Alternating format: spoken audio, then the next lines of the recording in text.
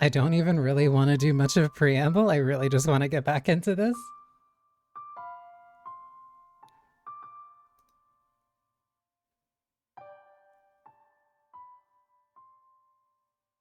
Should be from here, the Weeping Manor. Because this should be the start of chapter 2. Yes, 100 years later. Also, hi, Pennyfeather. The mansion sat in ruins in that era. Not a soul resided within. The grandeur of the house was lost to the ages. It was in perpetual decline. Not a flower grew in the garden. Dust and dirt blackened the plaster. Cobwebs blanketed the corridors. Ivy shrouded the outer walls. It was not a pleasant sight. As hard as I tried to fight it, I could not stop the mansion's descent into disrepair. The depth of the previous owner's grief, or perhaps despair, was far too much. After the beautiful flaxen-haired family, people stayed away from the mansion. They had no heirs, so their bloodline simply vanished into the depths of history. It had been about 50 years since the house last had a resident. The forlorn property appeared as though it had been abandoned for centuries, and the occasional villager who stumbled upon it did not remain there for more than a day. My time there was rather solitary. That was perhaps the loneliest time of my life. Everyone who visited the mansion feared it, and it was left without anyone to become its master. I even came to believe that my time serving as a maid would come to an end in this era. However, one day, I noticed something out of the ordinary. As a servant of the house, I am almost immediately aware of any new presence within its walls. And there appeared to be someone downstairs. Can you imagine just how delighted I was? Though part of me was anxious about what kind of person I might find, the possibility that it could be you had my heart aflutter. So, resisting the urge to rush, I headed for the basement. The cellar was where red wine, smoked meat, and other preserved foods were kept. By that point, the wine was practically antique. As I had expected.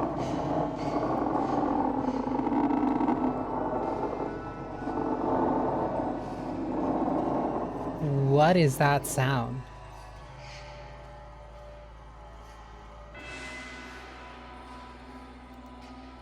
Cause like, I put the BGM low. That means that was like a sound effect. I lowered the BGM by half.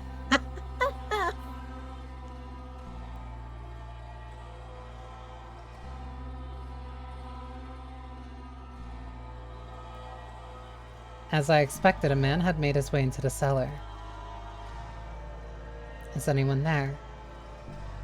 Although I'm unsure if referring to him as a man is entirely accurate.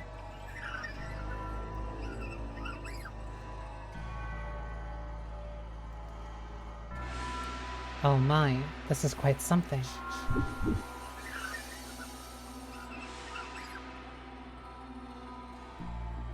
What?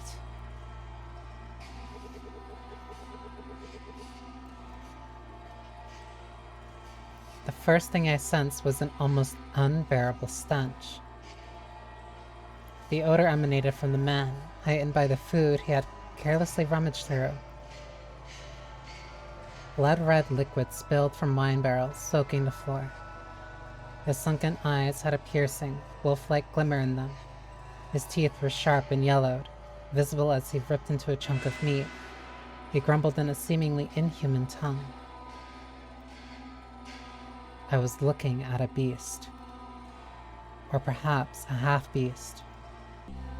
There was another source of odor in the room, though. It had something of a kind of metallic tinge to it, and when I noticed this, I nearly passed out. The red liquid was not just wine as I had assumed. The beast had, I presume, stolen a weapon from the village. A sword far too nice for him lay on the floor by his side. I could hardly imagine how many people's lives he had taken with that blade. It was visibly wet with blood, even in the darkness of the cellar, but at the same time, it had an imposing gleam. The fine, luscious aroma of wine could not mask the stench of blood in the beast. Holding my breath, I took a few moments to ponder. Ponder what? Oh, master, you know. Tell me, were you summoned here by the mansion?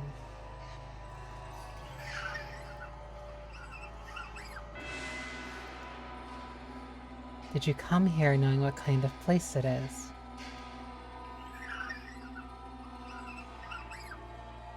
That sounds like nails on a string. Like a violin string or a guitar string.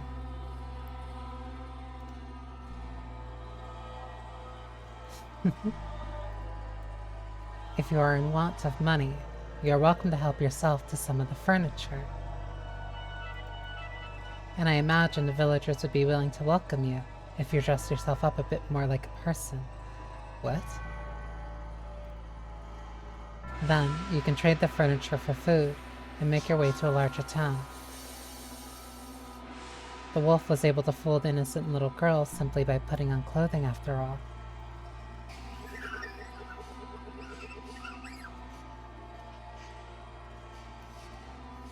Oh dear, I was afraid you wouldn't understand me. What am I to do? I was in quite the predicament. Nevertheless, it meant a great deal to me that I had found someone who did not fear the mansion, be they human or beast. So I decided I should give him my assistance, while doing my best not to agitate him. Say, could you, perchance, be my new master?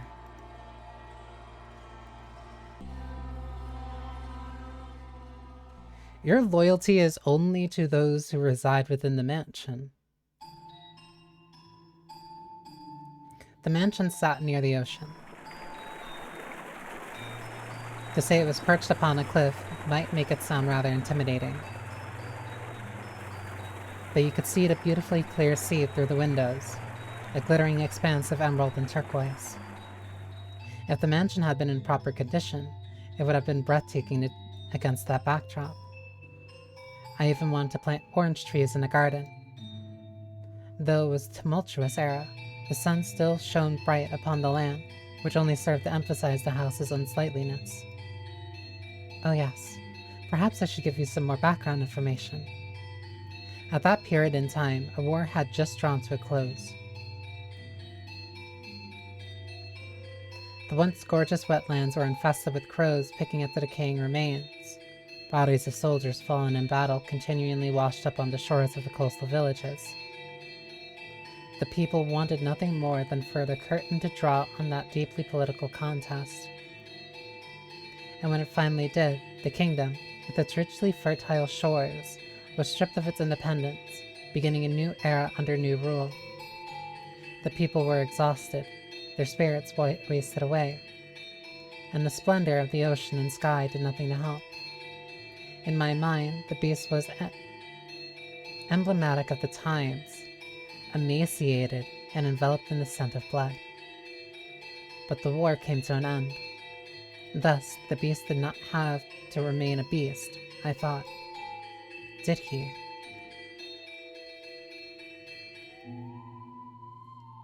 And so, I endeavored to make the beast more human-like. What? First, I needed to do something about his appearance. I would draw a bath, scrub away all the filth, and dress him in clothing left in the mansion. However, having sat unused for 50 years, the majority of garments had been devoured by insects and were of little use. So I searched the mansion top to bottom for anything the beast could wear, heated up some coals, and set to work ironing what I found. At the time, steam irons had not yet been invented. We used plates of iron heated with coals. So you know about a steam iron. They somewhat resemble kettles. I even prepared meals for the beast, in order to teach him proper table manners. Although, with the mansion in nearly uninhabitable state of disarray, there was only so much I could do in the kitchen, and the only supplies I had to work with were what were left in a cellar. As such, I was not able to put to use the cooking skills I had learned in the flaxen-haired family's time. Now, you mustn't eat with your hands. Do you want to get your fingers and face dirty?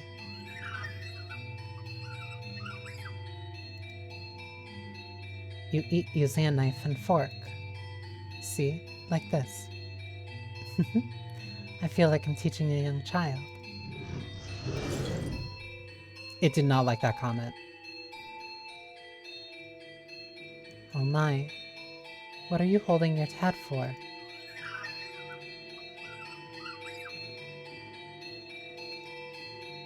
Oh dear. Perhaps I should be teaching you to speak before table manners.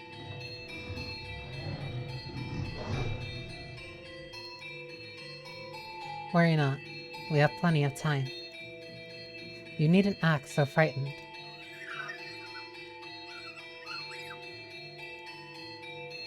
Or perhaps you do not want to be understood at all.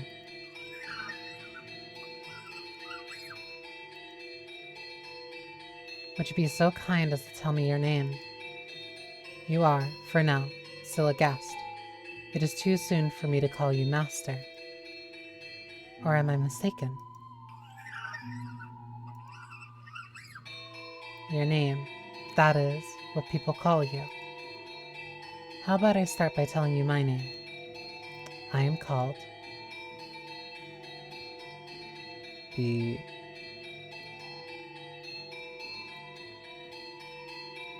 Bestia.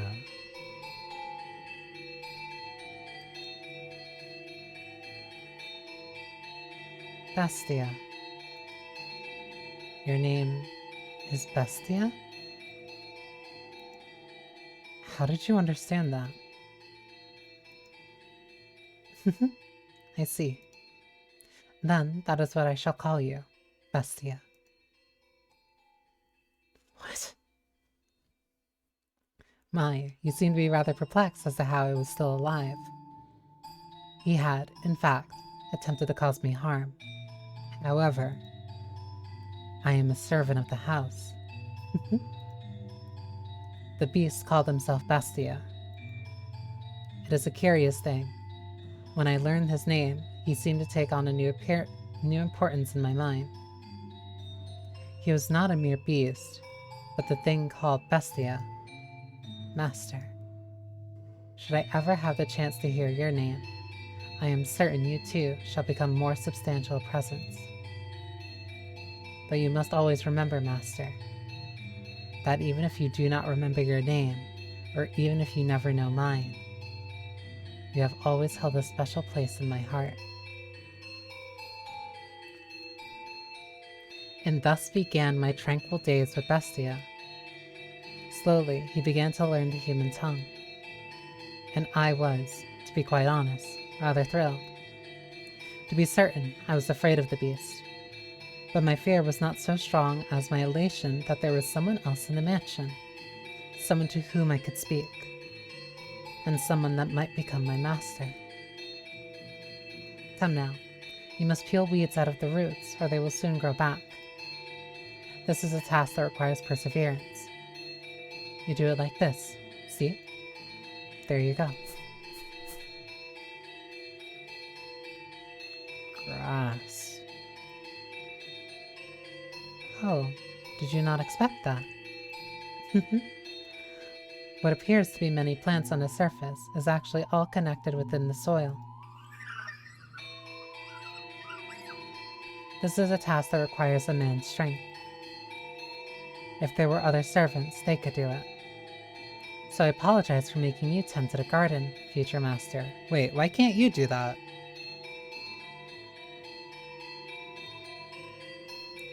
Or perhaps, now that you're all dressed up, do you wish to leave the mansion and find someone to fool, as the wolf did the sweet little girl?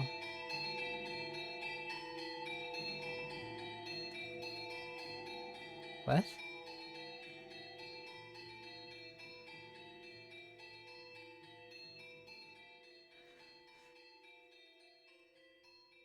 She's so... She's like true neutral so long as whoever is residing in the mansion is there. Her allegiance is purely to the house itself.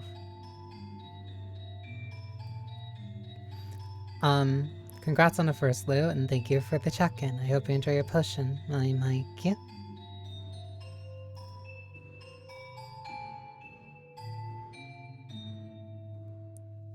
Congrats on a 5-stream streak, Ketchup. It's a pleasure to see you. Have you no interest in remaining in such a disheveled house?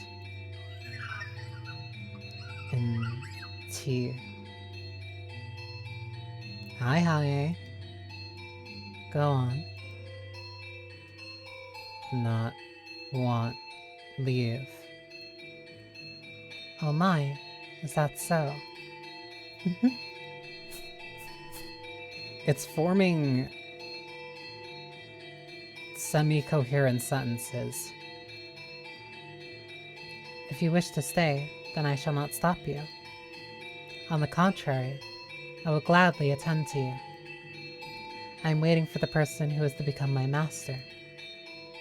Forever waiting.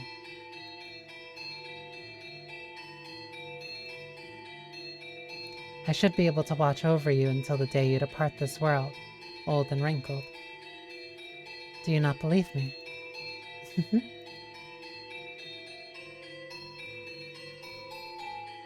Are you interested in becoming the master of this house? Will be. I have to wonder if you know what you are saying. Although, it matters little whether you do or not. Adjusting cheesy potato soup before hop on Destiny 2 with my brother tonight. He's getting back up to speed. He wants to go through all the campaigns on Legendary. Aw, that's sweet. And also, now is a good time because that sale for everything. That sale for everything is really good right now. You can get like all but the last 2 expansions for like $5. Because like the bundle, that bundle's insane.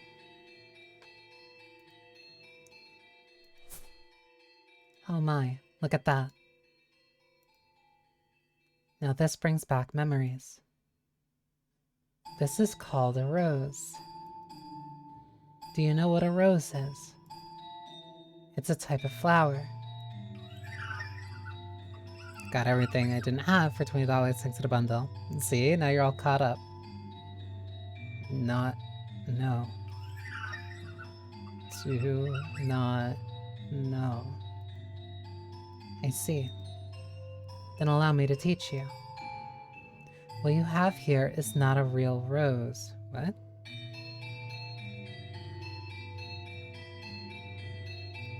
You don't have to carry when we play. I'm still probably gonna have to. It'll take a bit before I get up to any type of carrying point. I'm kind of relying purely on my gun skill at this point. The real roses wilted and are sleeping in the soil. This is called an accessory. It is something women wear. Oh.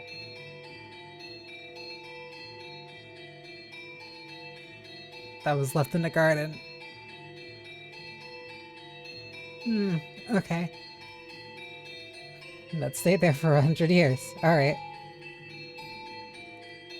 Be lurking for a bit. Good luck, have fun. I don't know. Nothing wrong with lurking. I don't think having fun is applicable to this one, though. The beast held an ornamental white rose in his hands. An object someone, sometime, meant to give to someone else. Curiously, the white rose was just as stunning as it had been the day it was made, despite being buried in the earth for so many years. Not horror, it is gothic horror. Well, yeah, gothic horror. That was the high Saidaku. Which means it leans far more on tragedy. I hear roses make wonderful gifts. They do.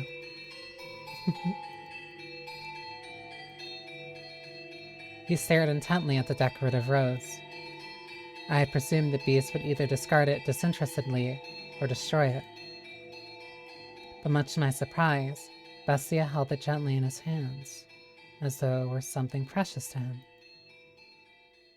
Are you, perchance, considering giving it to me? So you are not. Very well. Is there someone else who would like to give it to you? Wait, she actually seemed really down about that.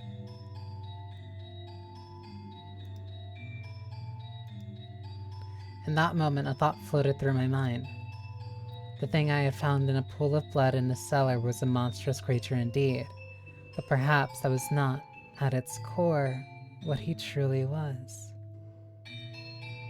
So I asked him a question. What is it that you desire, Bestia? This mansion fulfills people's desires. If you yearn for something, want, live, peace. Look at that filthy thing. A beast. It's a beast. It's eating goddamn sand. You really that hungry? Beast, you foul creature. Stay the hell back. Get any closer. Filthy beast. I'll kill you.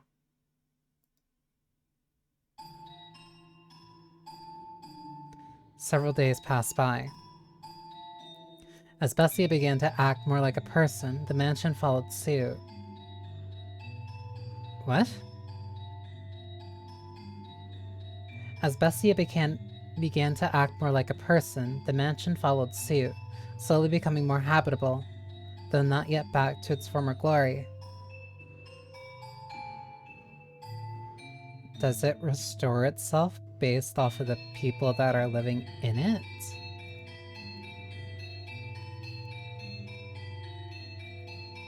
No flowers grew in the garden, but neither were there weeds infesting it. The dusty corridors, shattered windows, rust-covered kitchen gradually returned to their proper states. Bestia learned how to change his own clothes and how to draw a bath. No longer did I have to wait for him hand and foot. He could take care of a number of things all by himself. What we lacked for food, he acquired from the forest. Never did he go to purchase supplies from the village. Rather, he captured hares and gathered herbs hidden in the overgrowth. They were days without incident. And though such a life may be want for excitement, peace is something that you mustn't take for granted. Those who have it cast it aside, finding the leisurely flow of time dull. Only those who have never experienced it truly know how precious it is. Bestia appeared to be content. He wore an expression of solitary serenity. Someone, is anyone there? And then one day, a crack formed in the uneventful tranquility. Is anyone in there? Could you part with some food? I don't need much. Some food and water. Just a little. That's all I need. Bestia looked over at me, as if seeking my aid. Ironic, no? It was the visitor who was truly in need of aid. I pondered it for a few moments, deciding that I could not simply turn away someone calling upon the mansion. Not even that they were seeking help, that they were seeking help from the mansion? Had Bestia ordered me not to let him in, I would follow his instructions, but he said nothing. Oh, you actually have a portrait. Oh, thank God. Someone's here. I was afraid it was deserted. You said you were in need of some sustenance. Yes. It doesn't have to be much. Anything to quench this thirst. I got lost and it's been several days. Give me a few minutes. I will find. Let him in. A firm, deep voice came from behind me. I was quite startled. When had the beast learned to act so much like a human? When he had learned to speak so clearly, and to behave so much like a master? Ah. Upon seeing Bestia, a look of terror appeared across the wanderer's face for a moment. To my eyes, Bestia was the very image of a head of a house, but to an outsider, he appeared to be nothing more than a beast in man's clothing. Prepare him a meal and a bed. I suspect he is quite tired. Thank you very much. But in time, the fear drained from the man's face. Bestia sat precariously on the border between man and beast. Though he still had his doubts, the wanderer revised his first impression, decided Bestia was human. As the wolf had fooled the little girl in the forest, he too had succeeded in playing the role of a man. I thought I was a goner for a while there, but you really came to the rescue. And a meal like this on top of that? You really didn't have to. Though I guess that's not an appropriate thing to say, as I'm eating. What kind of meat is this? Hare. It's damn tender for a rabbit. In here I thought it was beef.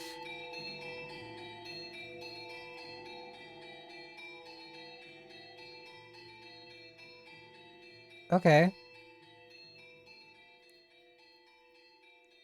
I'm not an expert, but I think rabbit meat and beef taste and have a very different texture to it. You have quite the skilled chef. Oh, is she the one who cooked this? Is she your wife? Oh no, I am merely a servant. A female servant, huh? You don't see that very often. This mansion's just full of surprises. I can hardly believe it. Lost for days, and as soon as I think I'm dead, there it is. Thinking back on it now, it's miraculous.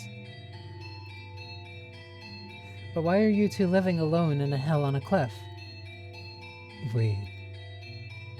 Oh, I beg your pardon. Asking so many questions without telling you about myself. My apologies. Just a little too excited to finally see other people. I'm a merchant. I do international trade. Until a few years back, spice exports pretty much all came from one place. But now that we've established trade routes of our own, my country is fighting tooth and nail to push its exports. And in fact, some have lost a few teeth in the fight already. But that's just how it works. It's a cutthroat world. You do what you must to survive. That's just how it works, the merchant said, a sorrowful look on his face. He was quite clearly putting on a show, though. Confidence in himself and his homeland radiated from that man. I came to this land to do business. But, much to my chagrin, I somehow ended up lost in a forest. Had I wandered around for much longer, I'd have lost the chance to ever see my beloved again. Your beloved? Yes, sir. I'm constantly out on business, so we only get to see each other a few times a year. But she always waits for my return. I'd like to introduce you to her if I'd ever get the chance. She's a pretty girl, if not especially striking. Is that so? The merchant was a man of many words, and I, for one, do not mind a lively supper table. Though, I know not how Bestia felt. At the very least, I was glad we had invited a wanderer into the mansion. He was, after all, holding a proper conversation with someone, and he seemed to be having success concealing his piercing beast-like gaze. However... Oh, right. I stopped by the village before entering the forest, and I heard a bone-chilling tale there. As soon as the merchant brought up the subject, a palpable tension spread through the room. They say there have been sightings of a beast. It's a creature unlike anything anyone's seen before. Not a wolf or a bear or anything like that. It even attacked the village once, killing several people. Thankfully, the men managed to drive it out, but the creature is still alive. There's nothing in this world scarier than a vicious beast.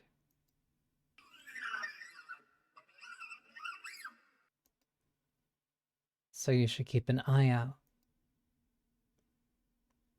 Wouldn't want to accidentally let a murderous beast into your home. At the villager's insistence, I had the smithy forge me a knife. Is that knife? Huh? With you now? Well, yeah, I've got it on me. Only good to defend myself with. But it's better than... That knife. You brought that knife. You're here to kill me with that knife. What? You're going to stab me again and again with that knife, like they did last time. That's why you're here, isn't it? What are you talking about? What's gotten into you? Stab and stab and stab. Calm down. What are you so worried about? I'm not going to hurt you with this.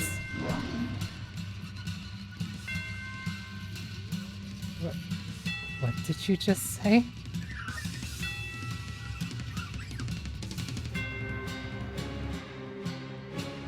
I like to imagine that before the wolf ate the poor little girl, he said, "Is that what I always looked like?" Bad beast. What's your problem? What's wrong? Talk like a human. It's me. Stop. Stay back. Get any closer and I'll stab you to death. Wrong thing to say.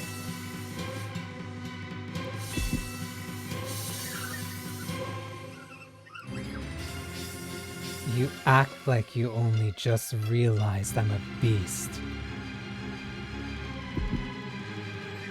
That's right. I'm a beast. I killed them.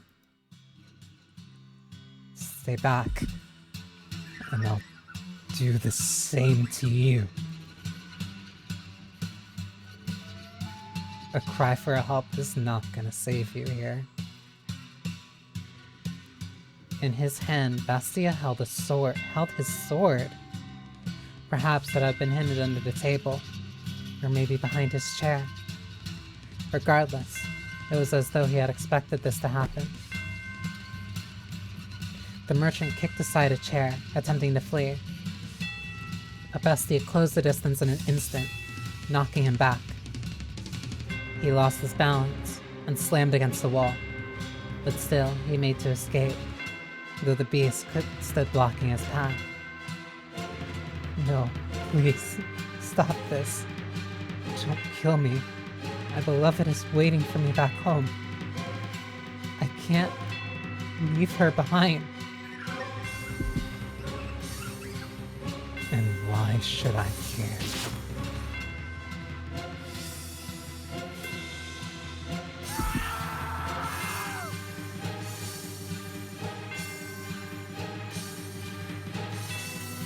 The dreadful scream echoed through the dining room. I reflexively covered my ears. Please help. Someone. Anyone. No one's going to come for you. The mansion's a long way from town. Oh, that woman. Where did she... Why isn't she here? She was just...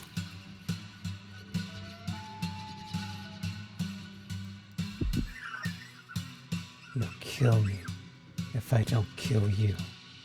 And so I must show you that I will. I must show you that I'm serious. I must kill you or you won't understand. You just won't understand. If I don't show you firsthand, you won't understand. I'll make you understand. I'll make your flesh and bones understand. I'll kill you. I'll kill you.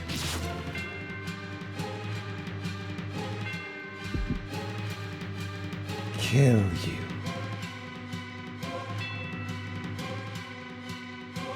Monster. That's right. I am. A beast.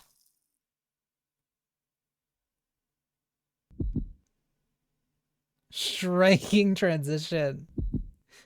Oh, it's just... I'm not clicking.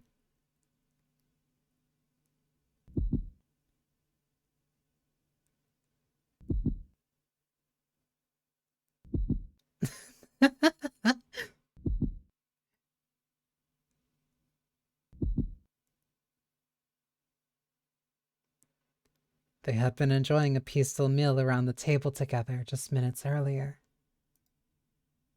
So what had triggered this? If I were to guess, the merchant saying the word knife is what caused the beast to snap. A simple, small thing set him off. I could not comprehend it. Bestia, who had said he wished for peace, was staring down at the ravaged corpse of the merchant. Hi, Amari. Came in right as somebody died. With a look of ecstasy on his face. Master, can you understand how he felt? Even just a little. Did he not yearn for peace, but for slaughter?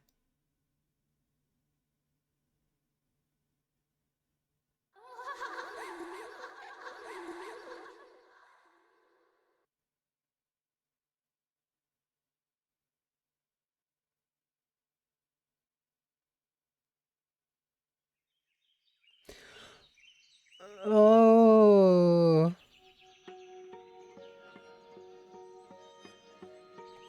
An awakening.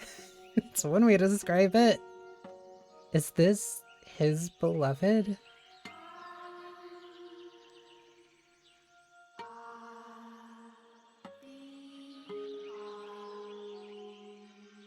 Sorry, every time that there's a new track, I take like a quick break to just like listen to it for a sec. I was also not expecting to have to use a deep gravelly voice for that, like that quickly. But also, I hope you're doing well.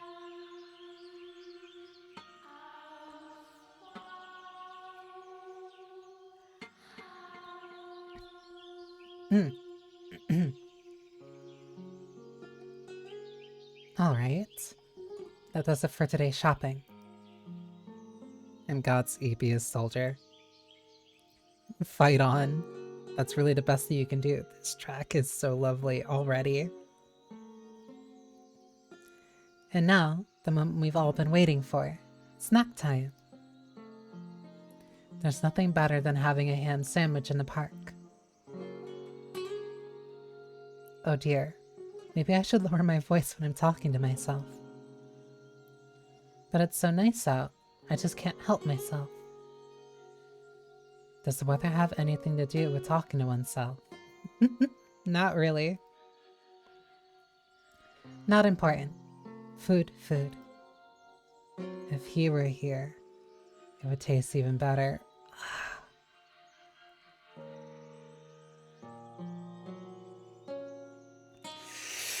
Alright. I Wonder when I'll get to see him next. Pauline! Pauline! There you are.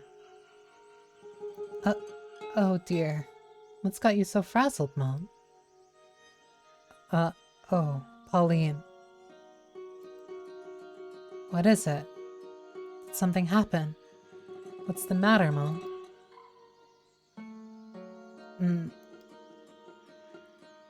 Mom? Pauline. This isn't like you, Mom. It's not like you at all. Tell me what happened.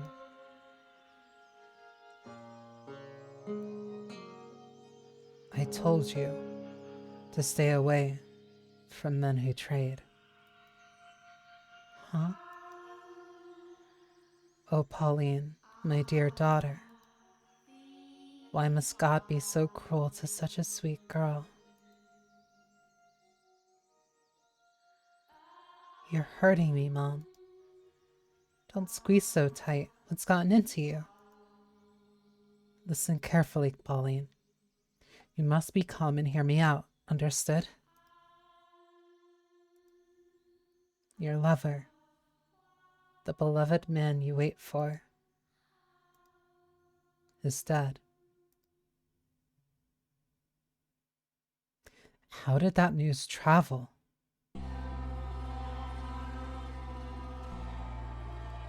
The beast's humanity began slipping away from him after that encounter. He had returned to the thing I found in the cellar. Actually, he prowled the mansion's halls looking more barbaric than ever. That got me a little. Despite all the effort he had put into learning to act like a human, he now ripped the velvet curtains off the wall, howling shrilly, stomping back and forth through the hallways, and ravaging the garden.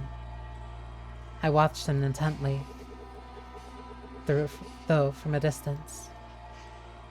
Bestia was not merely a beast, but an out-of-control, bloodthirsty beast. Just a few days ago, we had been tending the garden together, but that was no longer possible. I was quite disappointed. Eventually, Bestia discovered my hiding place. What? I had not felt regret in a very long time, but I felt deep regret in that moment. More.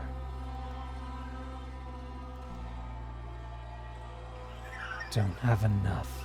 Not enough. I need more. I must satisfy these urges. Are you saying peace was not enough to sate you? Did I mishear you when you asked for peace? I was mistaken. Asking for peace won't solve anything. Despair. Eyes filled with terror. These are the things I need. And I've always known it. You said this mansion fulfills people's desires. Then, give me prey. No more heirs. Live humans. Why did I ever teach him to speak human language? Before long, the mansion granted his wish. Once a week, a villager or a traveling merchant from somewhere would wander into the forest, ending up at the mansion on the cliff. Though something felt suspicious about the man who greeted them at the door, on the surface, he looked like a proper nobleman. So they all eventually chose to trust Bestia. The mansion had an air of loneliness about it, but it was adequate to provide rest for their weary feet. There was food and a bed, and most comforting of all, there were other people. The lord of the house treated the lost souls like esteemed guests. He poured them fine wine and had me cook for them. No one suspected in the slightest that he was a beast. He put on a reasonably convincing act, because yes, I had taught him how to behave like a master. The visitors all went to bed contented, but, as I am sure you can imagine, master, they would never see the light of day again. The penetratingly bright sunlight particular to this area. A beast. It's a beast. You disgusting creature. You hideous monster. Ugh. Something about my nose. Kill him. If that's how you humans want to do things, then I'll play your little game. I'll play it even better than you. I'll kill you. I'll slaughter you.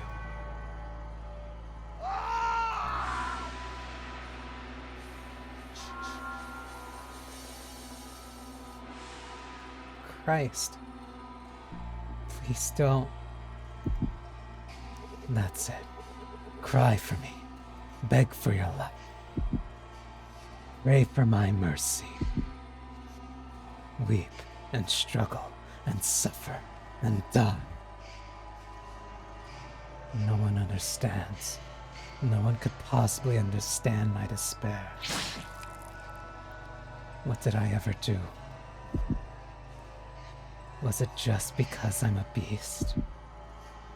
When did I become a beast?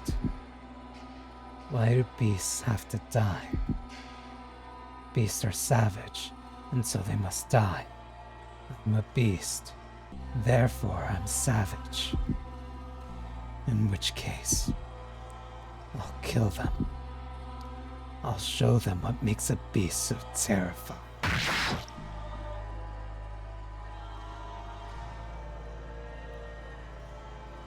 It's so... It's so staggering going from the flaxen-haired family, despite how that ended, like, instantly to something like this. Like, the first story was a tragedy, this one's a slaughterhouse. Bit of a what the fuck is even happening vibe. Bestia is the master.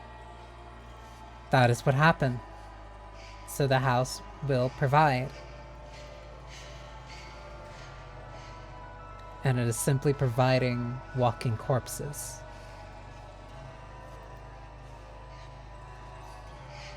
Moonlight crept through the torn velvet curtains, shining down upon the blood-soaked beast. It was a sight that would incite terror in anyone. Look at this. No one can stand up to me. Humans have no chance against beasts.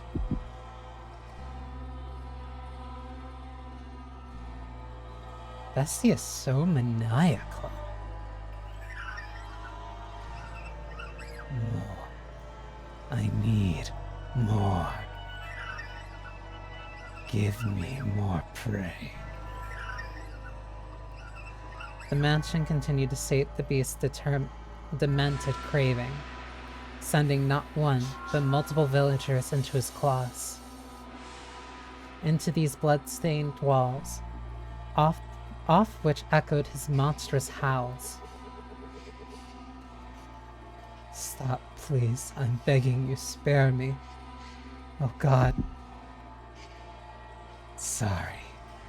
I'm not familiar with your god. That's such a great fucking line!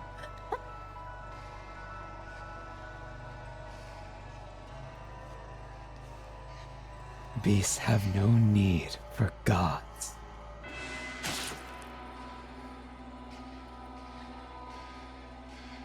I have a wife and son back at the village. Please let me return to them.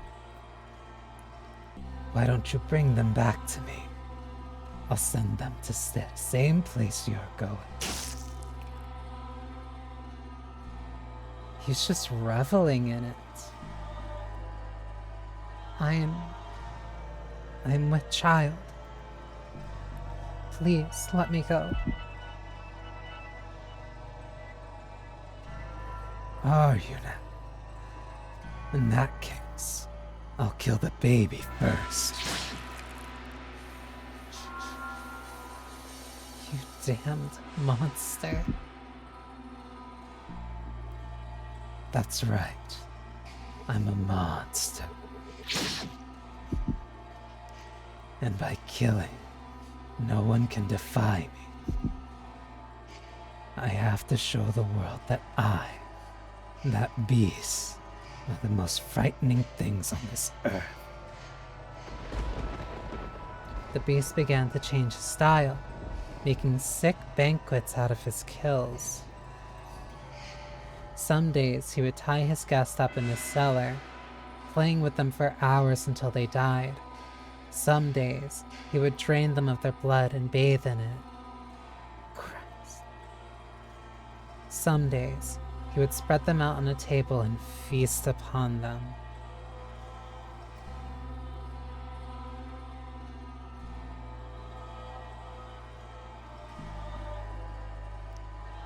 This is a mansion from hell.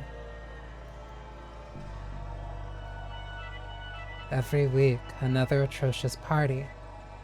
He did everything imaginable. As a faithful servant of this house, I'm confident I can do most anything I am asked.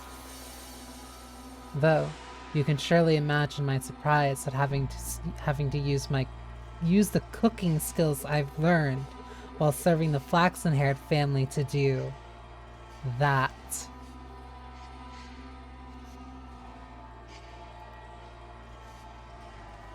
I can only wonder if it actually tasted any good.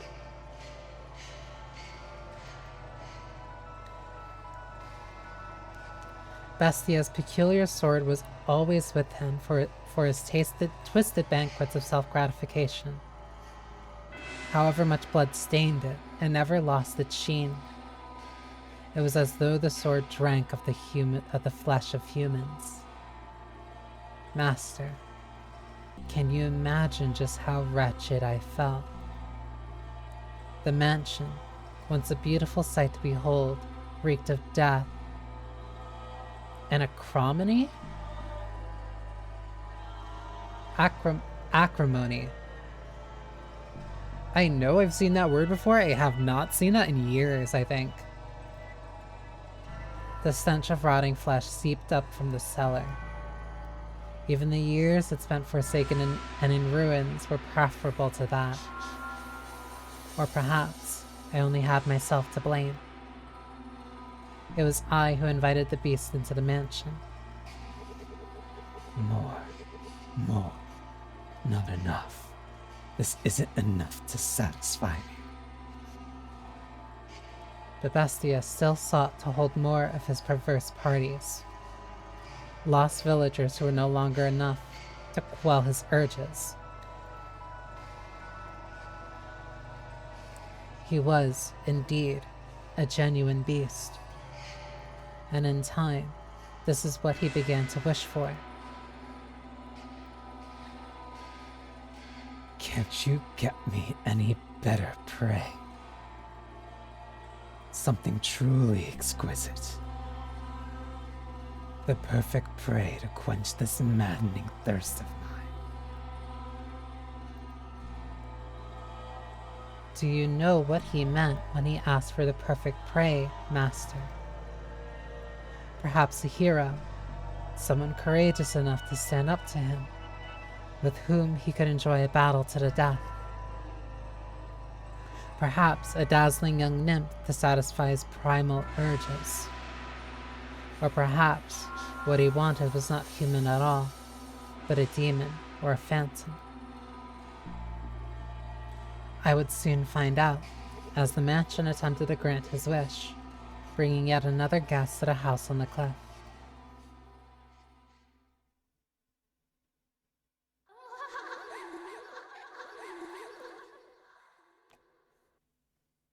I'm gonna be so upset.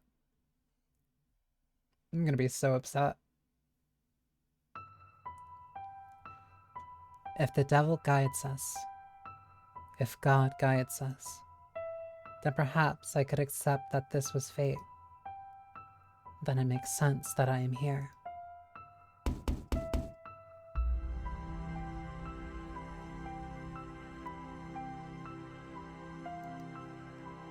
Is anyone there? I've lost my way. Would you please be so kind to spare me a little food?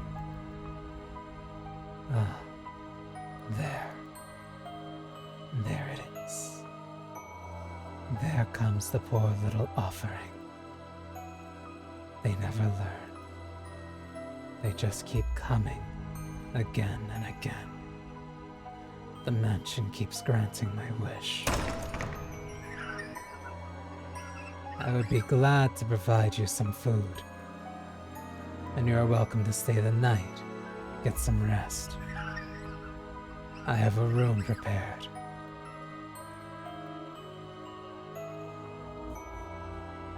It's her again.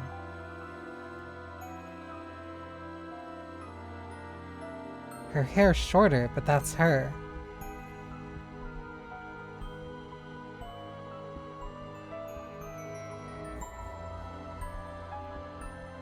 I think ads are gonna start in a sec.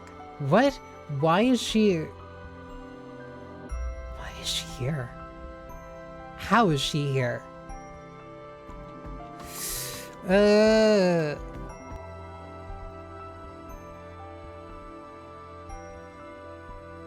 is gonna suck.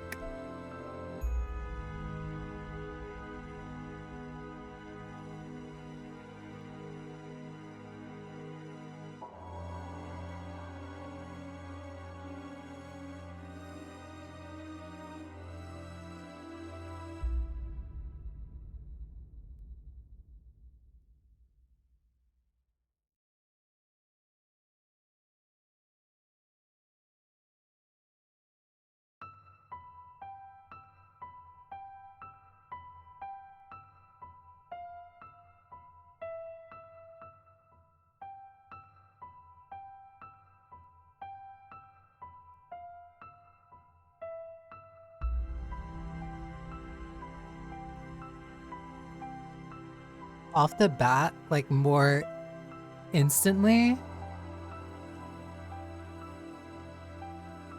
This chapter's very interesting, like instantly.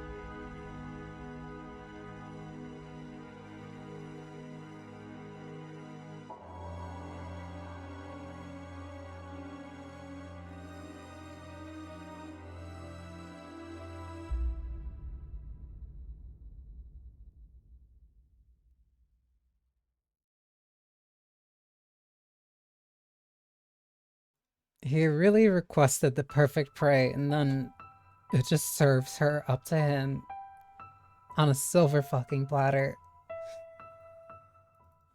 Uh,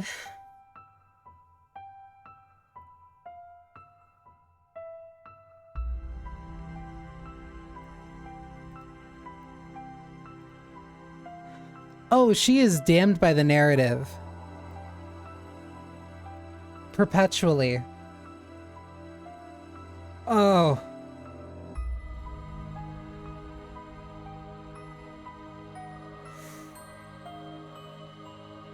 Also, her hair is cut short.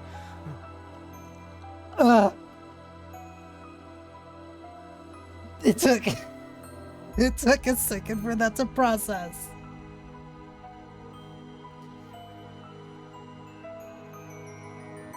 Oh, okay.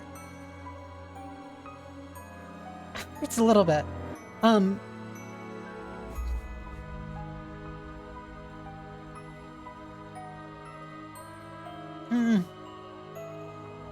Hurts a little. Okay.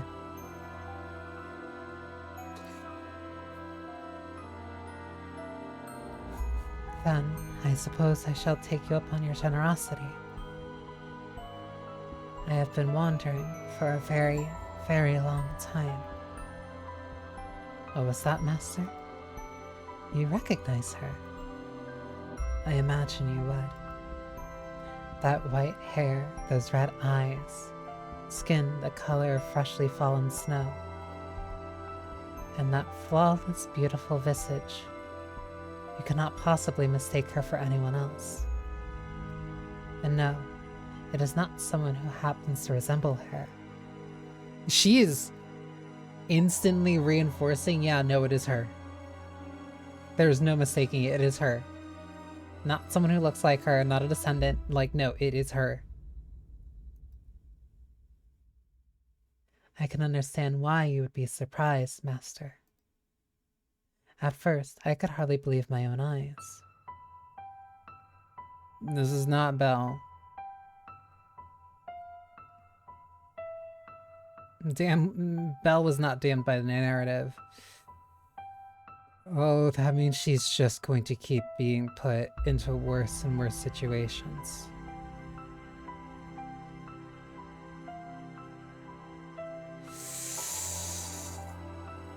The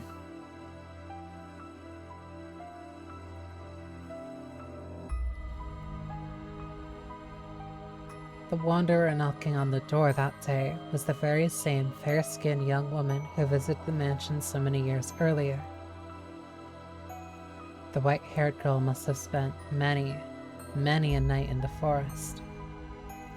Her crystalline skin was covered in red scratches from where she had been brushed against stray branches and tree bark.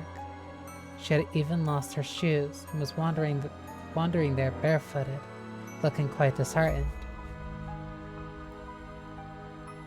But that did not make her any less beautiful.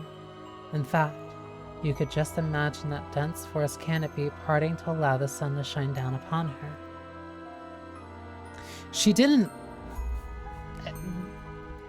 mention, so she mentioned like the scars on her skin because of the branches. She didn't mention her hair being shorter. Like, she didn't mention there being a cause for her hair being shorter because we know what that cause was.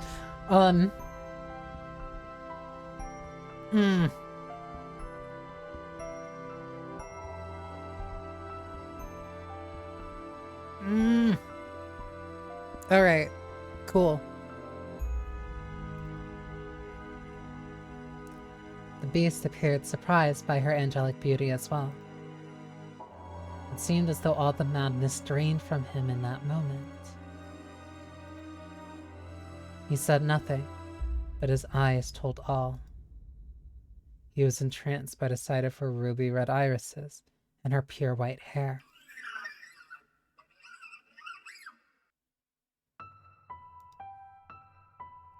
Pardon.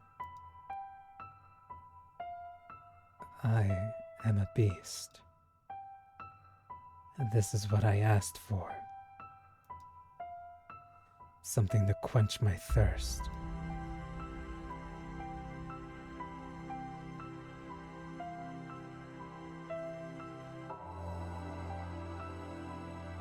Him mentally telling himself, you're allowed to be happy, as again, that same panel from Chainsaw Man is coming up as I'm looking at her of "You are not allowed to be happy." I don't like this.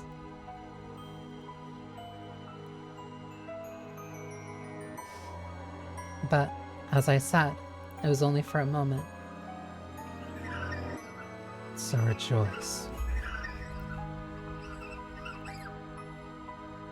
Imagine just how gratifying it will be to see such a beautiful woman writhing in the throes of death. Follow me. I will have a bath drawn as well. And once the moment had passed, the beast was barely able to contain the wellspring of madness within himself.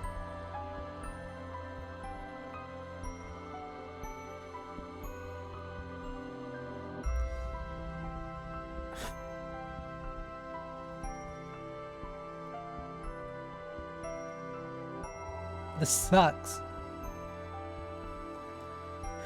He wanted nothing more than to run his sword through the white-haired girl that very instant, to torture her, to defile her.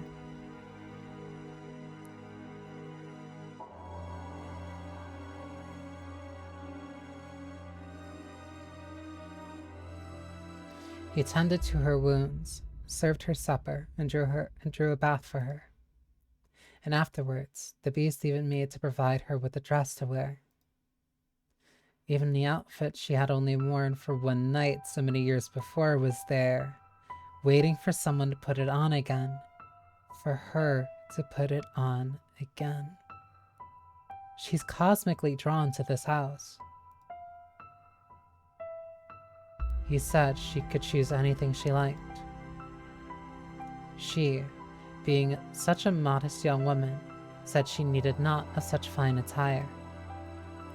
And what a shame that was.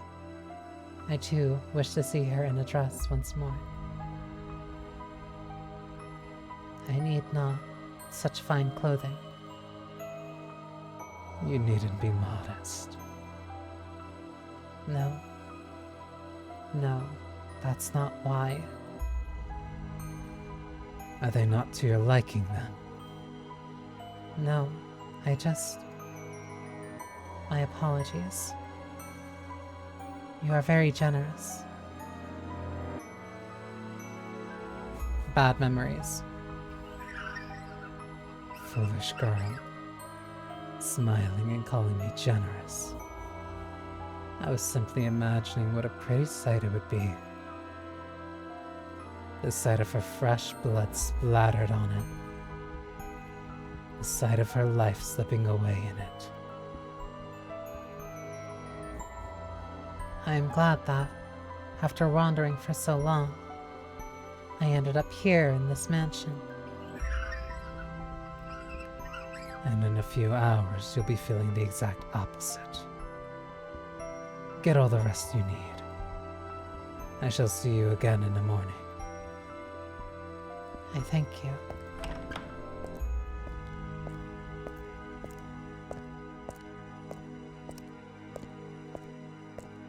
Hi, Effie. This is not going to be a happy story. I'm telling you now. Bestia then made his way out of the girl's bedchamber. His mask came crumbling off after only taking a few steps.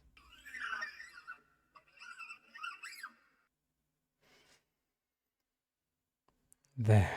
That's precisely what I wanted. Just imagining how such a beautiful woman will scream. How she'll beg for her life. Hey, are you there? The mansion has given me the perfect offering. Hey, is she not here? Wait, before she was hiding, but she can just... Alright. That means it's only...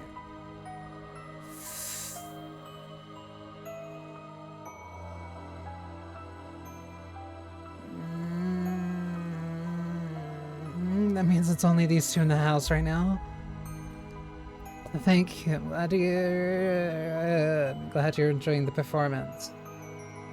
This is I was expecting it. I wasn't expecting it this soon. Like, my blood is running cold up my body.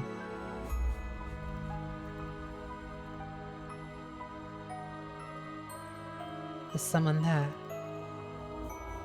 You're actually directly talking to her. Yes. I came by to ask if there was anything you needed. I cannot offer you anything extravagant, not like before, but I'm here to provide you with anything in my capacity. She's also making special exemption in terms of, like, only adhering to the master of the house in her case.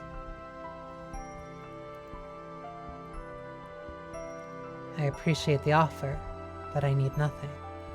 She's not even necessarily shocked by this. Being allowed to stay the night is more than enough. Do you work here in the mansion? Yes, indeed I do. I have been here for a very, very long time. A very long time. You might think this an odd question, but have we met before? Something about you seems familiar. And I get the feeling I have been in this mansion before. You don't recall? Yes, we have met. It was quite some time ago, though. When was it?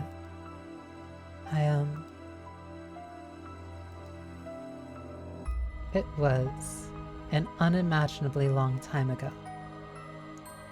Do you remember a boy and girl with flaxen hair? You're being very outright about this. Flaxen hair.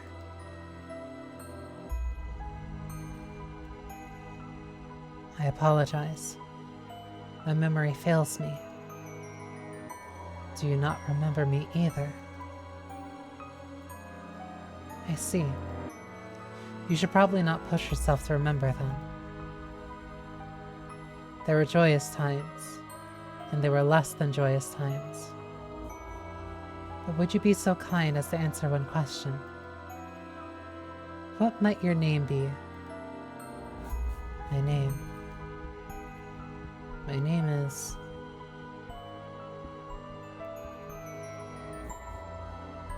I see. So you are... Again.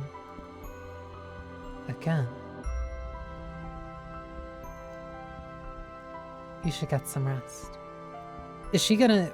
She retains her name, but she can't retain her memory. Does she not know why her hair is short? I will make tea for you in the morning. Also, go on. Close your eyes. Don't close your eyes. But Bestia never waited for morning to come. With his sword that smelled of blood hanging from his hip, the beast slowly, ever so slowly, crept toward the room where the white-haired girl slept. The time was soon approaching for the bloodthirsty beast to paint the walls with the young woman's blood, to turn her bedchamber into a gore-splattered altar upon which he would offer her to the devil.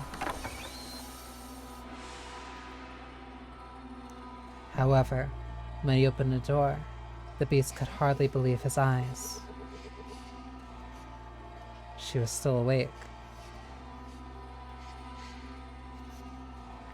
She was not asleep, but sitting there as if expecting Bestia's arrival. Why are you awake? Did you not go to sleep? I heard footsteps, so I... And what were you planning to do when I got here?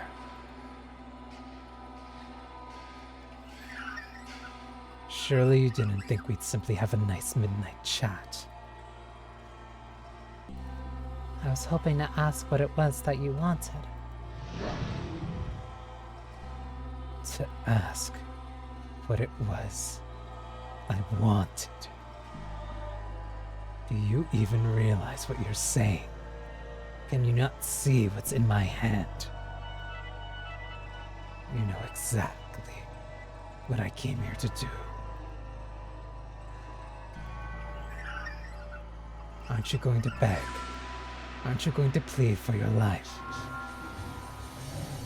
Aren't you going to ask me not to kill you? If it's necessary. But is that what you want?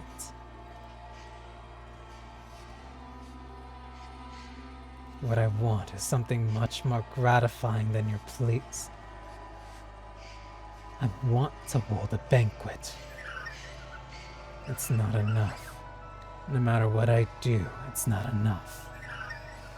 But you will be enough to satisfy me, to quench this unholy thirst, to completely, wholly, fill me to the bursting point.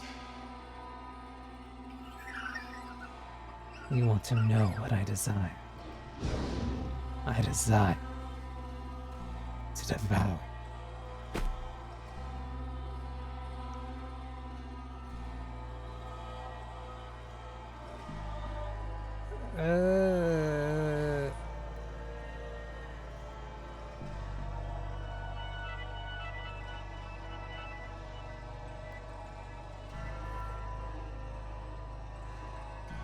This isn't great. And like, I'm still staring at her short hair, because it's like...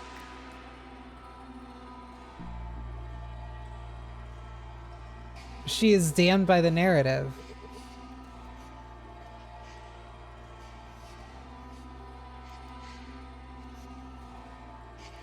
Bestia shoved the girl back, slamming her into the mattress. He then stabbed his sword through the sheets beside her, looking down upon the girl, the moonlight at his back.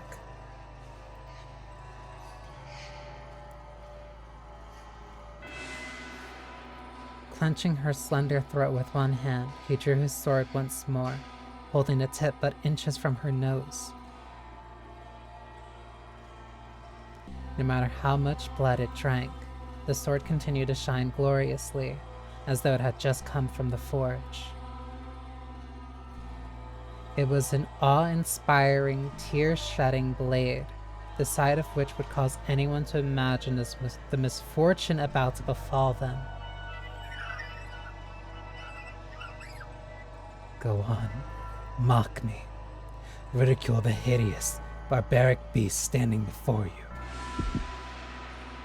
From the moment you saw me, you thought me unsettling, no? But you averted your eyes. Because I had food for you. Because I gave you a place to rest. You pretended not to notice the beast. This is retribution. Retribution for you damned humans. So beg for your life like they all do. Cry. Plead for mercy. If you say.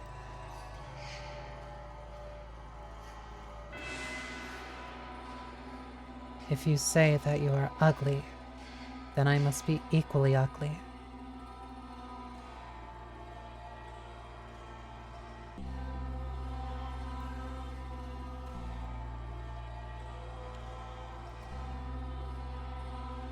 What?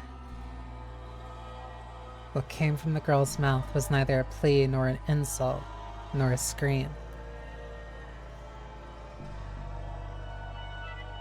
Speed spell sounds like pain from Naruto. My pain is greater than thine.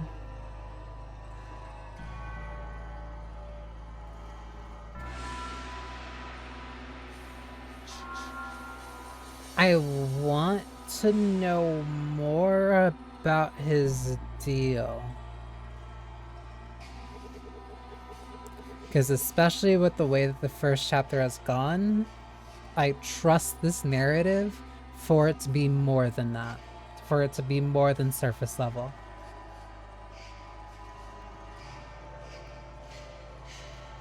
And I think through her is where that, how do I say, that comparison is really going to come through. Because he sees himself as a beast and is willing to indulge in that nature, and she sees herself as little different.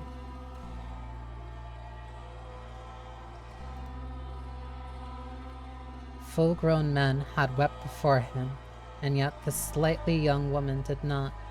This slight young woman did not. Despite this terrifying beast being upon her, moments away from extinguishing her life, even I almost shrieked in fright. Bestia could believe neither his eyes nor his ears. Do you not fear me? Can you not see what I'm about to do to you? What am I to be afraid of? I'm threatening to murder you. To rip your intestines out with these claws and watch you die in agony. I enjoy it more than anything in the world. Filling others' hearts with fear. The more lives I take, the more I enjoy it. I am a beast, driven by madness. What he expected was for the beautiful girl before him to desperately implore him for mercy. He wanted nothing more than to see despair seep into every corner of her red eyes. For he believed that it would be a truly sublime moment, euphoria unlike anything he had experienced before. Bestia prodded her with a singular sword, poking a slit in skin smoother than silk.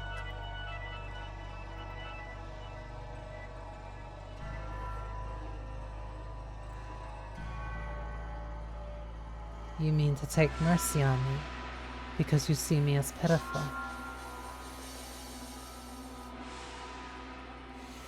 They're both two sides of a very deep self-hatred. He has internalized his own and lashes out outwardly, while she kind of drowns in her own self-hatred.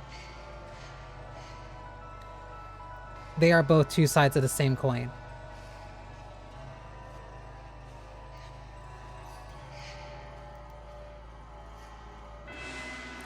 But she did not do as the beast wished. She looked up at him with sympathy rather than fear. This rattled the beast. He had never once seen anyone respond to him that way.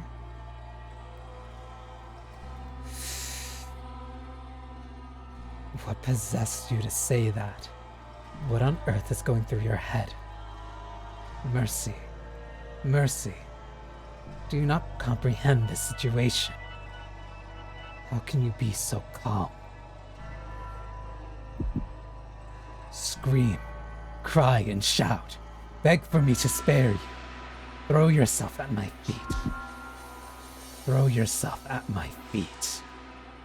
Otherwise I am a beast. A beast that never tires of killing. To me, you appear to be a person.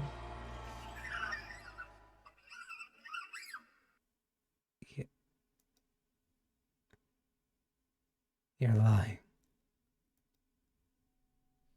You listen to the things I say, and you respond with your own words. I was taught how to speak. I am a beast who speaks human language. But you think. You use your mind to come up with responses. And you hesitate. If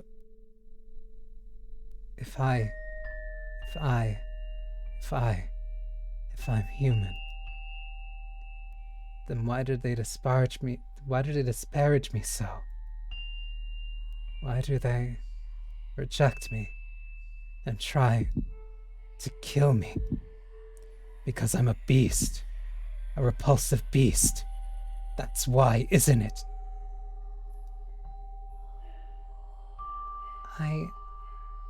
I will do nothing to hurt you.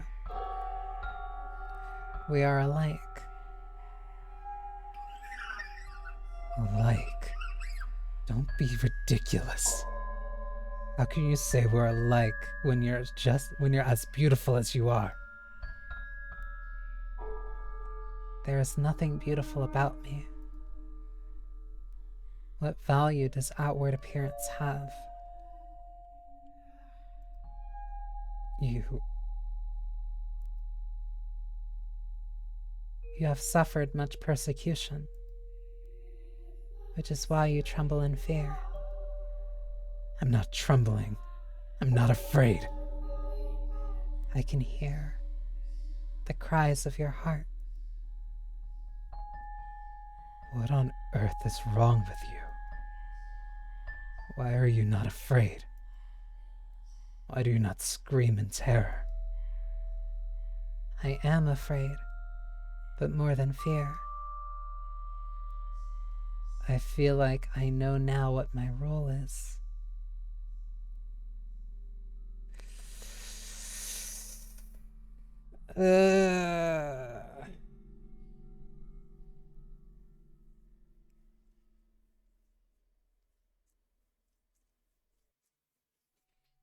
Depending on her answer, this is learned helplessness.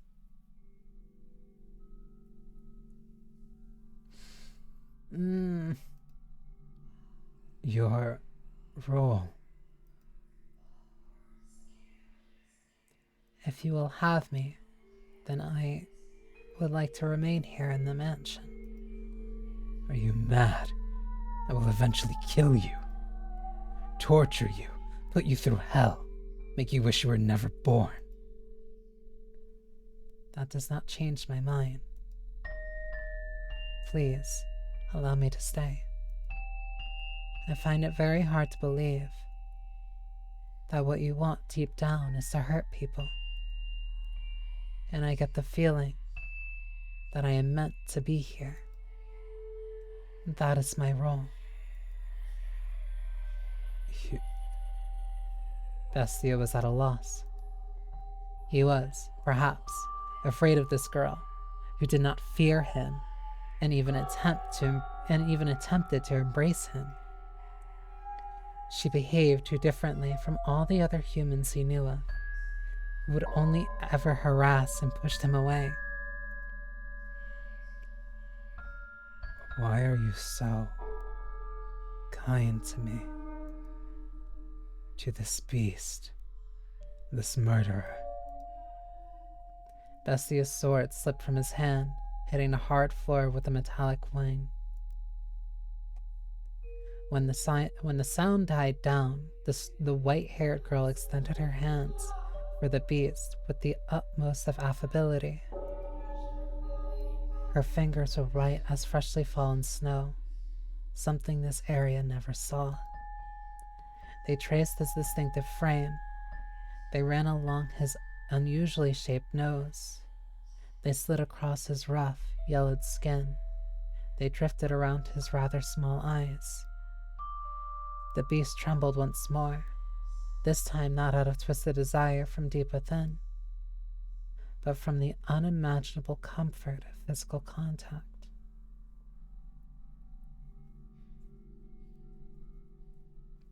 A description of her, she is as white as I near Ghost Lake. White as the fallen snow? Wonder the beast is scared. She also has red eyes. But if he doesn't kill her, that makes me more concerned about what her fate is.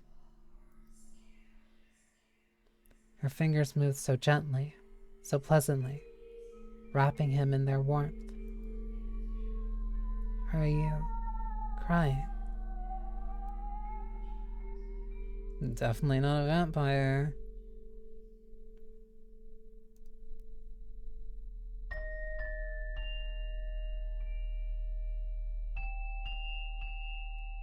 A single teardrop slid down the arc of her finger. Looking into her clear eyes, Bestia came to a realization. And at the same time, he felt somewhat dismayed.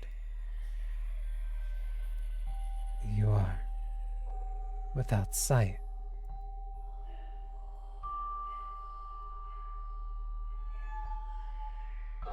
Huh?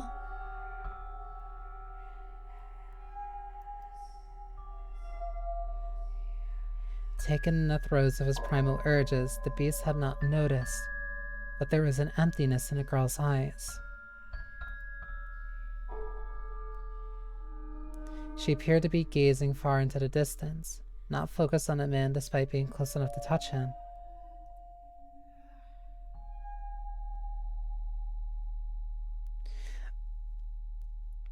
That would explain why she didn't question the maid when she first saw her, but that doesn't track between the last era and then this era. Like, a core component of the last story was the fact that she saw that painting on the wall. She could see color.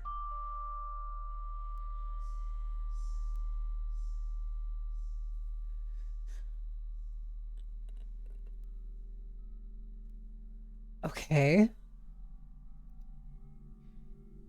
Tears had begun running down Bestia's cheeks earlier, when she had called him a person.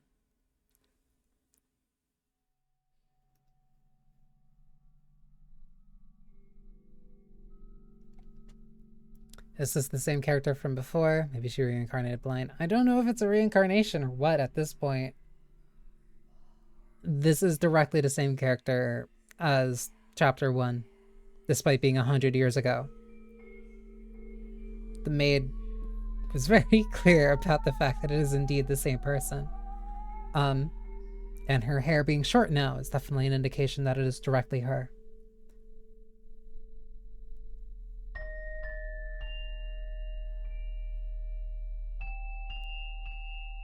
But last time she was, for reasons, last time she was completely bald by the time, like, she left. So clearly some time had passed in between then and her coming here now.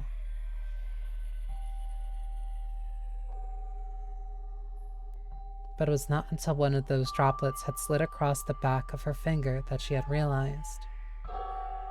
She's completely blind.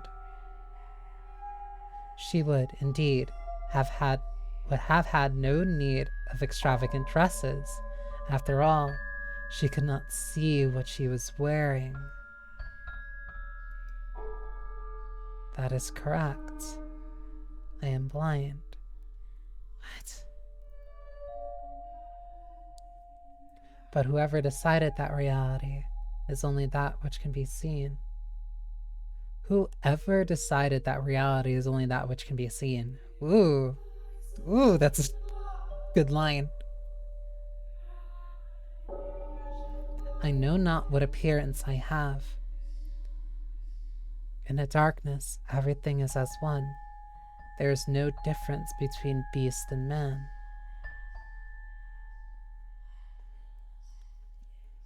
What if instead of reincarnation she lived this long, went blind with time? If she was able to live for another 100 years, her hair would have at least gone back to how it was before. But right now, it is back to a short length. Right now, it's at a short length. So, like, if she did live for that long, like, her hair would have changed. But also, the maid didn't physically change and has not changed consistently. So whatever the deal is with the maid and whatever the deal is with her are two separate things occurring.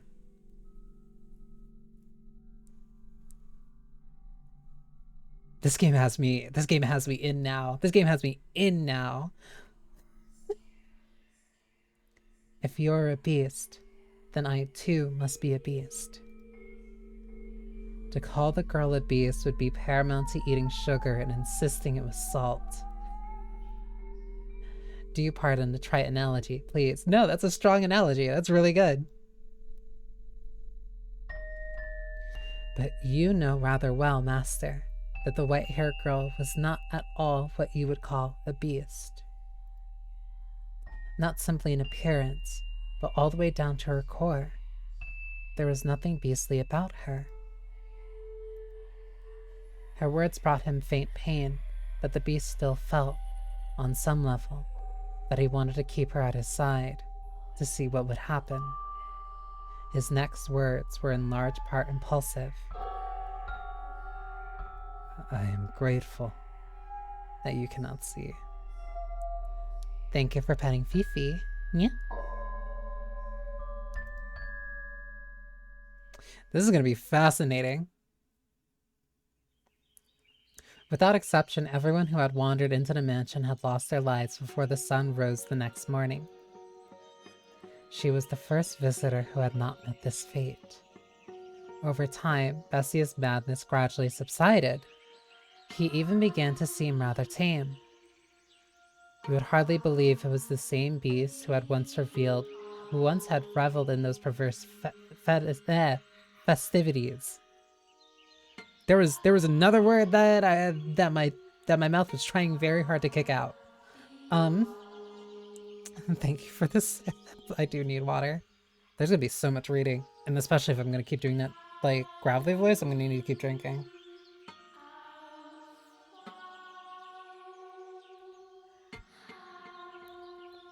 He was, I imagine, at a loss for how to behave.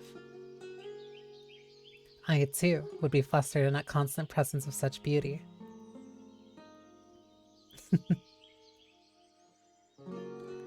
But it was, God, this track is beautiful.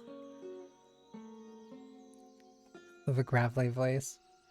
Well, fortune for you, I'm a voice actor, which means I can shift my tone as many times and in various different ways as I see fit. And it also means that I can do it at the drop of a hat. I am quite proud of my range, actually.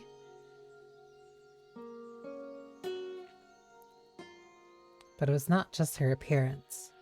She had said she wished to live with him, a beast who had committed countless atrocities. So jealous. The best part about being a voice actor and being non-binary is that I get to have the full package.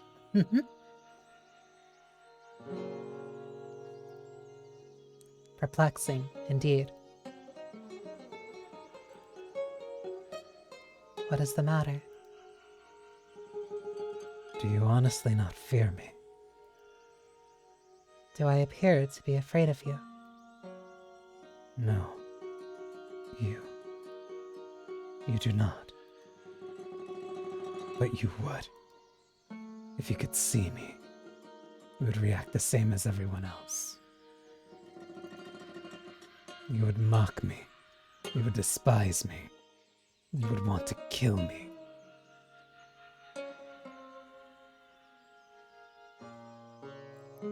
The background not fluctuating during this chapter.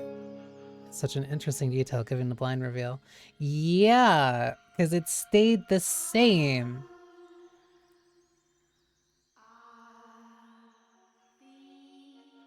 Because it is still like in a very derelict state, but she is brought here and she can't see it that way. To her, it's just the mansion. It's just a wall of abstract color. It is.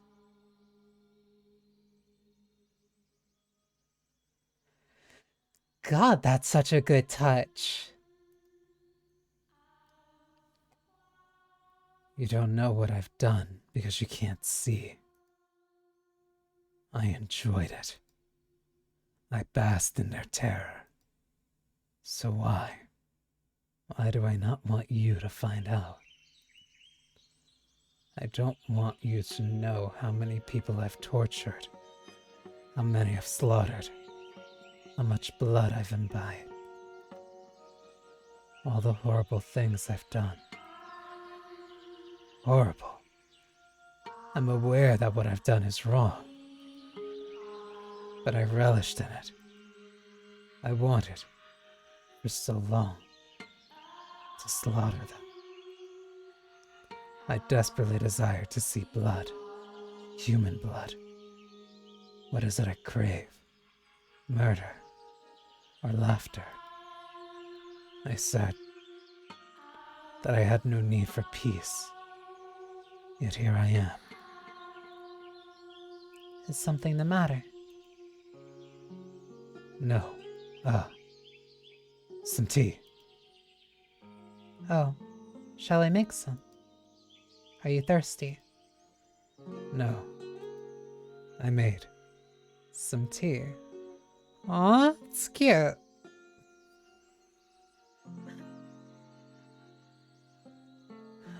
Okay, like, I'm rotating multiple ideas, like, through my mind like a cube. Because the hair color, the flaxen hair, was, like, such an integral part of the last story. But that's no longer a factor here. Directly what she sees is not a factor here. What the master looks like doesn't matter. What the mansion looks like doesn't matter to her.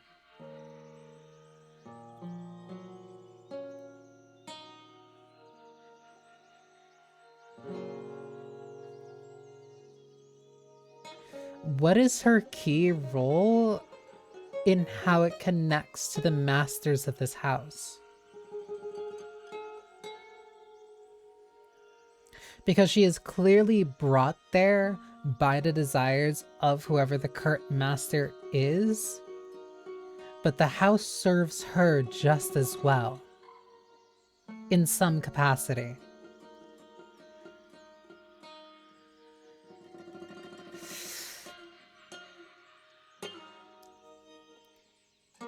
It's probably cold by now. I thought you might want some. You don't. No. I'll take it.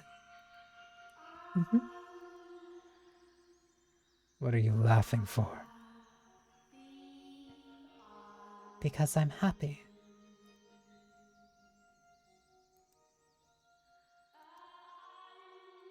Is it to your liking? It's bitter.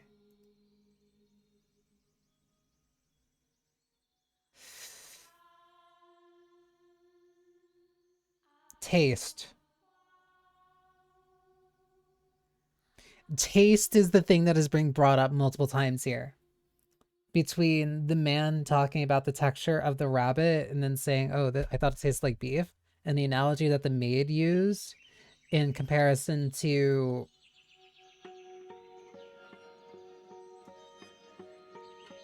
it would be akin to tasting sugar and saying it was salt. Like, the theme that's been has been showing up, at least so far, is taste. Because typically if somebody is lacking in one sense, usually your other senses will like make up for it. Like when you can't see, typically either hearing or smell or like some other sense will pick up to kind of counterbalance for it.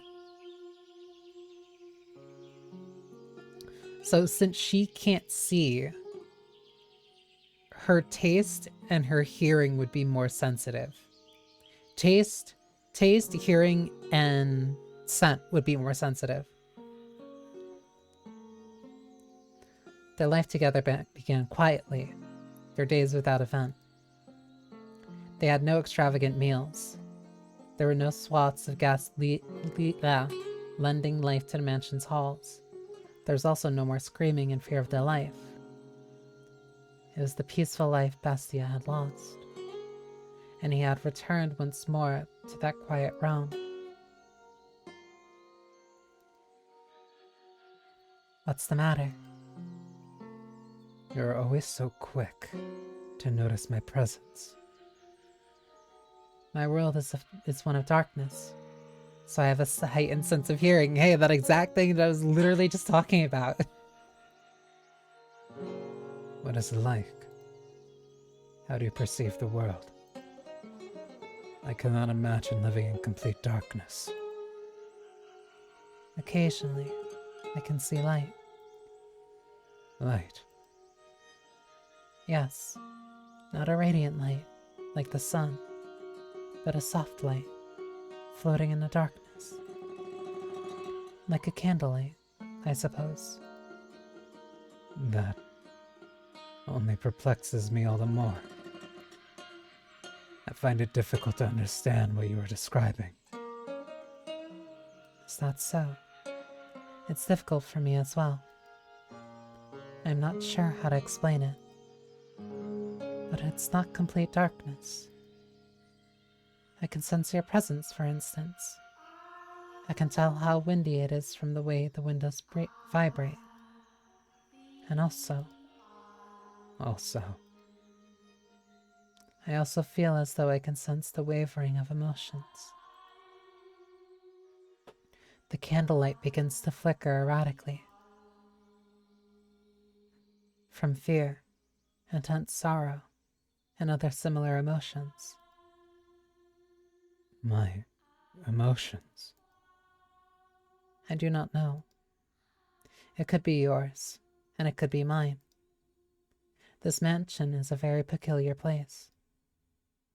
The candlelight is always wavering, and yet it seems somehow stable. It makes me feel as though this is where I belong. I don't think I understand. I am a beast, and so I lack the intelligence. But you, I'm going to go hunting. Is there anything you would like? whatever you like. Alright then. If you find any fruit, that would be nice. Fruit.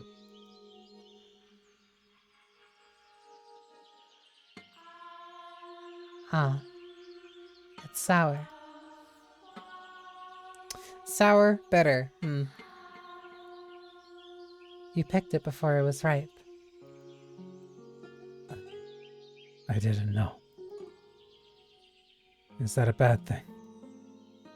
To not know anything? I cannot see, but if fruit is still green, you're not supposed to eat it yet. What color are these? Green. No. Blue. Shall I give you a hand preparing supper?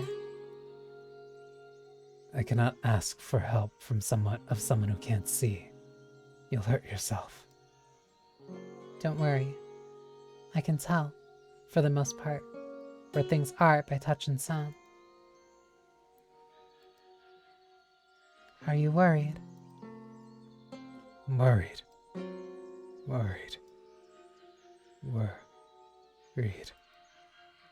The thought of blood dripping down her finger doesn't excite me. What's going on? What on earth has happened to me? If I appear to be in any danger of harming myself, please let me know. Then you have nothing to worry about. You do not seem any more comfortable in the kitchen than me. She always cooks the... Where did she go? Huh? She always comes when I call.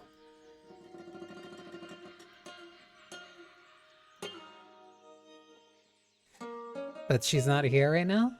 I had hidden myself away. Bestia had learned how to go about his daily life without my assistance, and the two of them had no need of others in their peaceful world. Oh my, what is the matter, Master? I was not lonely at all, no. It was an absolute pleasure simply watching them. I mean that. It was not my role to be at his side, nor was I the one to be at hers.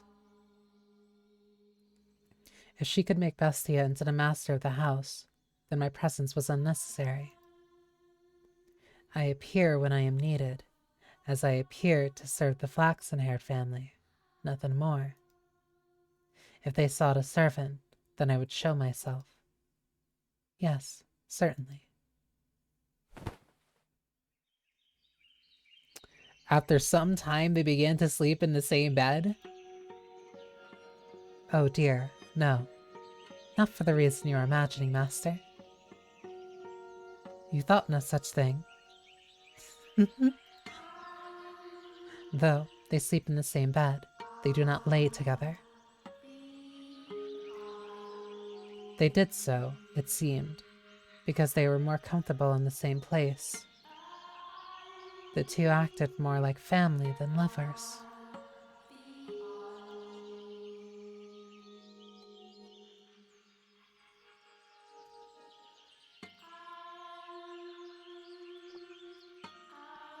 This is going in such an interesting route that I did not expect.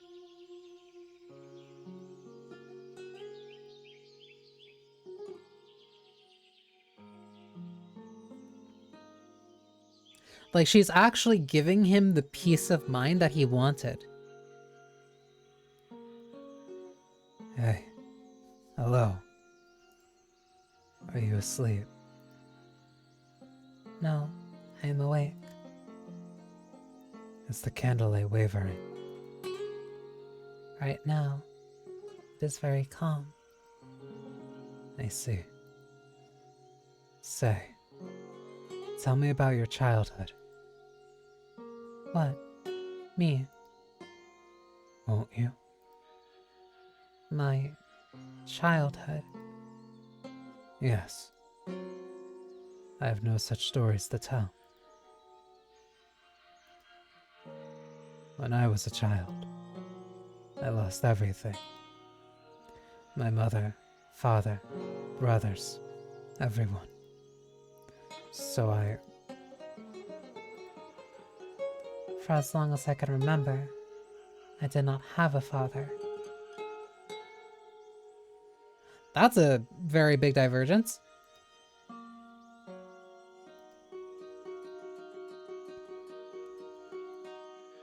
I lived alone with my mother, but I never felt that was a bad thing.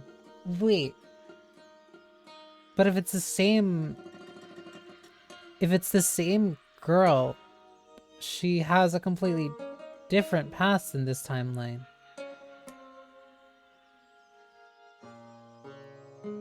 Waiting for the tragedy part. Because that factored into the tragedy of the flaxen-haired family.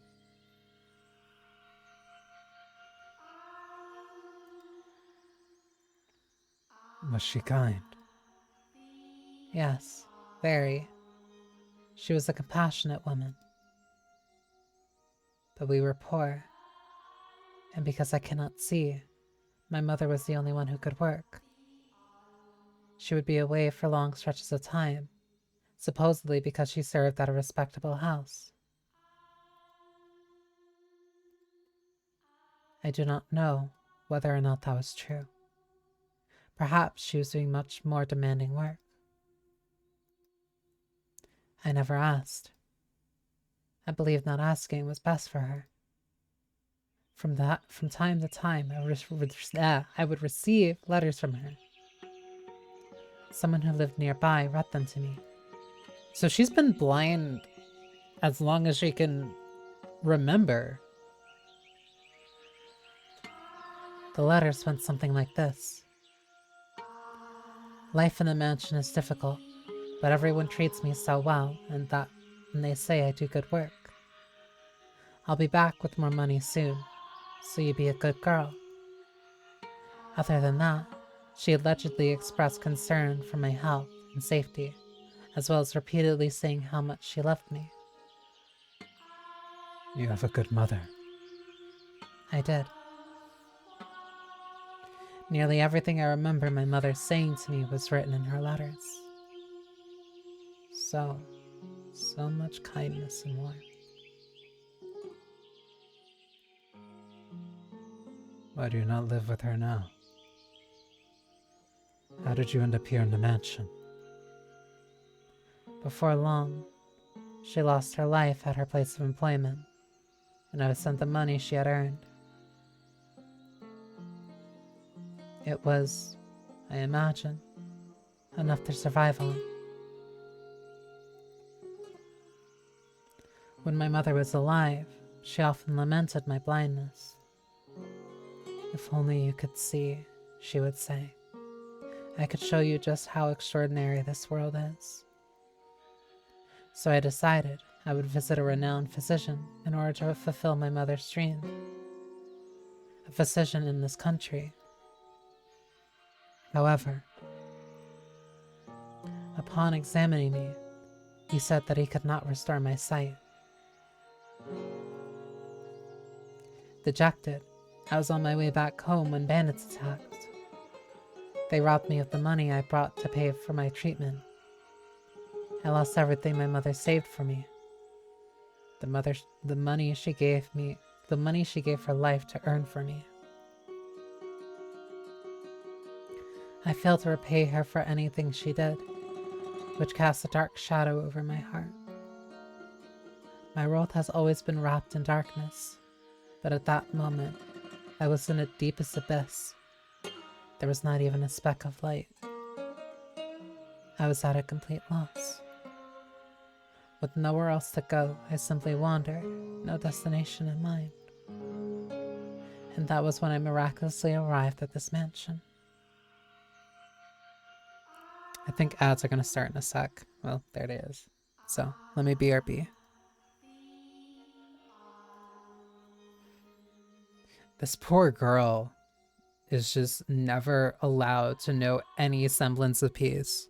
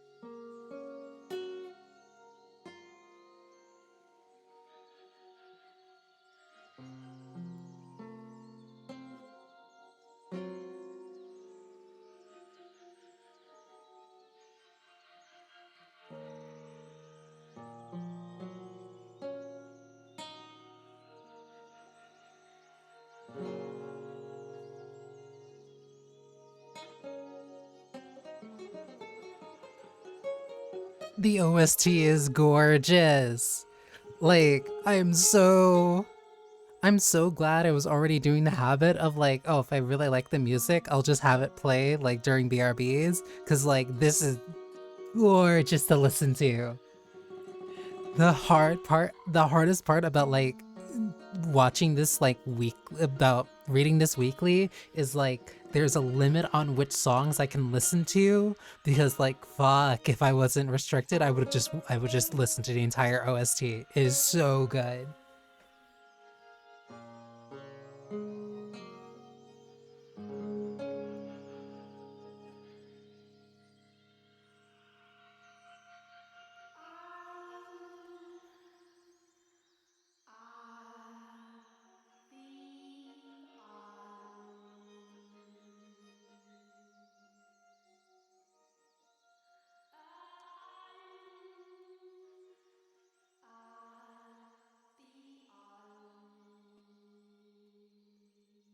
Like, it is distractingly good.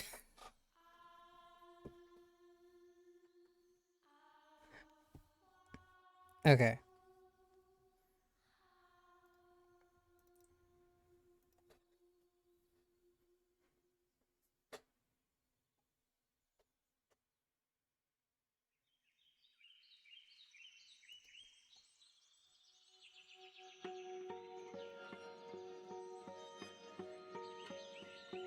And that was when I miraculously arrived at this mansion.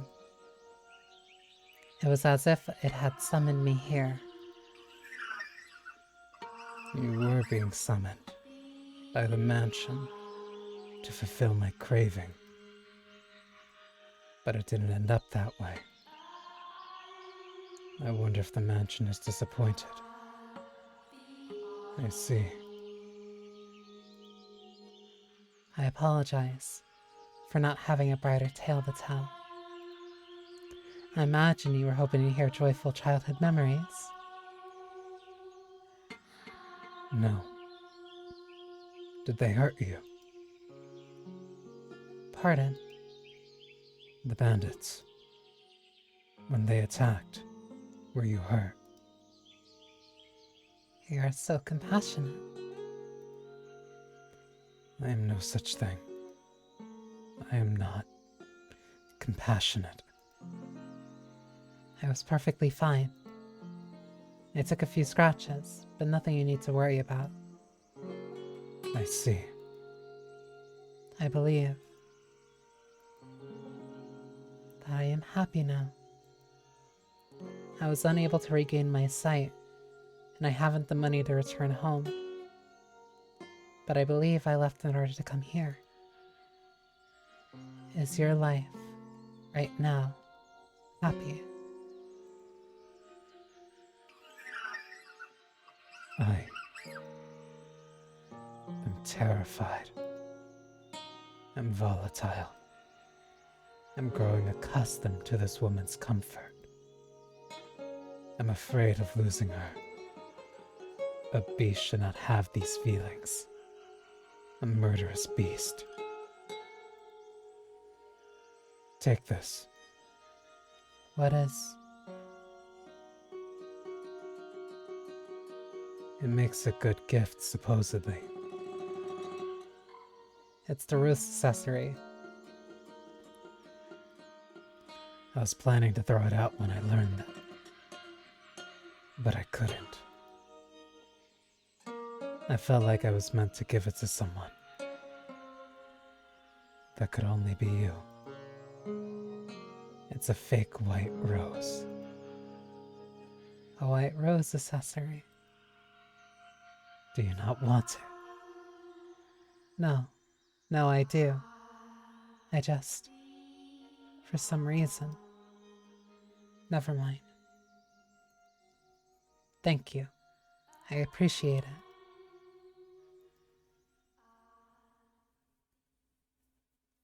That accessory has found its way back to her. No laugh this time.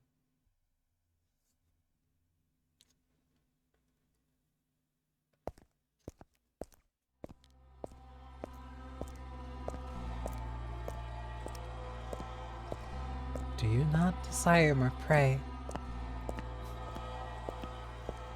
But you were so hungry for blood before. I've had enough. I don't need any more. Although she's blind. No. Because she cannot see me, she does not push me away. She's the only one willing to accept me, to be with me. So hard to please. You obtain peace, cast it aside, then pick it up once more. But you'll never be able to escape it completely. After all, you are enchanted by the pleasure murder brings. You have been for a very, very long time. This time I'm done. I won't kill anyone anymore. Being with her is far more satisfying. than the joy killing brought me. To be with her is what I truly want. So very self-centered. You certainly are. Hey. It was as though he was viewing a flashback. The sound of knocking echoed through the mansion, as it had the day the merchant came and brought the beast's short-lived peace crashing down. What did I just tell you?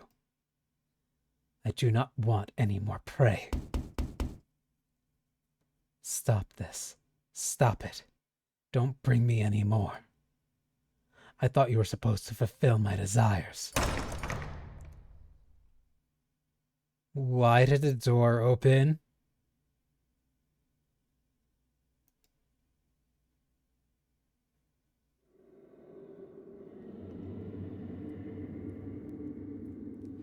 Sword in hand, Bestia ran through the mansion's halls.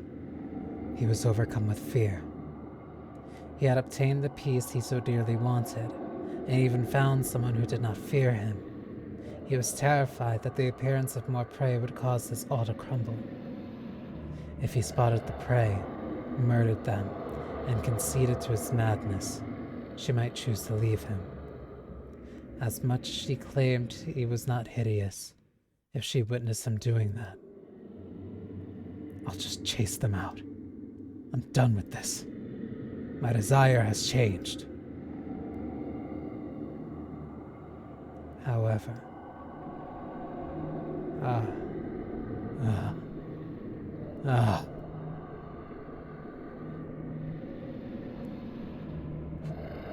why? Bestia shuddered in terror at the sight.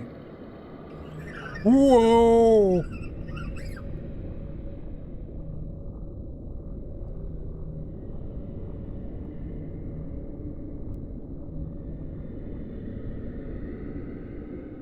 What the fuck is going on?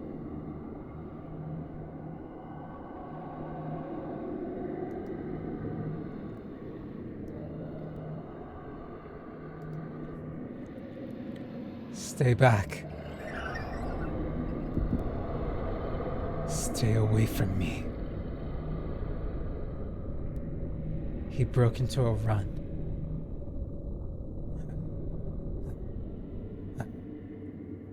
It was not, after all, helpless prey that had entered the mansion.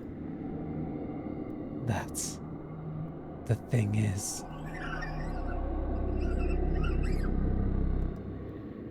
The monster's voice seemed to slither along the floors behind him. Felt as though if he were to turn around, it would be right there on top of him. Why are you chasing me? Bestia shouted with fear in his voice, uncharacteristic of the beast who had so readily slaughtered his prey. But can you blame him? That's... a Bestia. In that moment, I had an epiphany. I had assumed he called himself Bestia, unaware of what the word meant. A Bestia other than me. Bestia is not, in fact, a name. It is a word that means beast. Indeed, a second beast had come to the mansion.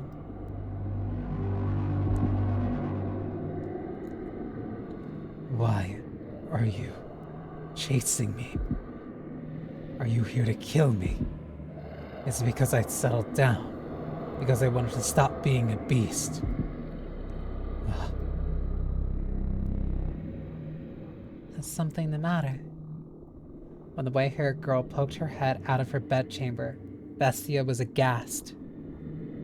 He frantically attempted to return her to her room. You mustn't leave your room. But as he was doing this, to a horrifying creature, no, the beast's voice drew nearer.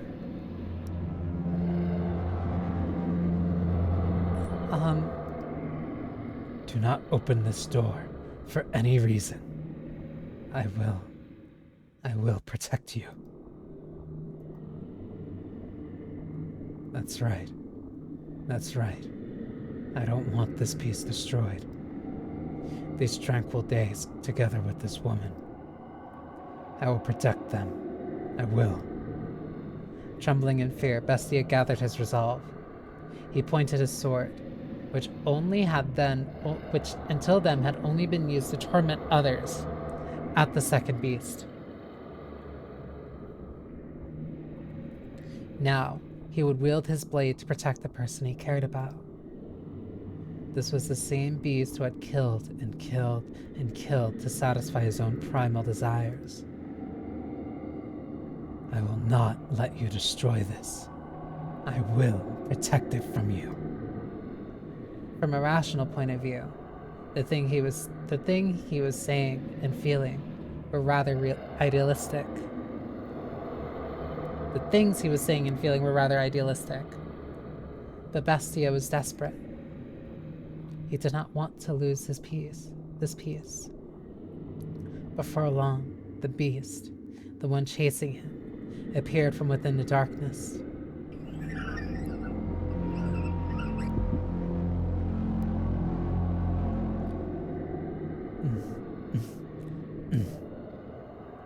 Say, Master, if resolve was the only thing necessary for one to act courageously, would that not mean nearly anyone could become a hero?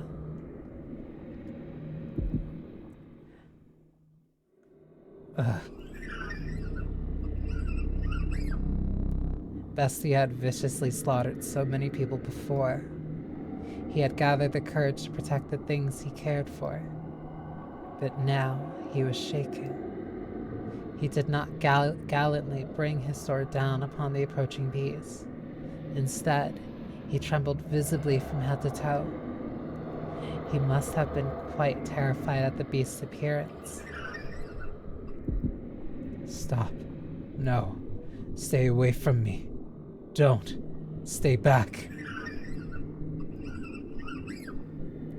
Seeing Bestia so scared, I imagine the beast thought it a prime opportunity for it to slowly, ever so slowly, amble toward him.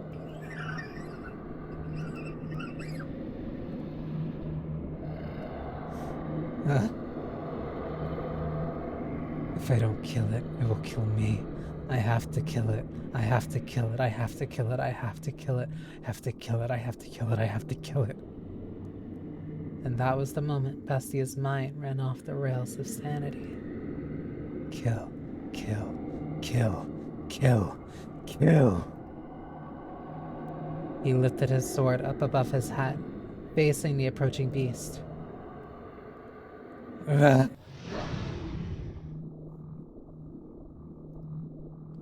ferociously swung it down upon his assailant.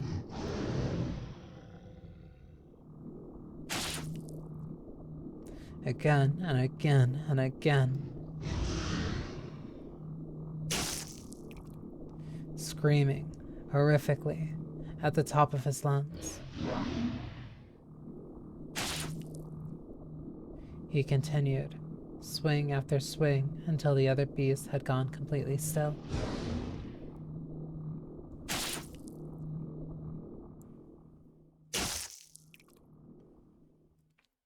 Before long, copious volumes of fresh blood stained the corridor.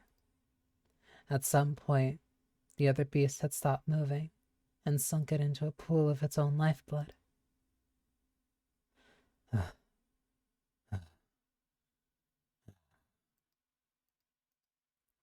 I did it.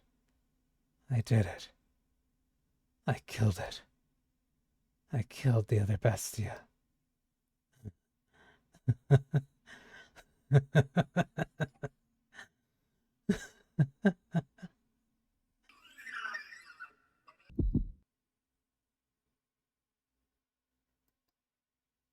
Bestia had let his guard down, assuming he had claimed victory over the unmoving beast.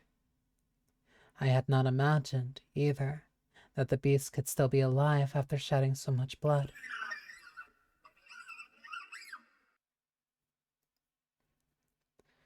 Stay back. The beast reached its hand out toward Bestia. It was determined to drag him down to the underworld, it seemed. Slowly sliding along the slippery floor, it dragged itself toward him. Even on its last breaths, it continued reaching for Bestia, fixated on him. He kicked the beast's hand up into the air, staggering it, and then he... Burn in hell. Rammed his blade down into it.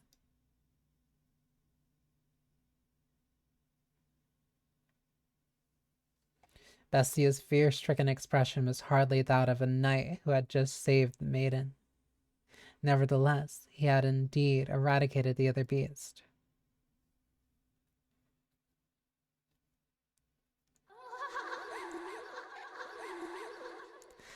And now the laugh's back.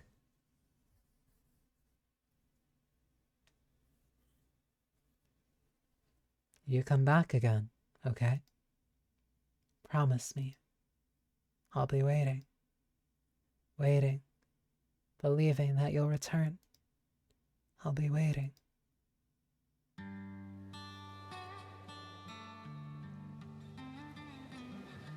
Huh?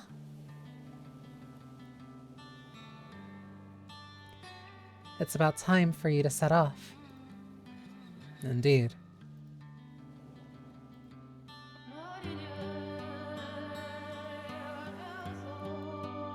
You take care out there. Don't eat anything funny and get yourself sick. Got it?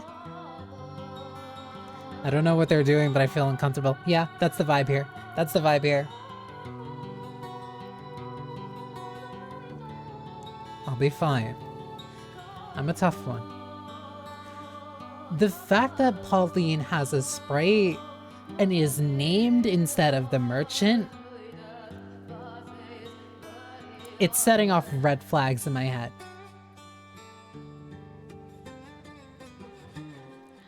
The more overconfident you are, the more you'll push yourself and risk getting hurt. Make sure you drink lots and lots of water, okay?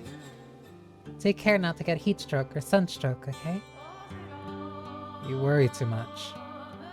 Relax. I know how to take care of myself on a ship. I know, but you never know what might happen. I want you to be in good health when I see you again. I will be. Though, I'll probably keep you waiting for a long time again. I'll be waiting. Don't worry about me. I'll be waiting. I promise.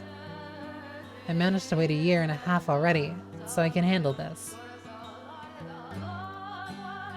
Come back, okay? You have my word. Thanks. Safe travels. I refuse to believe that he could be dead. I have to find proof that somewhere out there he's still alive and well. I have to find him. I have to prove it.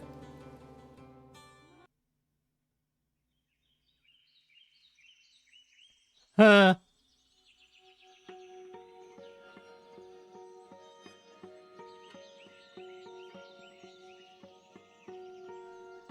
We have arrived at our destination, madam. Though I dearly wish I could assist you in your search, I have things to attend to during our stay. No, don't worry yourself. I couldn't possibly impose on you any further. Madam, Pauline, you mustn't put yourself in danger. Should anything happen to you, your mother would be devastated. I wonder if Mom's mad. No, she's probably sad. Her sorrow as expansive as the Albuerfa wetlands, and as deep as the ocean into which the sun sets. It's all my fault, and it's all my fault. But Don't worry, I'll be fine. As soon as I have certainty of his well-being, I'll go straight home. Me and him, together. Pauline, your lover is...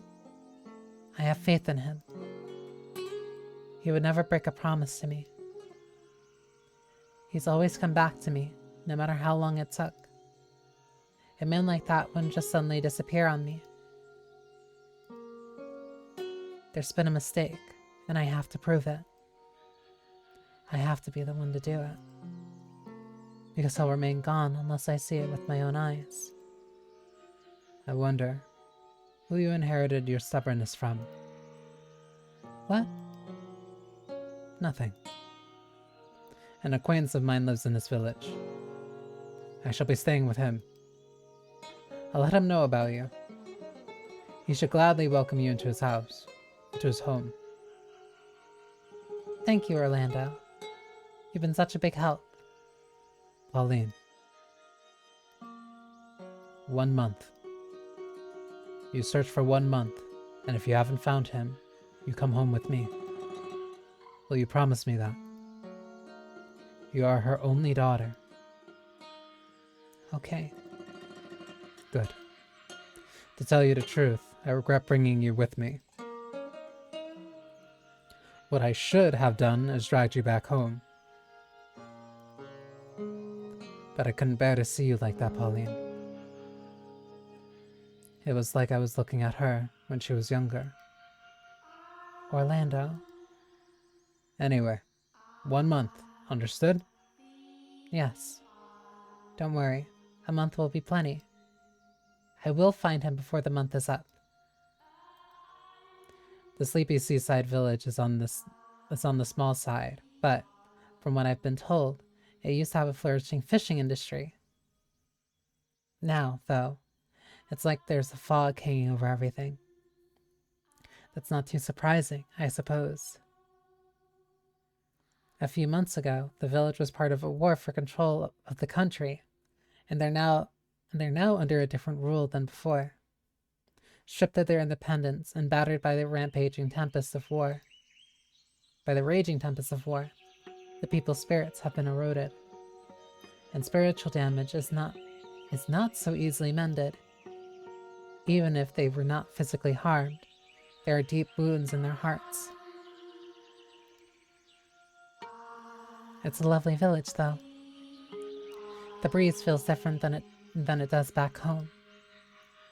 Beneath it all, I am sure the people are actually quite friendly and cheerful. A long, long time ago, I went on a trip to a land in the south. This country is quite a bit south of mine, too. People blessed with lots of sunlight are bound to be warm at their core. Say, Orlando. Yes. May I take a look around the village? I don't see why not. The sun's still up. I'll need some time to catch up with my acquaintance, so I suppose this is as good an opportunity as any. Do you know where to find me, madam? Yes. You go down that way, turn at the second crossroad, follow straight for a little, cross over the other side, and it's right there, right? Are you sure you can find it? Don't worry. Alright then. You're planning to stay within the village today, right? I'll see you in a little bit then. If you get lost, give me a holler. As much as you insist otherwise, you really do care, Orlando. I feel bad enough as it is. Please don't take advantage of me. I think I might take full advantage of this.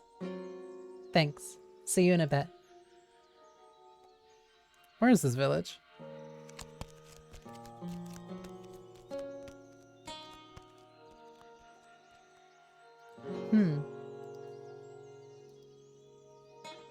What's he doing out here all alone, I wonder?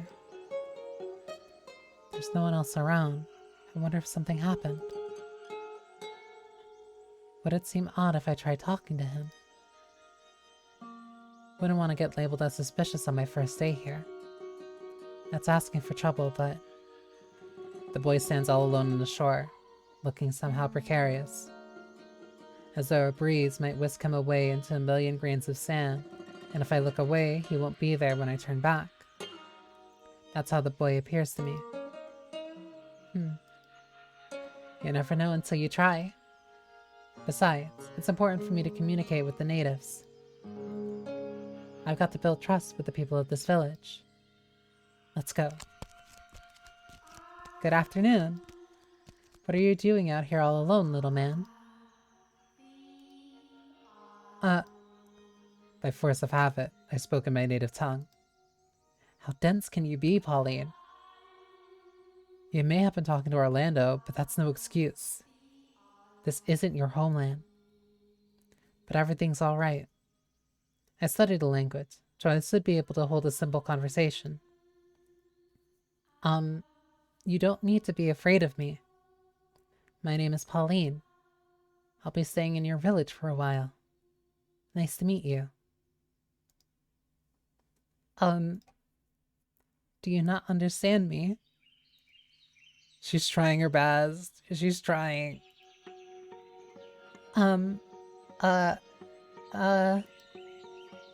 My name is Pauline. What is your name? Little man?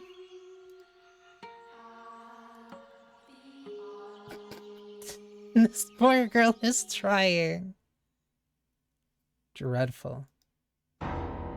What? He just called me dreadful. That's one hell of an accent you've got. Who are you? A bandit? What are you here for? No, I'm not a danbit. I promise. I stammered. Atrocious. There's no need to be so mean. I put in pretty good effort, I thought. You could at least compliment me instead. God awful. That's not nice. What's a foreigner doing in this remote corner of the world? Sightseeing our little village. Sure got a lot of time on your hands. I don't. I'm very busy. You're a little obnoxious, aren't you? You're supposed to treat your elders with respect, you know? Like I give a damn, lady. You're older, but you're acting way more like a child, way more like a kid than me. My name isn't Lady, it's Pauline. Pauline. And what are you here for?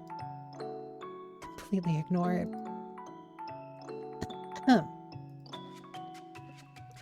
I am, here to look for someone. There are rumors that he was last seen around here. Have you, by chance, seen any other foreigners around? Hell if I know. He just won't let me in. I've got to befriend him first. Of course he's going to be guarded if I just start throwing questions at him. Alright, so you haven't seen him. Then why don't you tell me about yourself? What are you doing out here? Is that any of your business, lady? A boy's out here on the beach all alone. Wouldn't that make you curious? Don't you have any friends? Maybe he's one of those kids who doesn't have any. Maybe this kid's a loner, like, who knows? Say, if you don't mind, could we be friends? I'm not really familiar with the area, so it'd be nice to have someone with me. What do you say? I don't need any damn friends. This kid is such a fucking asshole. He's stonewalling her for like no reason. I mean, who the hell would be dumb enough to say, sure, I'll be your friend, to someone they just met? How are you so jaded? You need to be more courteous, kinder to others, not so antagonistic. I just thought it would be nice if we could talk a bit. That's all I want, really. How about you quit being so damn nosy, lady? It just so happens I like being alone. Ugh. I've got some strange woman ruining my alone time. I'm out of here. That kid's an ass.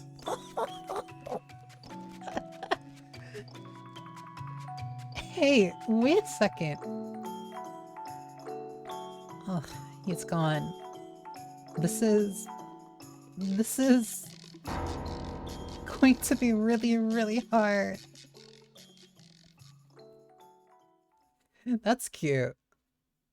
For as emotionally heavy as this chapter has been so far, the fact that there is still like a little bit of levity is like so nice. Master. Master. Ah, you've returned to me. Wait, so whenever I'm like jumping to another perspective like that, like I'm noticeably drifting away from what the maid is telling me, like the maid's own narration.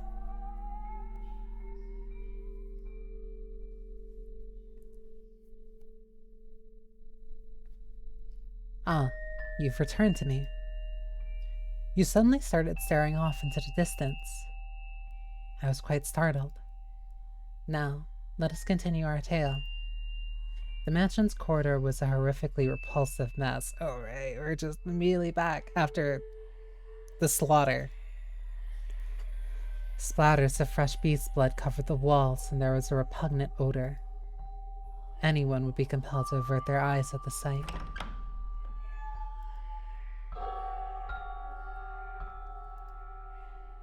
What happened here? I'm grateful that you cannot see, because you would certainly think me a beast if you were able to see this. Because you cannot see, you do not know what I look like. But I know. Another beast, like me, broke into the mansion. Was it? I protected you. Did I not? I protected you. Say that I protected you. That I did this for you. In his hysteria, Bestia tore the curtains hanging on the hallway window. Bloodstained curtains that reeked of dead beast. I. What did he have to be so afraid of, though? He had exterminated the other beasts encroaching upon his territory. I would understand if he had puffed his chest in pride, but far from that, his terror merely intensified. Calm down. The white-haired girl extended her hand for Bestia, but even her lovingly outstretched fingers evoked fear in his eyes. Instinctively, he feared anything that entered his territory, and then attempted to remove it. And driven by those instincts, he shoved aside the white-haired girl, the one who had said he wanted to protect. Being without sight, she had no way to reliably catching her balance, and she fell to the floor with a splash.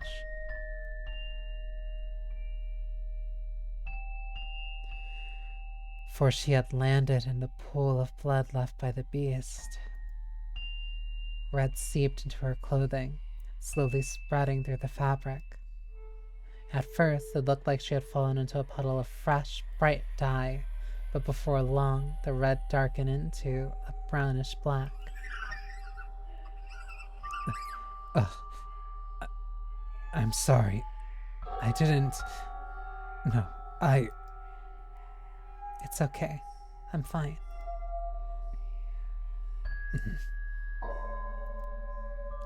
She embraced the panicking beast, softly whispering, shh, shh, as if trying to calm a crying baby. Though Bestia was taller and physically stronger, the white-haired girl was, emotionally, more stable than he. What has you so frightened? Please, tell me. I promise I will not look down on you. for any reason. Mhm. All I want is to free you from the depths of your suffering. Sometimes, talking about things can lighten the burden that I place upon you. We have the ability to use words, both you and me. With language, the gift God bestowed upon man, we can communicate our feelings with one another.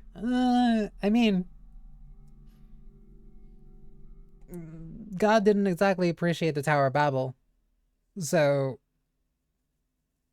I'd say you're mostly right about that. Sure, I'll give you that.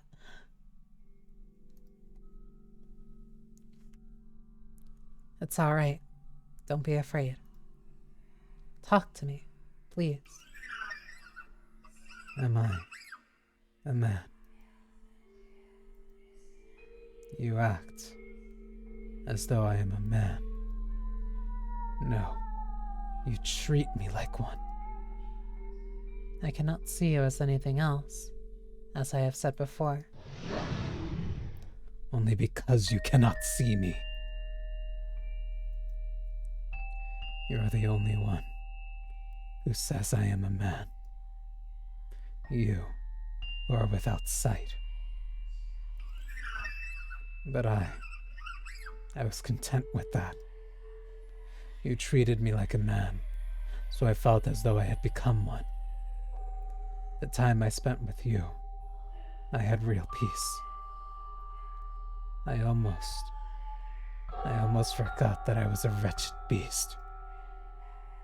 I no longer sought after prey.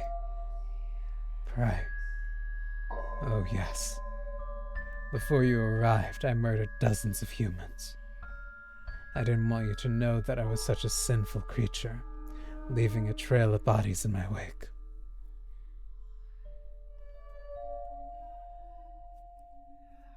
The Tower of Babel was able to be constructed because humanity was united under the same language. Hence why the punishment the punishment after its destruction was the separation of languages.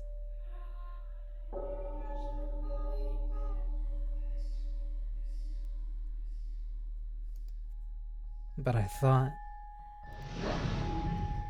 if I didn't show them my strength, if I didn't force them into submission, that I would never find peace. I was drunk with power.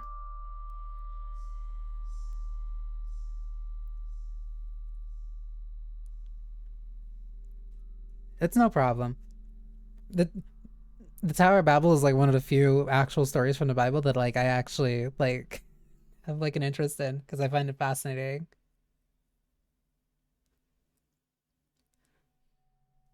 I took great pleasure in it, in slaughtering people. The fear was so overwhelming that you turned the act of killing into one of gratification. You did it to protect yourself. Are you still not going to condemn me? Taking another's life is wrong. Not only does it rob them of their time on this earth and inflicts great wounds upon those who care about them. However, I do not regard you as a mere beast, nor as a mere murderer. Something made you the way you are. I am almost certain of it. She is so unfathomably kind.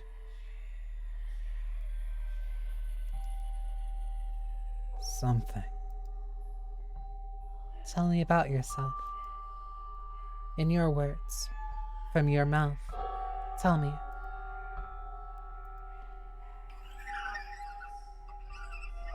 When I woke up, I was weak, exhausted, emaciated.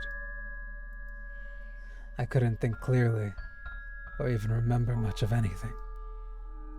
I was thirsty, hungry, sore from head to toe.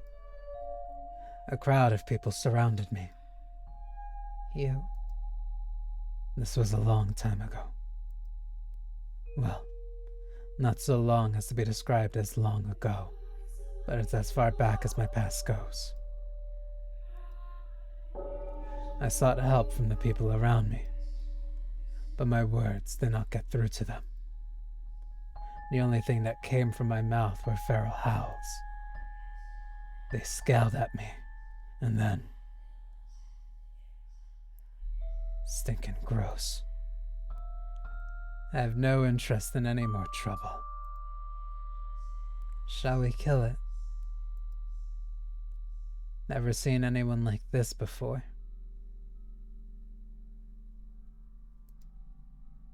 What is he, anyway? Beats me. A bestia by the looks of it.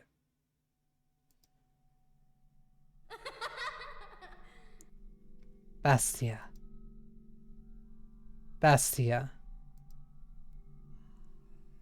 I don't know why it is flashbanging me.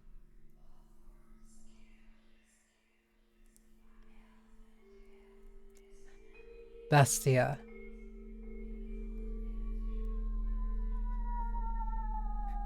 I can't even imagine trying to like get through this quickly and you just get here and it's just flashbangs constantly. Bestia. I didn't understand what they were saying about me. All I could pick out was the word, Bestia. The humans brought sticks and fishing poles, with which they poked and prodded me. Why fishing poles? At first, they probably meant only to chase me out. But before long, their actions began to escalate. Bestia.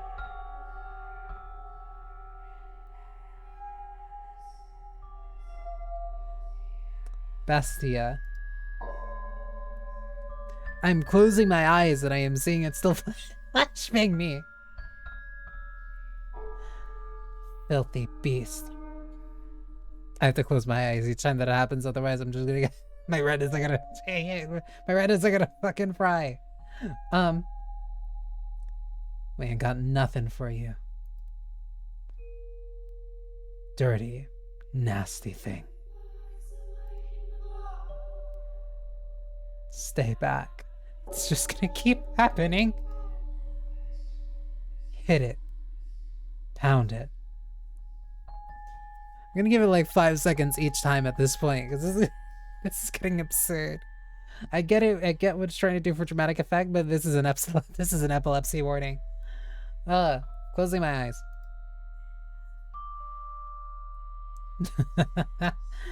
He's feeling it. 5, 4, 3, 2, 1. Beat it. Beat the thing. 5, 4, 3, 2, 1. Every time. It is going through my eyes as they're closed. Kill it. Kill it. Oh my god. And I'm playing in a room with lights on. 5, 4, 3, 2, 1. If I was reading this in the dark, like as you probably typically should for like gothic horror, like this would be nightmare fuel. Kill it, kill it, kill it. 5, 4, 3, 2, 1. Die. 5, 4, 3, 2, 1. Jesus Christ.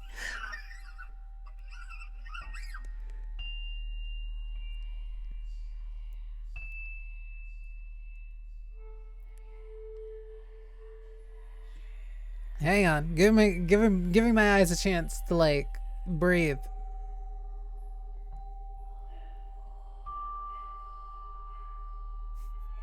You really had to go from black to like pure white.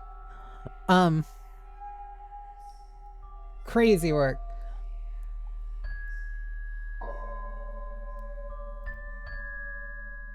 Okay, I feel like my eyes are okay now. Sorry about that, but glad I at least caught on to what was happening there. Why? Why should I have to die? I was simply asking for help. If they didn't have food to spare, a glass of water would have been enough. I asked for nothing of them but some relief from my thirst. But the humans would not hear my pleas. My words reached no one's ears. When they brought weapons and started chasing me around, attempting to kill me, all I could do anymore was run. And as I fled, I saw something. A child pointing to a wild dog covered in mud and shouting, "Bestia." That was when I finally understood that I was a beast. And that was why humans wanted to exterminate me. I was neither cattle nor swine nor fowl of the air, but a vicious beast, the kind of creature that ravaged their fields. And so, You sought to prove your superiority to them, so you'd never have to be called a beast or chased out of somewhere again.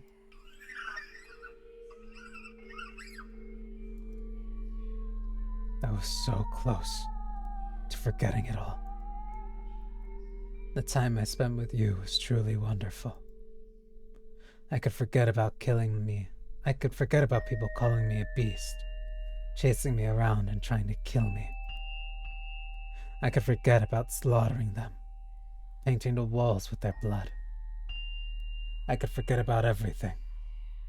It felt like I had actually become a man. But then it showed up. Another beast, like me.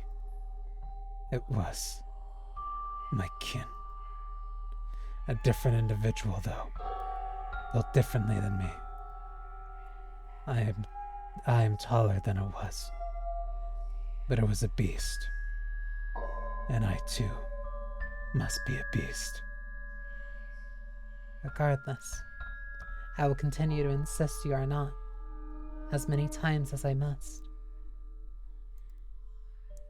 Should you be troubled by those painful memories and attempt to cause someone harm again, I will be there to remind you of your humanity. Is that which you can see with your eyes, the whole of the world? I cannot see you, that is correct, but I can feel you, sense you, hear you, and I can learn what you bear within your heart. You worry, you fear, and you think, and you also show concern for me. These things all prove that you are human. This woman.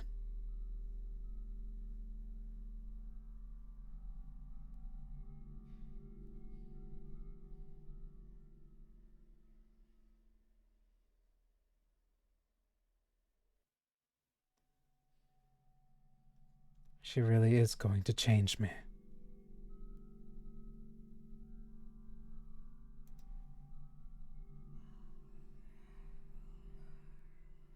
If I remain with her, I can become a man. I might be no more than an illusion, but with her near, it can become my reality. This version of Beauty and the Beast. It's very...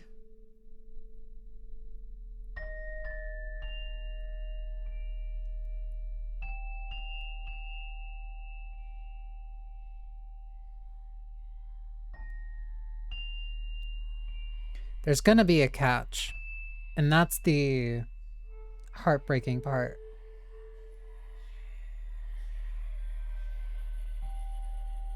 Because she's not allowed to be happy. Or that happiness is not allowed to stay.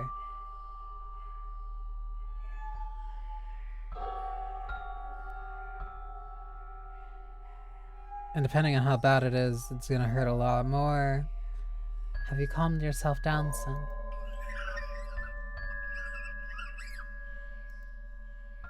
The hall needs to be cleaned. So it does.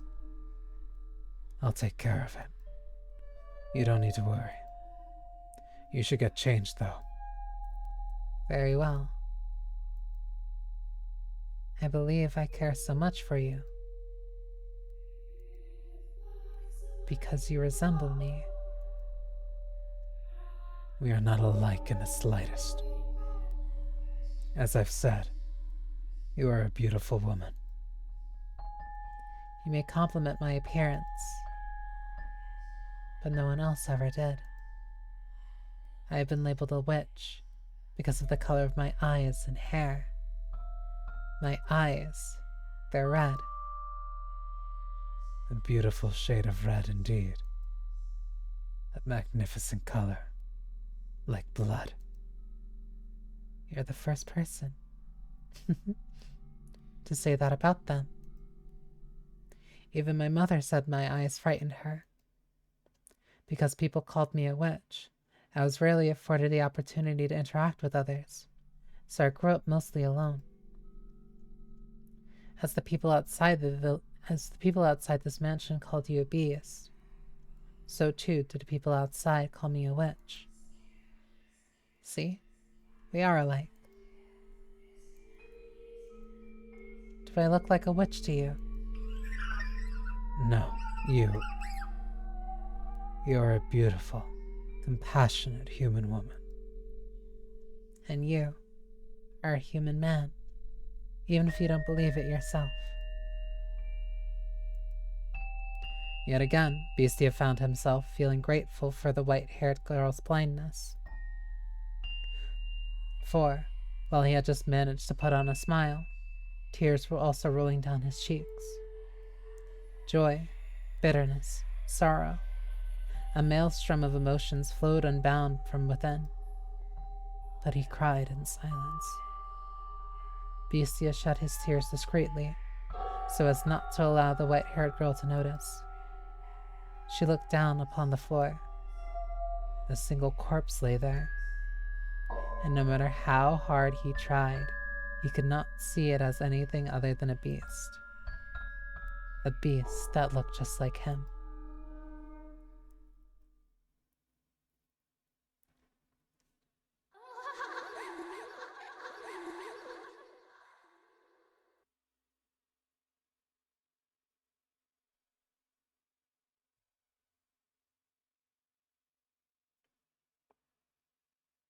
He came from a faraway land across many seas. There was never any guarantee that we would see each other again. But I still believed that no matter how great the ocean that divided us, we were bound by our love. The only thing that needed to stand between us. I'm gonna have to refill my water in a bit. Was physical distance.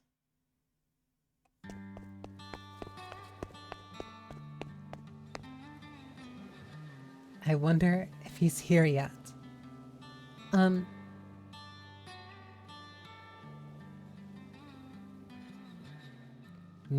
What is that? Hello, my little...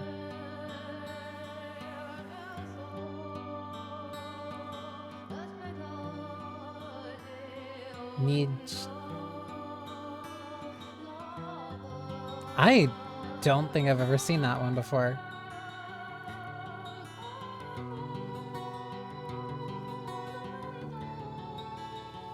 Nijin? Nijin-che? Nijin-te... Chije? I have never seen that word before. What has you so out of breath?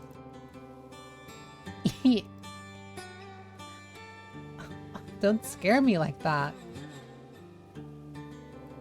And where did you pick up a word? Like, I don't know what that word is. I don't even know.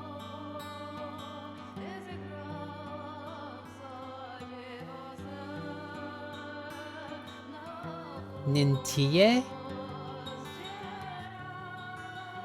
Like, I don't even know what language that's from. I cannot decipher what the pronunciation would be. I never took you for someone so pretentious. I'm sorry. You just look so much like a rabbit there. The way you were tossing your head back and forth, looking around for me. Who you?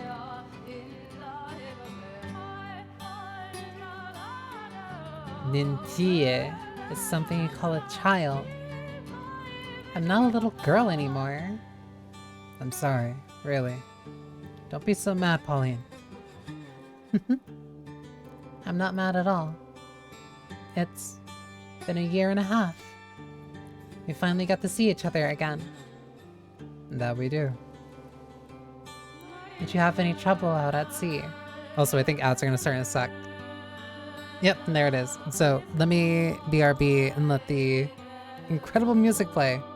It's Dutch? What the fuck?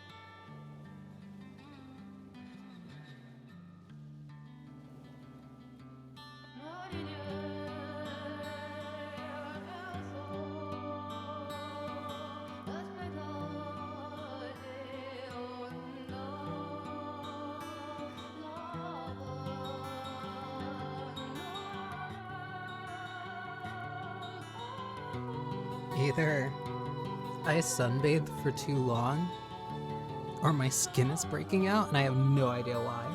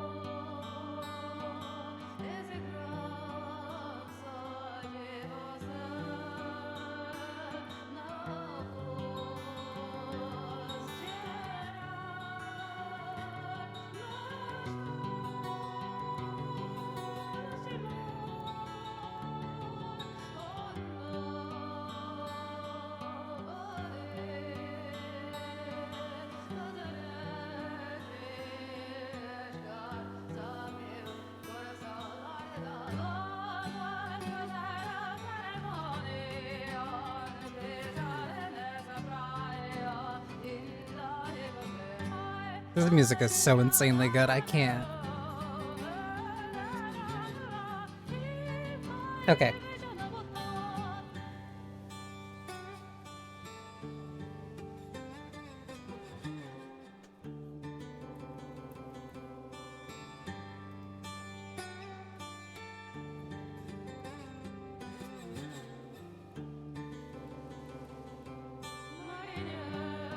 Did you have any trouble out at sea? Did you fall ill or get caught in a storm? Or run into any kind of danger at all? No, there was no trouble. Everything went fine without incident. The sea god was watching over us, I suppose. Thank goodness. I was so worried. But you kept your promise. You came back for me. And you kept yours and waited for me. Of course I did. I trust you and I don't mind waiting. Even so, 18 months must have been a long time for you. It was. It felt long to me as well. Every day I would picture your face, recall the sound of your voice.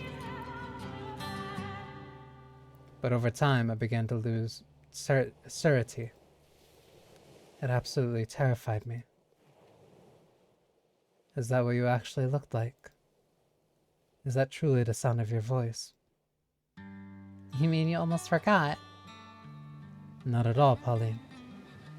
I was afraid that, in my profound love for you, my mind had created its own image.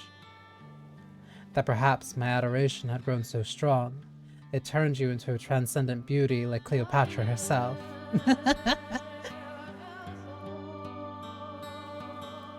Gaslighting himself into forgetting what his girlfriend looks like to the point where she just becomes somebody else entirely. Sorry, I missed you so much, I literally turned you into a goddess in my head. You must have some unseemly friends. You were never this much of a sweet talker. I bet you're disappointed, though. Look at me. A homely woman you could find anywhere. For some reason, I find myself in a teasing mood. Please have mercy, or I am liable to lose your affection. What I'm trying to say is that being here with you, putting my hands in yours, listening to you speak, and seeing you be, well, you, Pauline, is so much more wondrous than anything I imagined. And right now, I'm feeling that stronger than ever.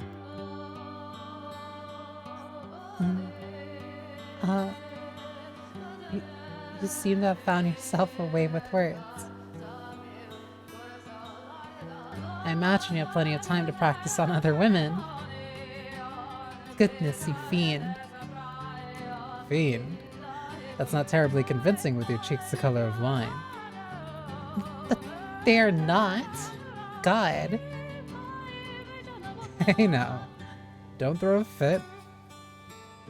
You're the only one who could put me in such high spirits with a few simple words. Aww. Huh? Did you say something? Who? Me? No, not a thing. Say, since you're finally back, how about we take a walk around town? You've taken care of all your work for the time being, right? So you can spare some time for me? Absolutely, Pauline. As much as time allows, I will spend it with you. As much as time allows. Sorry, buddy, your time was cut short. There's still no trace of him. It's been a week and I found nothing. Considering my time limit, that needs to change fast. But... excuse me, have you seen this man? This is a drawing of what he looks like. Sorry, never seen him. Even the smallest piece of information helps. If you've heard about anyone who might have seen him. I said I haven't seen him, so I don't know what to tell you. I'm a busy woman. Would you mind moving aside? Oh, sorry. I was told that my lover lost his life out on work. But I don't believe it. They haven't shown me a body, so their information has to be in error. I have to be the one to find him, to prove he's still alive. I have to follow his tracks. I heard word that remnants of his ship drifted ashore near this village. So if he survived, he must be somewhere nearby. I'm certain of it, but I haven't been able to find any information of the sort. The villagers aren't being very cooperative. They're all just reserved as they arrived. Rather, I get the feeling they want to stay as far away from trouble as they can. No matter what I ask, I can't get a straight answer from anyone. Everyone's still closed off because of the war, I guess. I don't have time for people to be glum, though.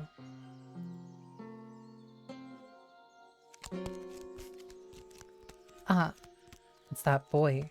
He's at the shore again. Always alone. God have mercy. You again? What are you doing here? And always so callous. I came to get sentimental and watch the sunset. So original. What does it matter if I visit the seashore? The ocean doesn't belong to anyone. If I'm such a bother, then you're free to leave like last time. You sure are cheeky for an outsider. I know the rest of the village isn't being all that cooperative. Nope. That's what this place is like now. Closed off. It's not kind to outsiders.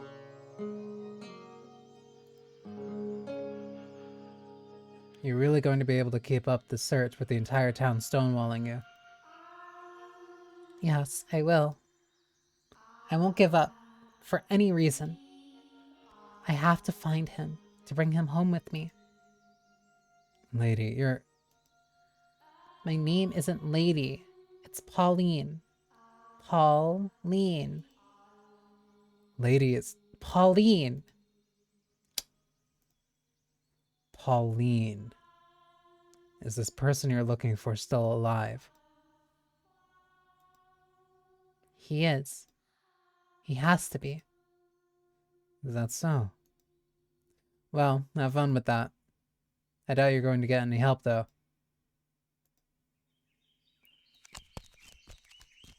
Ugh. He really left. Don't lose heart, Pauline. If you lose faith this easily, you'll never find him. He is alive, isn't he? He is alive. I have faith. I believe. Oh, I thought you left. Take it.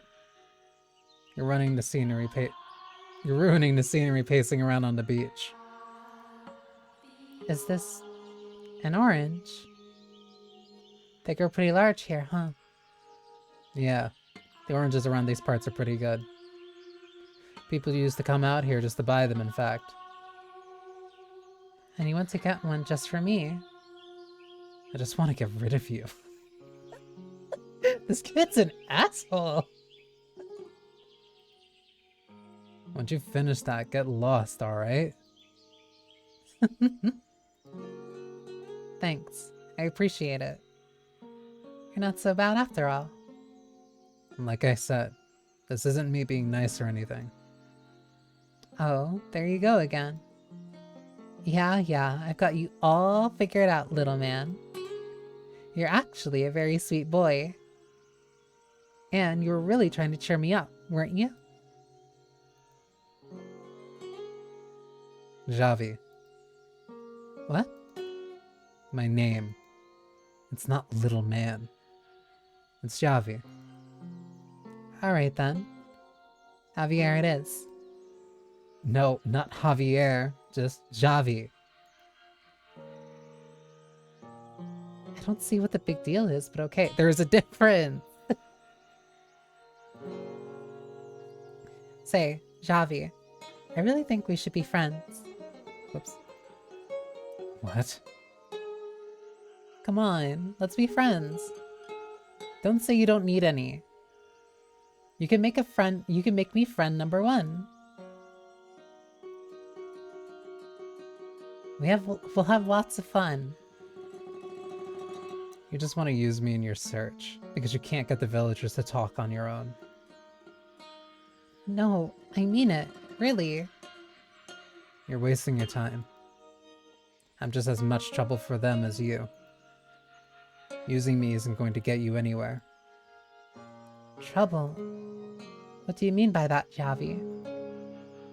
Nothing you need to know, lady. Bye, and stay away from the shore. Hold on a second.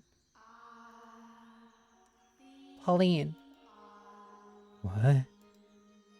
My name isn't Lady. It's Pauline. Listen to me, Javi. I have no intention whatsoever of using you. I enjoy talking to you, and I think it'd be fun if I could do it more. That's why I want to be friends. I can find you here at the beach, right? I'll be back, Javi. You won't change my mind. I will make you my friend, Javi. What the hell, lady? Did you hear a word I said? I don't need any damn friends. And stay away from the beach. Nope. You will be my friend. I like her. I like her. She's so cute.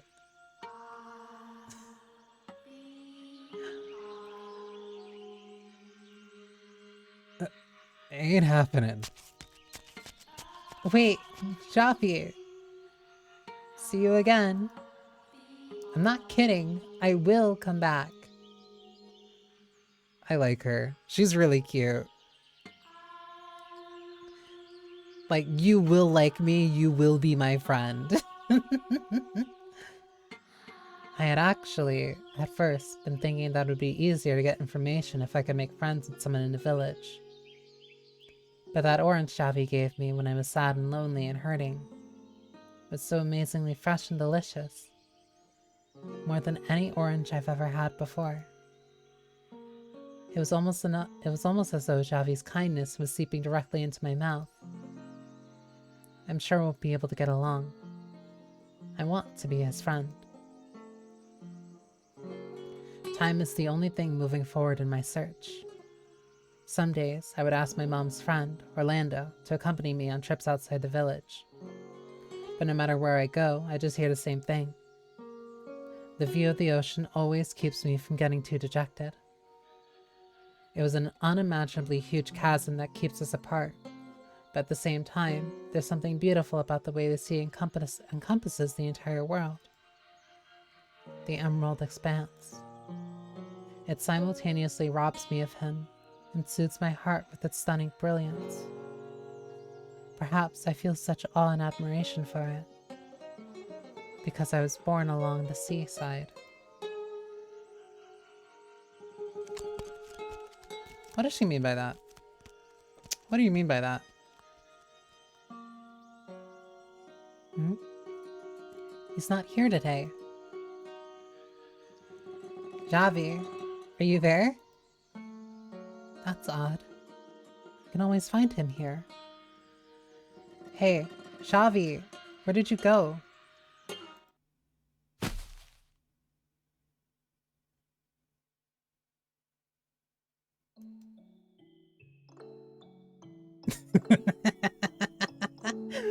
I can't believe you fell for that. Poor girl. Pitfall? You made a pitfall trap for her on the beach? She was born along the sea, not from the sea. That's not very nice, Javi. Why would you do that to me? Because you wouldn't stop following me around. You have any idea how annoying that is? That doesn't mean you have to do something so cruel. Maybe now you'll learn your lesson and stay away from the beach. Jerk. She's really crying. Hey. She's crying. You have to be nice to her now. You gotta go get her an orange. Wait, you seriously crying? Hey, don't cry. Just kidding. She fucking got him. I'm not crying. What? Come on, you were faking? You tricked me? You played the first mean prank, Javi. You really scared me there. I kept telling you to stay away. It's your fault for constantly refusing to listen. I'm surprised you haven't gotten bored yet. You must have a lot of time on your hands.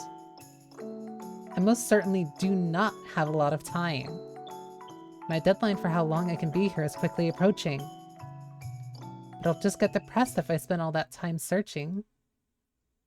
If I can have some fun with you, Javi, I'll have more energy. Fun, huh? So, you still haven't found him? No. You don't even know if the guy's alive or dead, just... Forget it. I'm out of here. Hold on a sec. Ow. Ow. Come on, you're not gonna fool me again. No, I'm not joking around. I really... Her ankle might have gotten actually hurt because of that. Looks like I twisted my ankle. Yeah, that's why you don't just make random pitfalls in the fucking beach.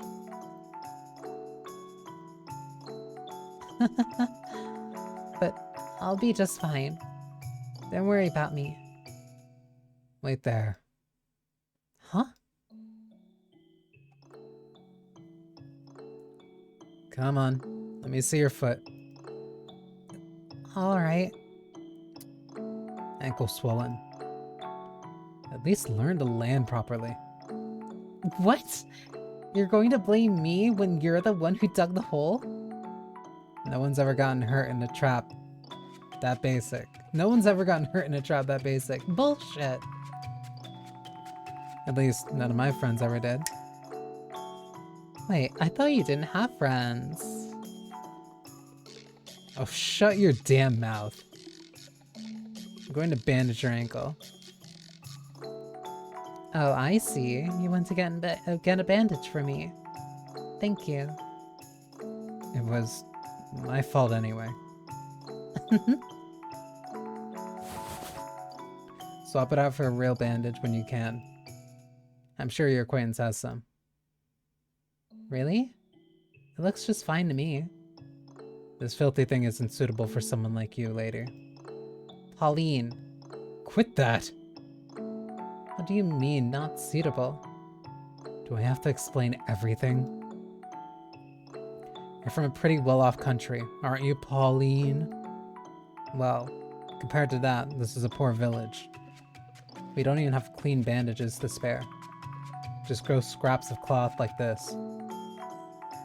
It's not something you should be wearing. You think so? But you gave it to me, Javi. I won't be changing it anytime soon. Tell me, Javi, do you not like this village? The only thing this place has going for it is the ocean. The ocean? It's the one thing that doesn't change, no matter what. It's always beautiful. I see. You're like the ocean too, Javi. I just don't have anything else to like. Oh, there you go again. Oh, I've got an idea. Javi, Javi! What now? A rowboat! I want to take a ride in a rowboat. Would anyone get mad if we borrowed the one tied up over there for a little bit? I doubt anyone would care if it's just for a little... Can you row though, lady? You'll do the rowing, Javi. Huh? Why me? What's the big deal? The water is mostly calm today. I think a little walk on the sea would be lovely. Can you call that a walk? Sure you can. Come on, let's go. Give me a hand, Javi. God, you are one cheeky outsider.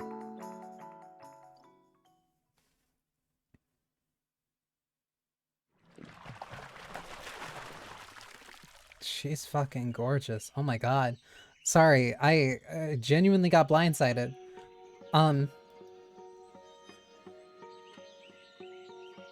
breeze feels so different. The breeze feels different on the water than it does on the beach, wouldn't you say?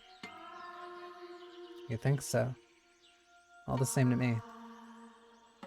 No, it's definitely different. The smell of salt is stronger.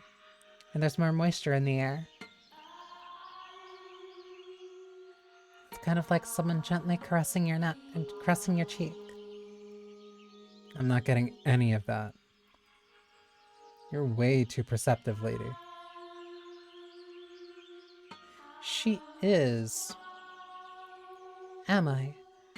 Close your eyes, Javi. Feel the breeze. I bet you'll get what I'm saying. Go on, close your eyes. No, I'm not going to. What? Why not? I don't want to do what you tell me. Oh? No need to be petty. The sea is not always so kind. The hand that's gently caressing your cheek can, in the blink of an eye, become the wrinkled hand of a witch that destroys everything it touches. The ocean is a scary thing. It's nothing we humans have any chance of standing up against. You're right. And I know it very, very well. The man I'm searching for was in a shipwreck. I was told it killed him, but I refused to believe he would just leave me behind like that. Sometimes, on a whim, the wrinkly witch might have mercy. I'm not so sure about that. I trust in a sea's gentleness.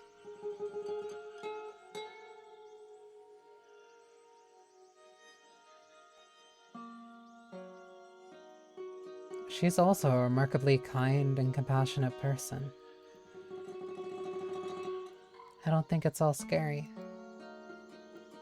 The soft breeze, these calm waves. They saved him.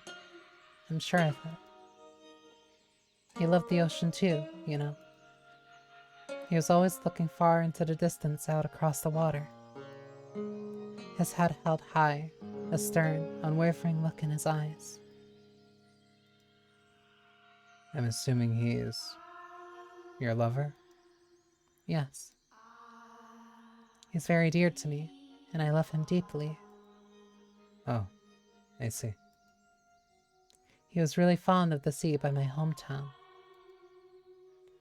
You live in a decent town, huh? Yep, it's wonderful. It's so peaceful, and everyone's so nice. There's not a single bad person living there. Oh, I know, Javi. You should come visit my hometown sometime. Visit your home. Yeah, the ocean there is really pretty too. The colors are a little deeper than they are here. It's like so many jewels sparkling in the light. I'm sure you'll love it, Javi. I'd love for you to come and visit. We can go see all sorts of things. There's this shop that sells great ham sandwiches. I don't have the money for a trip. Maybe not now, but you could in the future. Or, if you're interested at all, I could ask Orlando to bring you back with us, Javi. If you don't want to stay here, that is. Along with the guy you're looking for? Yeah, I'm sure he'd be happy to have you along. Give it some thought. You would enjoy it, I'm sure. You sound like a child. Huh? Nothing. I doubt I could even get permission to leave. Permission? Oh, right. Are your parents pretty strict, Javi? No.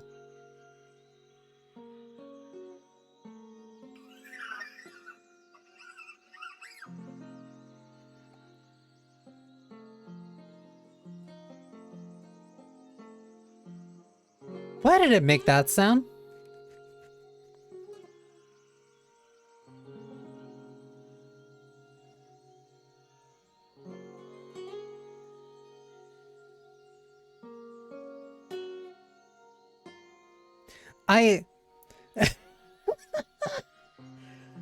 I I love that, like, I know that there's a twist coming soon, and like there's enough info that like I'm getting a vague idea. Like so many people have brought up the seaside and like bring up like some type of fishing village in different contexts, that clearly something is circling around that fishing village, but I can't piece together what specifically it is and who has what connections in what certain ways, but I can feel something bad is about to happen because of that revelation. There's too much right now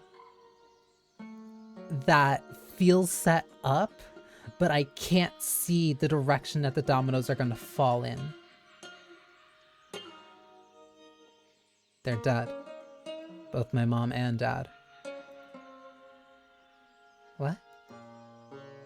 They were murdered. So I'm staying with an acquaintance. They try to work me like a horse, though, so I sneak out here when I get a chance. I don't think the Bestia curse is a thing. I think it is literally just a person who is treated like a monster.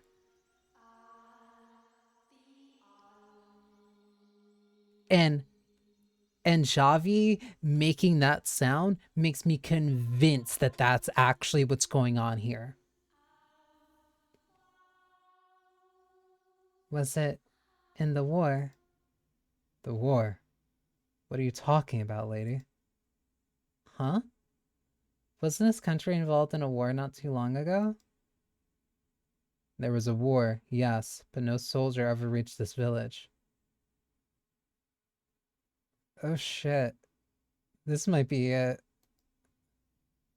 Then why would they be killed? That sound again. It was the beast. The beast? Yes, the beast. He showed up one day and destroyed everything. The peace, my family, my friends, merchants and travelers visiting the village, everyone and everything. He slaughtered everything and then he disappeared. That man, that Bestia destroyed everything. He's a murderous beast. The whole village is terrified of him. They go through their days like lifeless dolls enveloped in a storm cloud of terror. Bestia.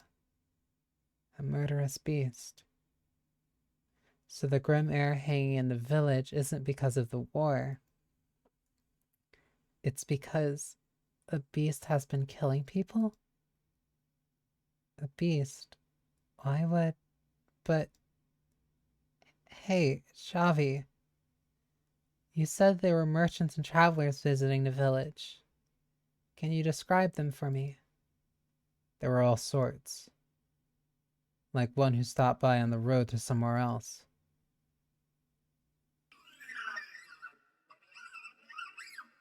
And an international trader on his way to purchase goods.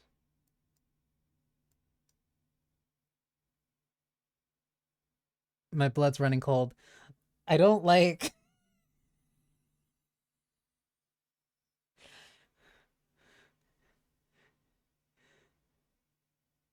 Like, my heart is pounding.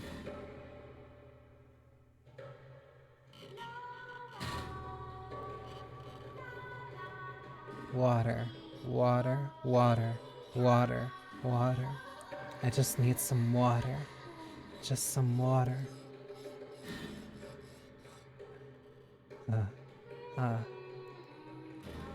Will they attack me again? No, if I ask. Did they look like they were open to requests? No, they tried to kill me. They almost killed me. They threw stones at me. They did more than that.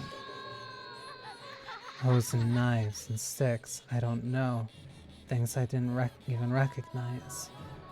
They hit me with them.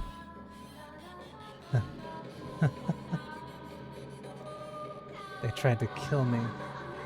They looked like they were going to kill me. They almost died. I'm on the verge of death even now. My throat is sore. It hurts. No, I don't feel pain anymore. It burns. Does it burn? I don't know. I don't know. I don't know. I don't know. I don't know anything. I'm so thirsty. Water. I just need water. Will they not even give me any water? Why? Why not?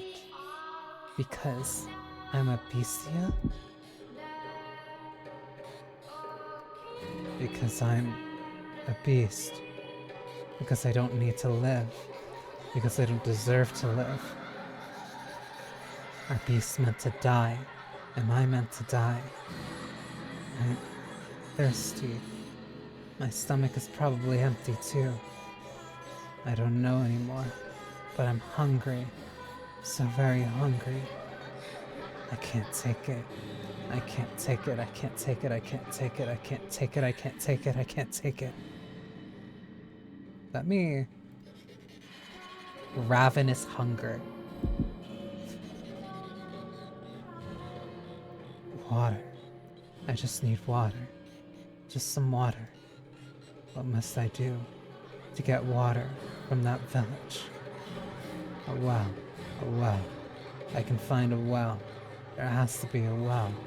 I know what that is. I know what a well is. What else do I know? Nothing. Nothing. Nothing. I have no memories. I have nothing. I am a beast. A newborn beast.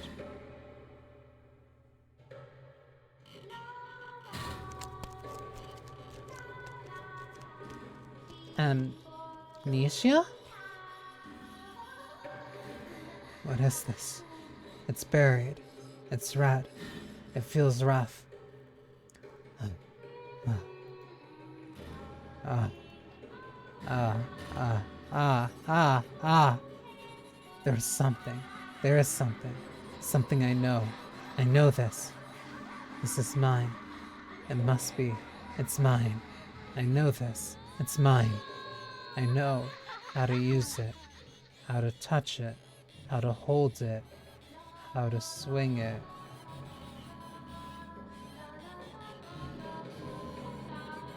A sword?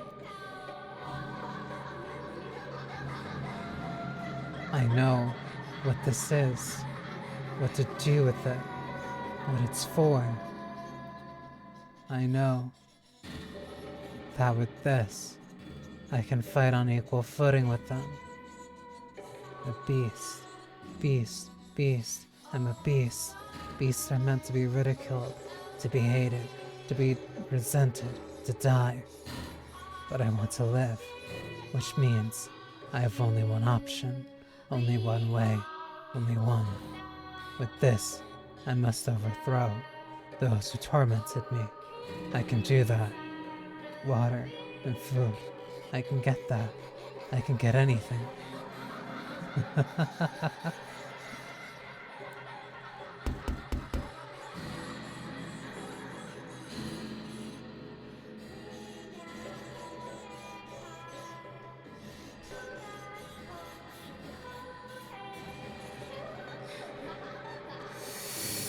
Ah.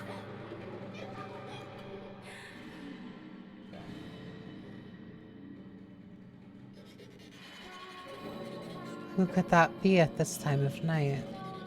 Who's there? You shouldn't answer it. It's probably a beggar or something. These are dangerous times. You're right. How unpleasant a world we live in, that we should have to fear for our lives in this little village. Unpleasant indeed. I hope things go back to how they used to be soon enough. Ugh, you just don't give up. Who's there? You're not coming in without identifying yourself. This is rather strange. What's going on, Dad? Oh, did the noise wake you? There's nothing to worry about, son. Go back to bed. It'll quiet down soon. The door... Huh?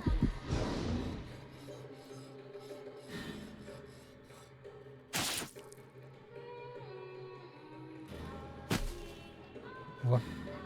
What? What's... Mom? Avi, look away. Why is the Bestia? Run, you hear me? Go out the back door and let everyone know. Shout as loud as you...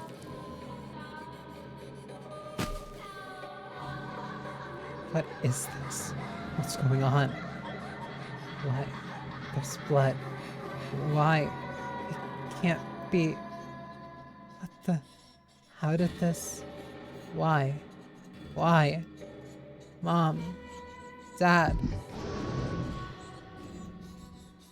Bestia. Bestia. The Bestia. You. Why would you...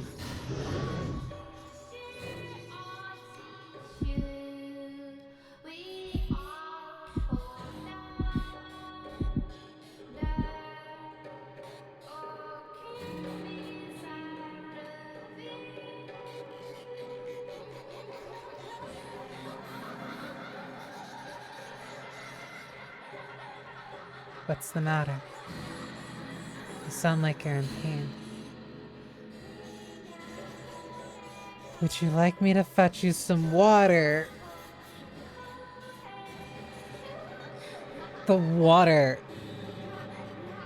was the running theme here. Don't touch me. Keep your hands off me. Not a particularly restful sleep, I take it. You. Where are you hiding? Why did you disappear? You were always around before. Show yourself. Show yourself immediately. Where are you? Show yourself. And if I did, what would you do then? Kill me. You thirst for blood. To instill fear. To live. In the face of your desire, others' lives are meaningless. That's the kind of man you are. Or do you intend to pretend that you never did anything of the sort? Shut up. Shut up. Shut up. I couldn't help it. I wanted to live. I didn't want to die. Yes. Yes, indeed. That's the kind of man you are. You'll kill for your own sake. You'll kill a child's mother and father as he stands there watching. They tried to kill me first. All of them. The entire village. Calm yourself. Who are you speaking to? Please, get a hold of yourself. Silence. Stop talking. Keep your hands off me. I'll kill you too. I'm a beast. I will kill anyone. Calm down. It's alright.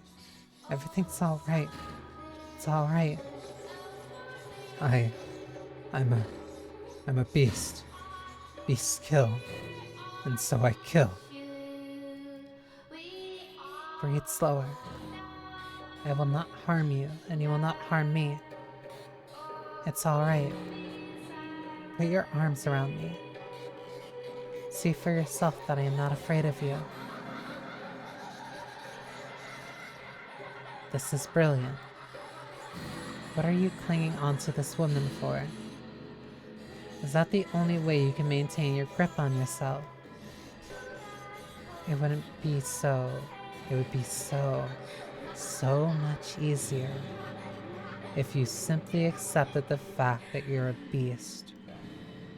You've always been one, haven't you?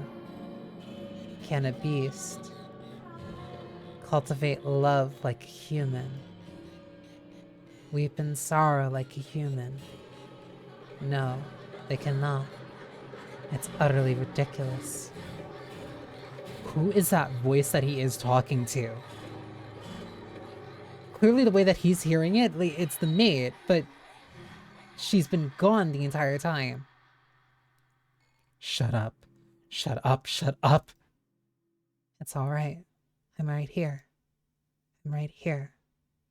Can I Trust you. Of course. This little facade will be over soon enough. It will end at that woman's hands. Because that's what she's here for. To crush your soul into tiny pieces.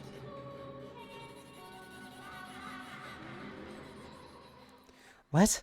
What?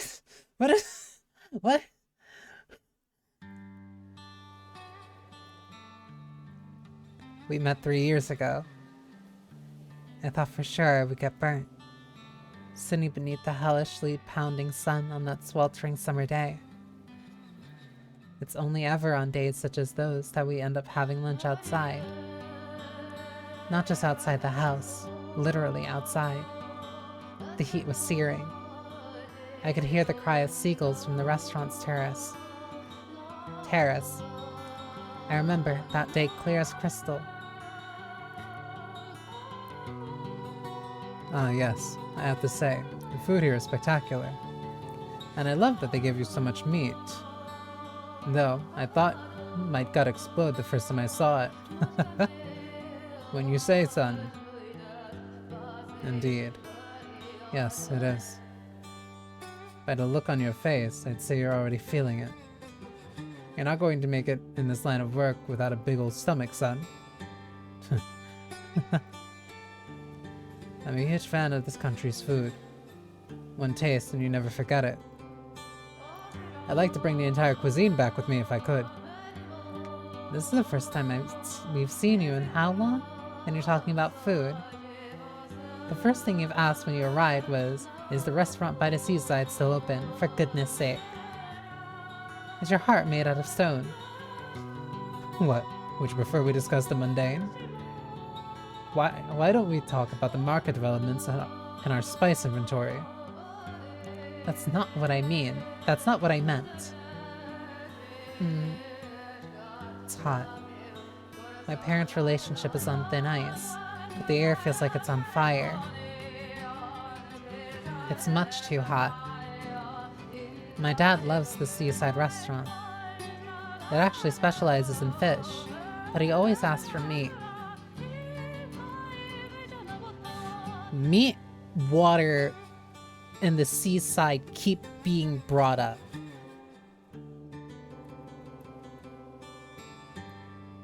Though, always isn't very often. He's out of the country most of the time, so we rarely eat together as a family. For that reason, I usually put up with a little heat from a family gathering.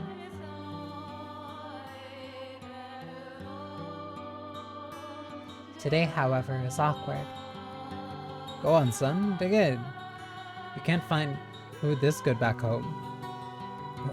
As you say. Every course the table is lined with meat.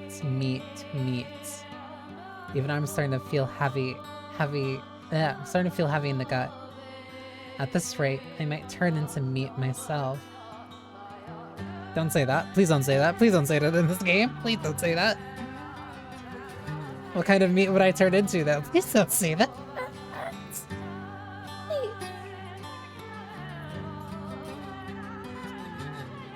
I guess beef, maybe, if the meal keeps on like this. Please don't say that. Just how much food are you planning to order? I can't believe you. Why did I ever marry you? Jesus Christ.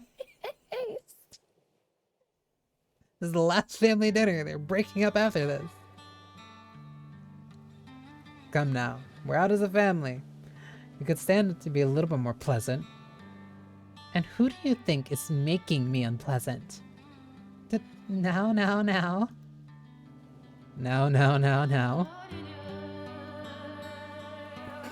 This is awkward. From time to time, our eyes meet. But every time they do, we both avert our gaze. This goes on throughout the meal. My father invited him to lunch. Dad introduced him as his right hand, so I assume he's also a traitor. His eyes are somewhat narrow, his posture perfectly upright. He looks very no-nonsense and especially affable. So, I didn't want to say it because it seems pretty obvious. Like, for a character who doesn't have a name, he has a title. He's had a sprite and has had a lot of lines. Just a little suspicious, that's all I'm gonna say. Frankly, he kinda scares me. Hey, Dad. Are we going anywhere after lunch? I figured, since we're all together, maybe we could take a walk or visit someplace out of town. Ah, yes. Actually, I've got a letter to write after this. A letter to one of the bigwigs back home. So I'm planning to head straight back to the trading post. Oh, okay. Can't say I'm especially surprised. What do you want me to do? It's work and it has to be done. If I could get an audience with him in person, maybe this wouldn't be necessary, but that's not possible. This is the family dinner where it becomes the last family dinner. They're getting a divorce after this. So I have no choice but to write a long, long letter. Oh yes, Pauline. If you're going on a walk, bring him along. I'm sure he's tired of putting up with me day in and day out. What? Oh, no, Hold on now. Could you please leave Pauline out of this? She has things she needs to do, too. What's the big deal? You want to know you want to know what an arena. You want to know about an area, ask someone who lives there. That's the best way to learn. Besides, you'll stick out like a sore thumb wandering around on your own, son. But I couldn't. You don't mind, do you, Pauline? Not at all. God, you are the most inconsiderate man, Mom says, then leans in and whispers to me. Listen to me. Do not let your guard down around a foreign man.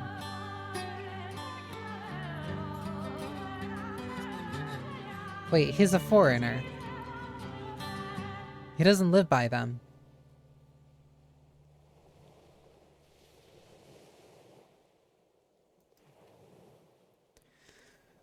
My father is, as a foreigner. And the man he brought to lunch is from the same country.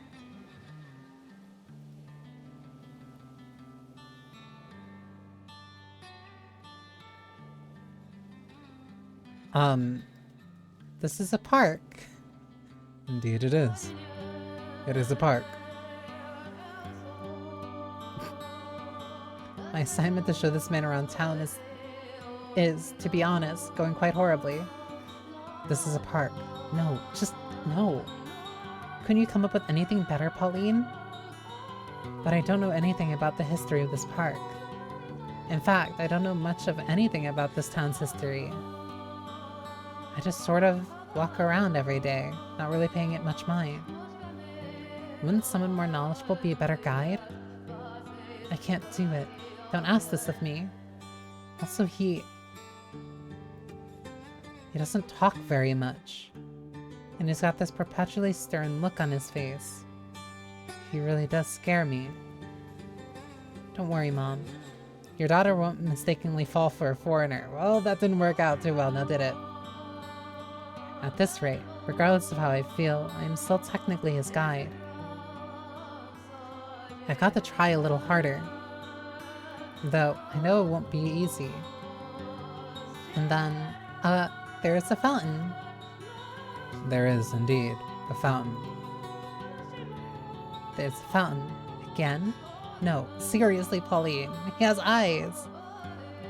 I'm sorry. I'm not much of a guide.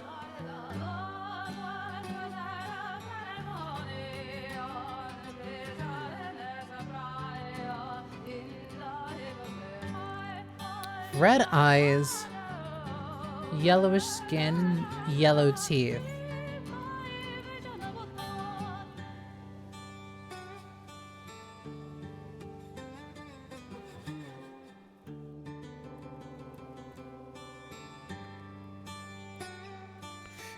I'm thinking, I feel it coming. I feel it coming around the corner like a fucking sledgehammer to my face.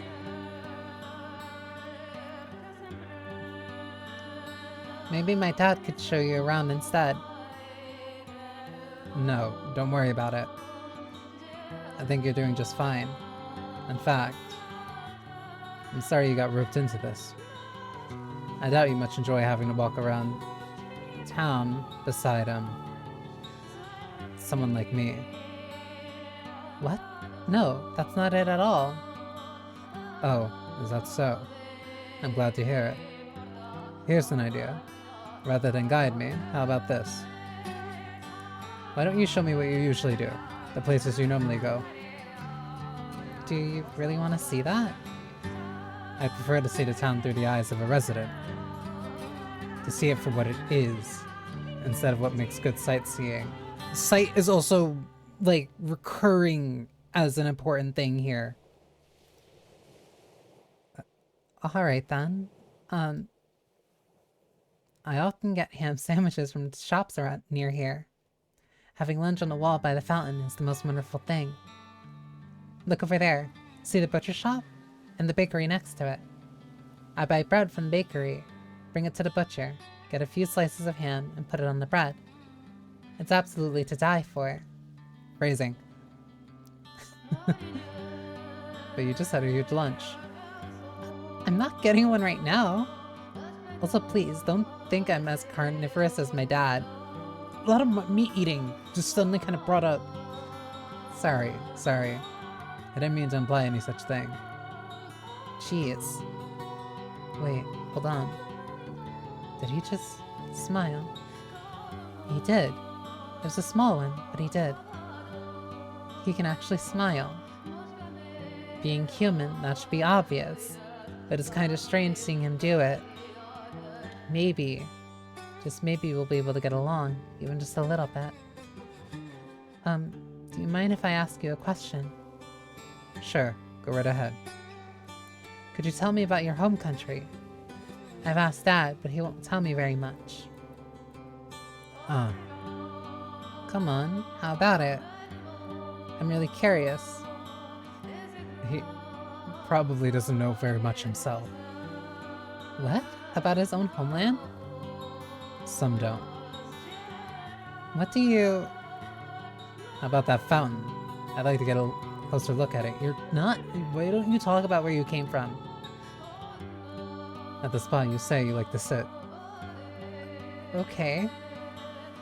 What's that just now? Did he dodge my question? Is there something there he doesn't want to get into? From this angle, it looks like the fountain's sitting atop the ocean. Ah. Yeah, it does. It does. If you want, we can go to the beach. It's a straight walk from here. No, I like this view. The sea's a pretty color here. You can see the white of the fountain on top of it. The sea's a different color than the fountain. Huh?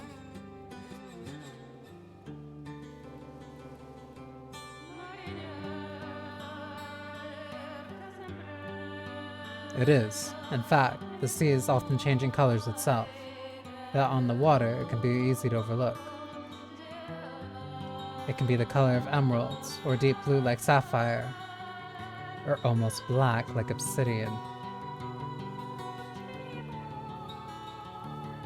The sea has a face, and with it, many expressions. Huh. I'd like to see that. Maybe I'll ask Dad and get him to take me out on a ship. You have quite the adventurous spirit. Not many women would want to ride a ship. You think? I want to go everywhere I haven't been before. I want to see for myself that the world extends beyond this town. That's a fine ambition. Hopefully, the time will come when anyone can have access to a ship with a relative ease. He actually smiles quite a bit, I guess. And you seem to be talking pretty comfortably, too. He's a lot more friendly than he looks. He appears almost noble, the way he looks out at the sea, his gaze steadfast and unwavering. Oh dear, that was close. He almost deceived me. He's a foreign man, and I am simply his guide. You mustn't think you've grown close to him just because you were able to hold a brief conversation. By the way, pardon me, yes? That outfit you're wearing. What is it? Oh yes, it's absolutely splendid. My dad brought it back for me. It's of a peculiar design with unusual accessories. The moment I saw it, I said, "Oh my." "Oh my," I said. It's so pretty, I want to show it off to everyone. Oops, ad started. I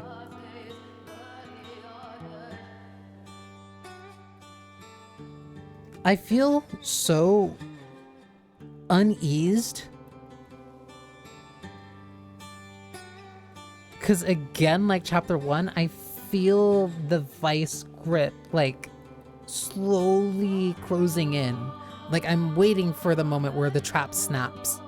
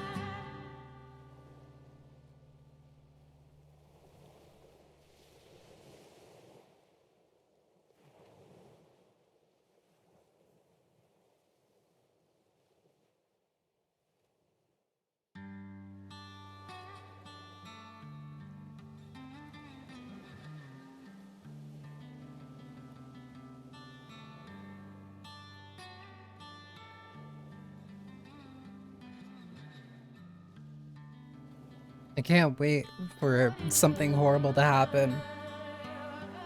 And then it sticks in my mind for an entire week. Again.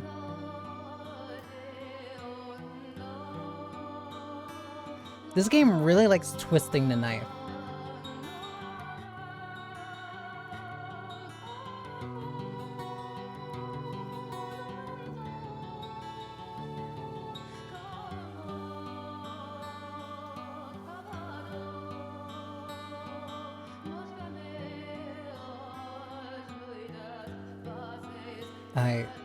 I see.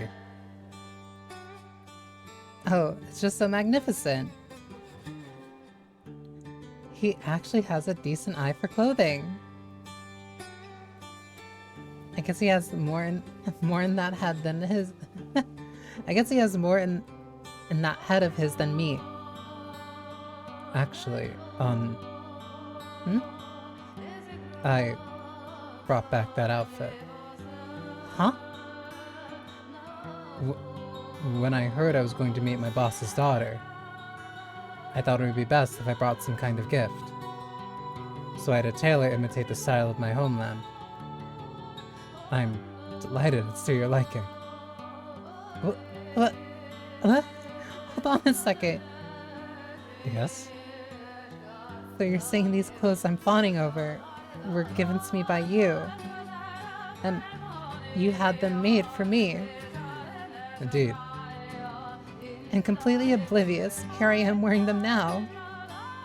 More precisely, you've been wearing them since lunch. Why didn't you say something before? This is humiliating. I want to bury my head in the sand. But I thought you liked them. I do. I do indeed, but Having never met you, I wasn't sure what colors you'd like, but I'm also relieved to see you're wearing them. Sapphire, Emerald. Sapphire and Emerald dominate her colors. With her black hair. They look nice on you. He says with a smile. He's always standing up perfectly straight, always looking stern and no nonsense. And he kind of scares me. But he's a gentleman. I'm going to change. What? I'm going to change. I'll be back in 5 seconds. Just wait here. 5 seconds is infeasible. Oh, God, help me, Mom. I really, really need your help. Because my heart just skipped a beat. For a foreign man.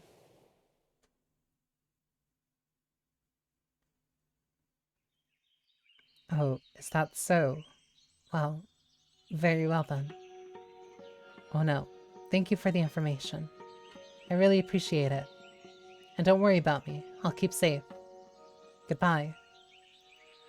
Shortly before I arrived at the village, a beast appeared. It killed a number of villagers and then disappeared. Ever since then, the village hasn't been itself. There's a cloud of gloom hovering over it, fear visible in everyone's eyes.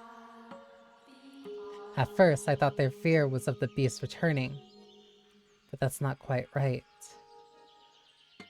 Their troubles with the beast are, in fact, still ongoing.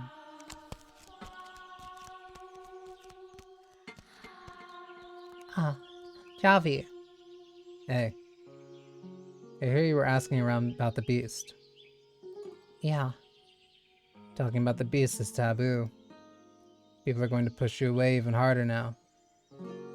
Though I guess you are leaving in a few days. people going missing. Your beast problem is still going on, isn't it? Huh? After asking around and beginning to piece things together, when the beast first appeared, you chased it away. However, later, the beast came back, killing villagers. After that, the beast disappeared, but villagers began disappearing too. Once a week, someone would just be gone. And even as the weeks passed, none of them ever returned. The people of the village think the beast is responsible. They think it's kidnapping villagers. That's right. The village is under the beast's curse. So you're better off forgetting about this place and the savage beast that dwells nearby. You don't belong in a place like this. Go back to your hometown, where it's beautiful, where it's peaceful. That's the kind of life you deserve. Javi, What? I want you to be honest with me about something. Where does... I won't tell you. Why not? They told me that you... That you would know where the beast is, Javi. I heard from the other villagers that you once chased the beast. Sure you didn't mishear them? No, I'm positive. You know where the beast ran off to, where its hideaway is.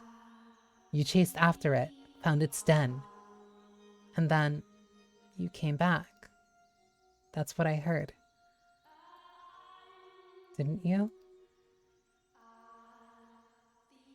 Why did you keep that from me? When you told me about the beast, I asked you to tell me everything you knew, Javi. But you brushed me off, said you didn't know anything, said that I should talk to someone else. When in reality, you knew more about it than anyone else. Tell me, why? Why did you hide that from me? What were you thinking? As you watched me frantically ask around the village for more information. Were you enjoying yourself? Tell me, why are you always so mean to me? Shut the hell up. Like I could tell you. Like I could actually tell you that. What'd the village tell you about me? Did it go something like this? That the kid couldn't even take revenge for his parents? That he's a damn coward? I'm sure you heard that one plenty from everyone. And now you think that I'm a coward too. I don't... Yeah, it's true. I went after the beast. I chased it down the night it killed my parents. Hiding around back, I slipped into the forest. So I went after it, chasing it until it reached its den. I despised that Bestia with everything I had. It murdered my mom and dad. It murdered my friends, the kindly priest, every decent person in town. I needed to get revenge for what it had done. It was my duty to bring retribution upon the beast that stole everything from me. So I tried to confront the Bestia, but I couldn't do it. Not only could I not stand up to it, as soon as it turned around and I saw its eyes, its bloodshot eyes and black irises, I couldn't move. Javi, Yeah, that's right. I was a coward. I watched as it killed my parents, and even followed it home. But I couldn't do anything. Anything except run, flee, screaming in terror. That was all I could do. Javi, that doesn't make you a coward. If the beast really was that terrifying. But I was supposed to stand up to it. That's what the rest of the village would have wanted. For someone to eradicate the Bestia. When I came back, having accomplished nothing, everyone was so harsh. You coward. What did you even go out there for? Constant ridicule. What right do they have to? If they really wanted him gone, they could have all go together and... No one's got that kind of courage left. They're all waiting for someone else to speak up. Someone else to stand up and say, let's go kill that beast. But no one has the guts to take the initiative. It could have been me, but the moment I fled back to the village in fear, I lost that qualification. You think that was just me being mean? Huh? That I didn't tell you where the beast dwells? Do you think it was just me harassing you? I've seen the beast. I know how scary it is. And I know how dangerous it is. And you think I tell you where it is? I know good and well what you're thinking. That the guy you're looking for might have been taken by him. And you want to go to its den to see if he's there. Knowing that, do you really think I'd tell you? If you go, You'll... it'll kill you. You don't have any evidence anyway. Nothing that points to the guy being taken by the beast. But You don't need to put your life on the line for something like that. Something so uncertain. Even if by some chance he was taken by the beast, there's no way he'd be alive. That's what the beast does. No one comes back alive. but you came back alive, Javi. Which means there's no saying for sure either way. That's just Because I ran away immediately, but even if he did manage to escape, that's all the more reason not to check the beast's den. I want to know for sure whether he's alive or dead. Somewhere in a corner of my heart, part of me thinks that he might actually just be dead. He might just actually be dead. I have to have faith, but I'm so close to cracking to think he won't ever come back to me. Then why don't you just give up on him already? Without knowing for sure, I can't let go. I'll debate with myself forever until the day I tie an old lady about whether or not he's still alive. That's how my life will end. You want closure. You want to know for sure whether he's alive or dead, right? And even if he is dead, you'll be satisfied just knowing it. Right. Which is why I want to, at least, follow any possible leads. There might not be anything else. There might not be anything saying he's there. But it is true that remains of the ship he was on washed up on this village. If he wandered the area and ended up at the beast's den where he was killed, then I'll let go.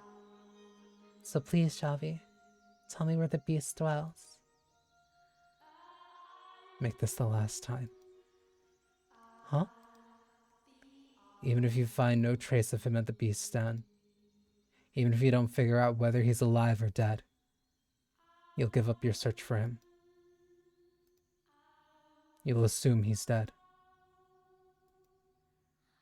If you don't reach some conclusion, you'll just keep searching. Keep going to dangerous places. Keep putting yourself at risk. I want you to stop that. To stop. Go back to your town and live a normal life. Settle on an answer. If you can promise me that, I'll tell you where the beast's den is. Okay, I promise. This will be the last place I look. 2 more things. First, I'm going with you. What? But I thought... Isn't it dangerous? Exactly. I can't let you go alone. Javi, I have to go with you and make sure you don't do anything stupid. alright, fine. And the other one is... You will not enter the den. You don't understand just how dangerous the beast is. It knows no mercy. It indiscriminately attacks any human it sees. So you can't let the beast find you. You just examine a den from the outside. And when you're done, back to the village. Understood? You need to promise me this. Okay. Alright. One more thing. Huh? I thought it was just 2 things. This is less of a promise, and more of something that would be nice. I decided, when we make it back to the village, I actually would like if you could take me to your hometown. Javi, I'll figure out some way to get permission. I'll do my best not to be a burden to you. I'm just a kid, and there's not a whole lot I can do in an even better place. But I'm surprisingly skilled with my hands. If you have work for me, I'll do anything. So, there's that. Yes, of course I will. We'll go back to my hometown together, and I'll show you all around. You can get some green ham sandwiches there. Great ham sandwiches there. Sorry, for some reason my brain went to Dr. Seuss mode. We'll eat them together in the park. You've told me that already. Are you ever not hungry, lady? You laughed. You just laughed, Javi. Whoa, back off. I did not laugh. Nope, you definitely laughed. You're kind of cute when you laugh, Javi. Come on, do it again. Go on, like this. Shut up. Stay back. Stop it. Don't touch my cheeks. I want to see it again. I am not your plaything. Anyway, see you out tomorrow. We set out tomorrow. We will return before it gets dark. You will keep your promise, and you will not do anything dangerous. Got it? Promise. Thank you, Javi. I don't need your thanks. Thank you. That thank you is not for him agreeing to tell me where the beast's den is, but because I can see that Javi's trying to save me. His care calms the turbulent waves that have been crashing inside me. I was always anxious. I always believed. I always thought I'd see him again. But I also recognized that I was practically living a fantasy. I was just too stubborn to admit it. I certainly won't be able to change how I feel immediately. I'll probably continue loving him. Nevertheless, Javi's words resonated comfortably with me. I can see, if but vaguely, a new path, a new way of life appearing before me. That's what he did for me. I will make this the last time, my final attempt to find him. No matter the outcome, I will stop stubbornly believing he's still alive. And then, I'll find happiness on a different path.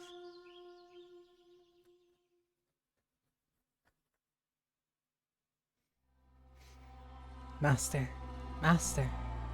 You have awakened. You gave me quite the startle. Do you not remember? You suddenly started staring off into the distance, and you would not respond to anything I said. I thought you were playing a prank on me. Your hand. Oh yes, I did not let go of it. For if I had, we would be in quite the predicament. Something approaching the mansion, you say. Someone. You saw them. Those images were not shown to you by me. If you saw something, then it was by your own powers. But if you think about it, that's nothing unusual. You are, after all, the master of this house. You should, in all actuality, be able to do anything I can do by yourself, Master. So it is very possible you could have knowledge that I do not. Now, let us return to the mansion's tale. After the second beast paid a visit, Bestia began to destabilize again. The white-haired girl would soothe his heart, but the calm was only ephemeral. He was like a cracked glass ball. If you dropped him, that would be the end. If you put too much force into handling him, he would shatter. He was very difficult to care for, and cracks do not heal. The damage still remains even if the two sides appear to be held together firmly in place. And furthermore, they slowly, gradually, and without intervention spread. The beast appeared to be afraid of someone's voice. He would on occasion stare into empty space and shout, cover his ears, and groan. One day, he shattered all the windows in a mansion, crushed the silverware I had just polished to a shine, and destroyed all the mirrors. I assume he did not want to see his beastly self. More. There's more. There's still more that reflects my image. Windows, mirrors, vases, dishes, they all show my reflection. What are you doing? I have no need of anything that reflects me. You can understand that, can't you? Why? You're going to cut your hands like that. Tracing the wall with her fingers, the white-haired girl approached Bestia. She stretched her spindly fingers out toward the beast's rugged hands. His hands were wet with blood from his frenzied attempts to destroy anything reflective in the house. Look at all these cuts. Stop. You're going to dirty your hands. Get back. No, I will not. It's no use. No matter how many times you call me human, the mirrors tell another story. Not just the mirrors. Everything reflective shouts beast at me angrily. Look at how precarious I am. It's hideous, pitiful. I thought it was all over when I protected you from the beast. But that image keeps coming back to me. The sight of another beast clinging on to me. I can hear its voice. It says I was only ever a beast. A voice? Whose voice? So you don't know. So you can't hear it. You're fighting against something beyond the limits of my perception. Fighting? No. If only it were a fight. It speaks the undeniable truth. As I have said before, you are not a beast. You look like me. I'm certain of it. Your eyes. What? Your red eyes. They show you nothing.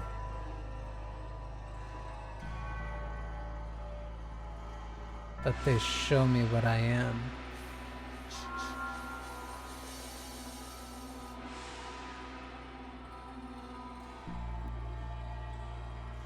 Dude.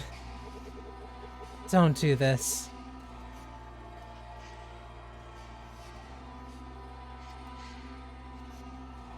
They show me the difference between us.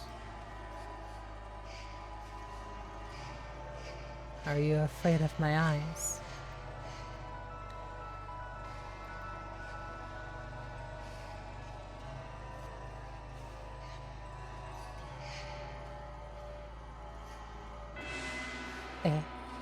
If my eyes cause you fear, if you can see in them your reflection, then you are welcome to destroy them. Rip them from me, with your own hands. I have no need of them after all.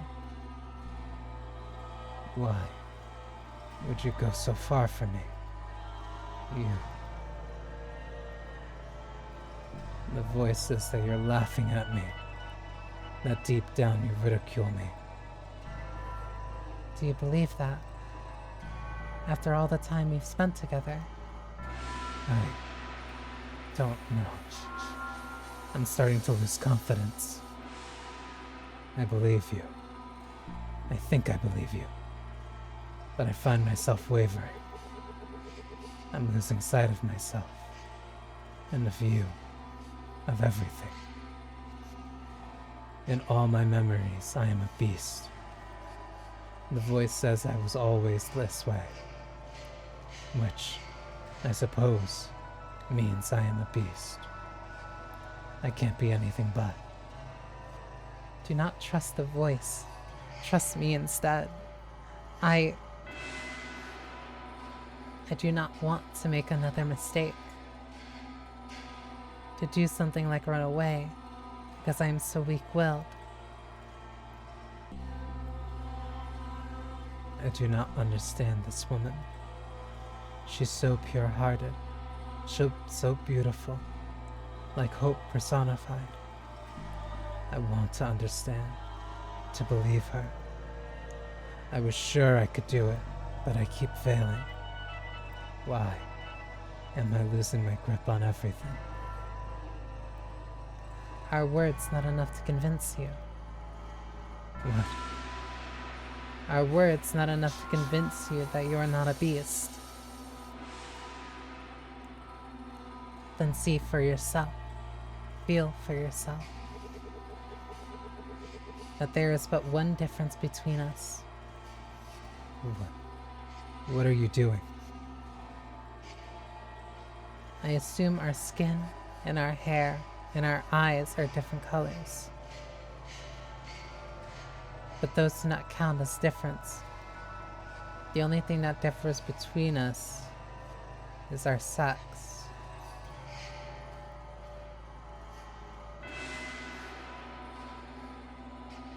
What are you? Huh? Hold on.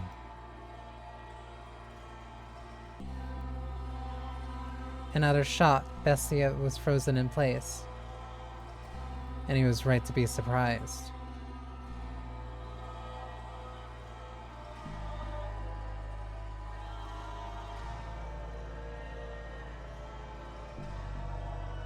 The sound of rustling fabric shook the air in the forlorn mansion.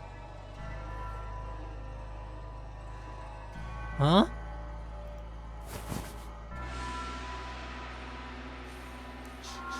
She had placed her hand on the sleeve of her garments and began to disrobe. What?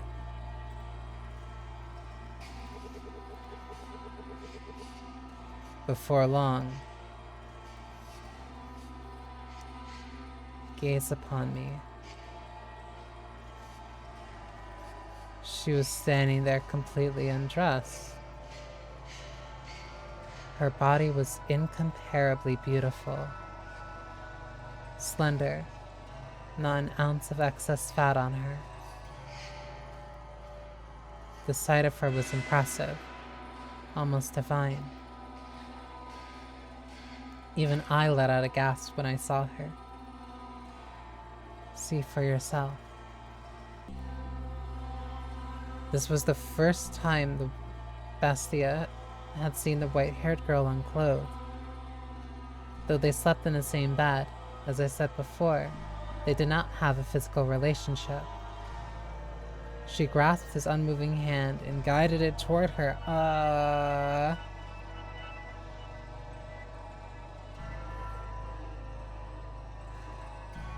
She moved his hand across her flesh, along the curve of her shoulder, down her arm, and pressed it against her chest firmly enough for him to feel her beating heart. Do you think this caused the stirring within him? Is there any man for whom the touch of a woman's skin would not? Especially one so beautiful as her. However, he was not aroused. Why do you think that was? Because a beast cannot lust after a human. I believe you know the answer. Are you crying? Could you smile for me? What? I want to see your smile. Like this? I'm not sure I'm doing a good job. No, you're doing fine. Your smile is so pretty. It calms me, warms my heart. I think I know someone, somewhere, who has that same smile.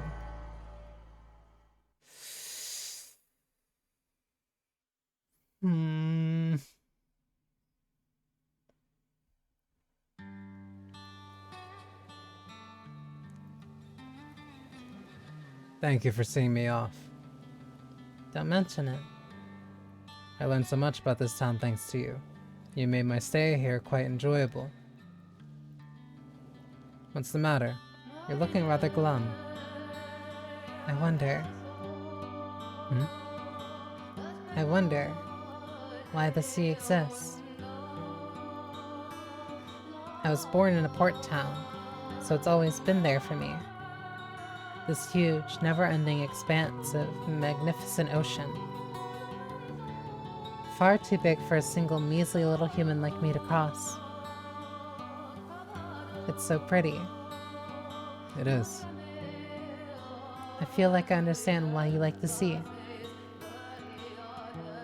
But right now, I can't help wondering why God created such an enormous sea. Why He didn't make the world smaller. I'm sorry. I'm sorry, I'm talking nonsense. Not at all. I'll probably be back eventually. That's just part of the job. And will you have lunch at the seaside restaurant again? Quite likely. And I bet it'll be mostly meat, too. Was your stomach able to handle it? I'll train up for it next time.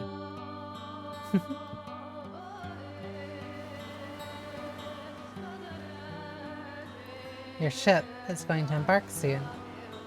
Yeah, Will people get mad that you're not helping them prepare?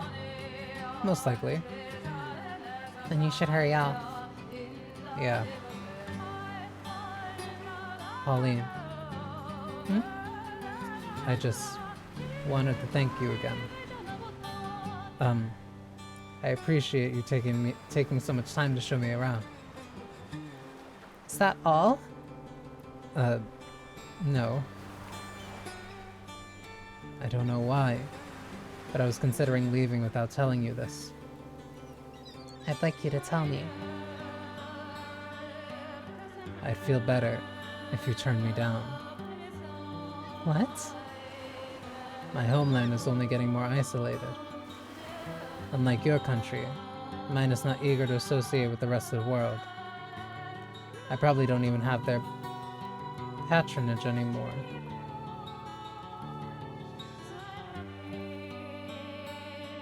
What I'm saying is that I have absolutely no stability. I can't even say for sure whether I'll be back. So, You're right. There's nothing but obstacles. I'm sure my mom would oppose as well. But I've fallen for you.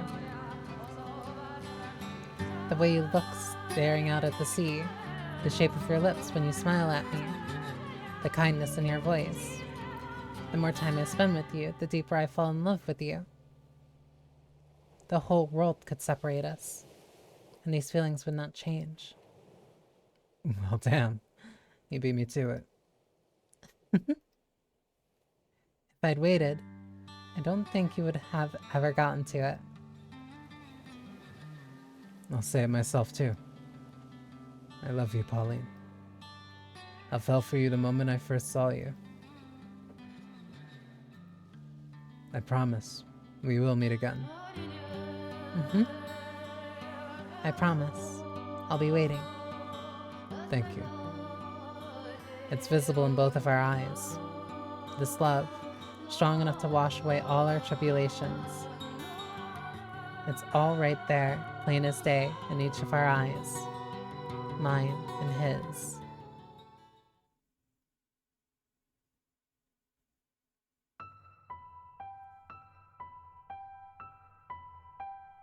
Did you hear something?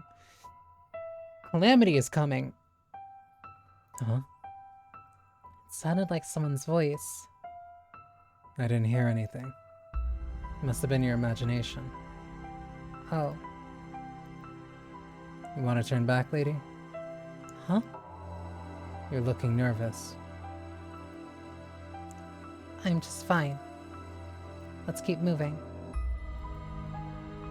But there is one thing. What? My name isn't Lady. It's Pauline. This again?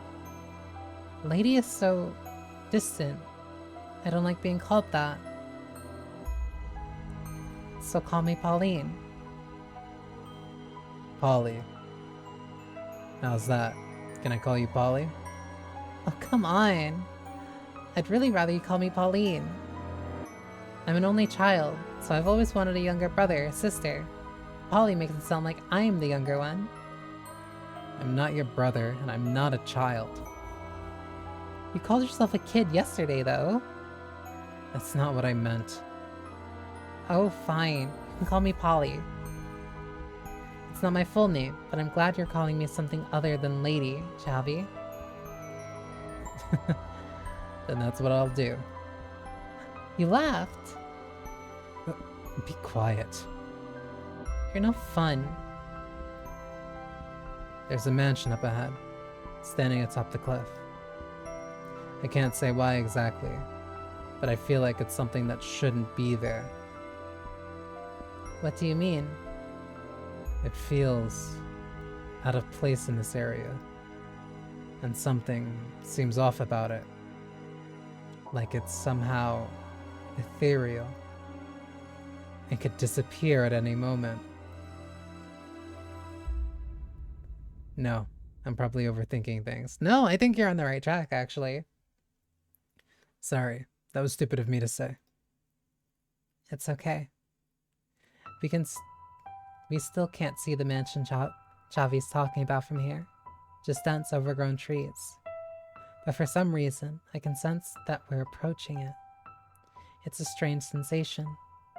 Anxiety is bubbling up from deep inside me, and at the same time, I feel like I could burst into tears. Not out of fear, but familiarity. Familiarity? I've never been to this country before. Everything I'm seeing is new to me. There's nothing at all for me to find familiar. Why then? I'm going to ask you one more time. Are you sure you want to do this? I am. You agreed not to go inside. Don't break that promise. It's okay. Don't worry. I don't think that's gonna matter when the windows are broken. I'm sorry for putting you through this. Making you relive unpleasant memories. But thank you for accompanying me when you have nothing to gain from it. Don't worry, I'll just look around. I'm only searching for a sign he was there. And when I'm done, we'll return to the village together. Alright. Okay, now let's go. We push our way through the dark, dense woods. And then, like the world fading into view after a dream, a mansion appears before us. I rest quietly upon a cliff against the backdrop of emerald ocean. This is the Beast's Den? It should, by all rights, be a magnificent scene, but the blue sky and jade sea clash with the building. It appears alone, isolated, precariously from the rest of the world. Yes, this is it. This is the mansion where the beast dwells. Careful not to make any noise, we draw nearer to the house. This inexplicable structure sitting in between the forest and the cliff. The fluttering I feel in my heart does not seem to be caused only by fear of the beast. The weeds and plants grow unchecked around the house. Are tall enough for Javi to hide in. I imagine that's how he approached the mansion the first time, lurking in the overgrowth. Say, have the people of the village thought about leaving this area? Moving somewhere else, away from the Beast's Den? Only those with enough savings can do that. Leave without money and you'll just die in a ditch somewhere. Everyone's made their lives here in the village. We have farmland, cattle, ships. It's not easy to let all that go. Not everyone can just hop on a boat to another country like you, Polly. We're not wealthy. Sorry, I didn't mean to offend you. I know. I was being too harsh. You're just ignorant. So naive you believe the whole world is this perfect magical place. I'm not saying that's a bad thing. If you're capable of seeing the world like that, there's no reason you should look at it any other way. For as mature as you can be, Javi, you're also rather cynical. Well, pardon me. When you said you would take me to your town, that kind of made my day. There's nothing left for me in this village. We'll find plenty of new things, I'm sure. You can even make some friends in my town. After all, you've still got a long life ahead of you, Javi. That is called a death flag. So you should make it a fun one. You make it sound like I'm about to throw myself off a cliff. I didn't mean it like that. We should try to keep quiet from here out. Ah, okay. Got it. As we draw closer to the mansion, I see the ivy twisted across its stone walls. I press my back against the wall and take a few deep breaths. There's a window next to me. If there really is a beast, if there is a really terrible man-eating monster inside, I'm in danger if it catches me. Avi's eyes entreat me not to get any closer, but I have to see. I have to see if there's a mountain of corpses inside these walls. If there's even the slightest trace of him, I'm just going to have a look. Peek in from outside without being noticed. That's all I'm going to do. And when it's done, I'll go home. Through the window, I see a dimly illuminated hallway. Like the garden, the inside is desolate, but there's still the sense that someone lives here. It's not completely abandoned. Polly. I see something moving inside the mansion. I hold my breath so whatever it is there doesn't sense my presence, does not sense my gaze. And then... what? A shadow whisks past. No.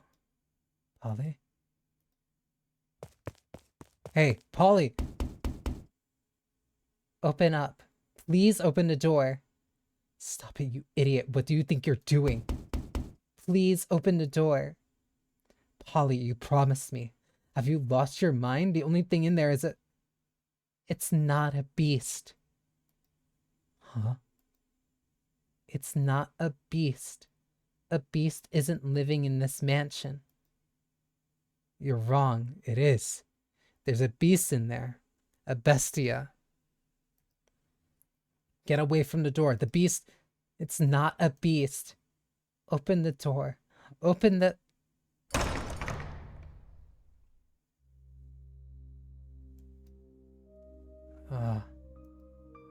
I knew it.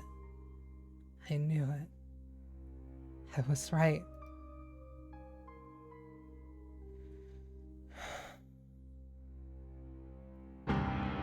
You're alive. You're alive. You're alive. I never stopped believing. I knew you wouldn't die. Would you? Yukimasa. Huh? What was that name? I had faith you were still alive. I wanted to prove it. And I was right. I'm so glad I had faith. I'm so glad I didn't give up. I missed you so. All this time, I never stopped thinking about you. I never stopped imagining our reunion. Yukimasa, I'm so glad you're alive. Stop it, Polly. Get away from him. That's the beast.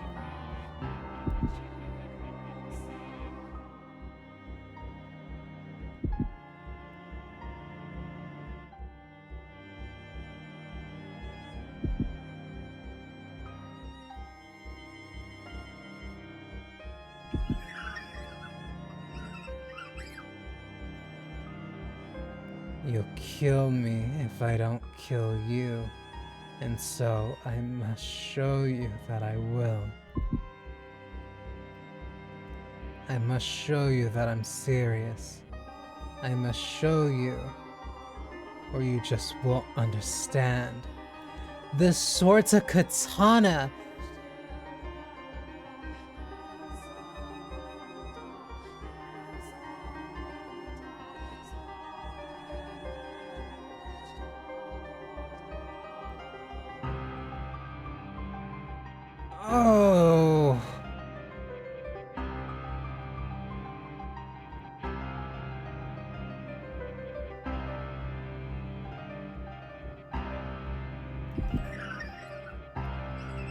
You just won't understand. If I don't show you firsthand, you just won't understand. I'll make you understand. I'll make your flesh and bones understand. Kill. I'll kill you. I'll kill you. It's Dutch! Oh!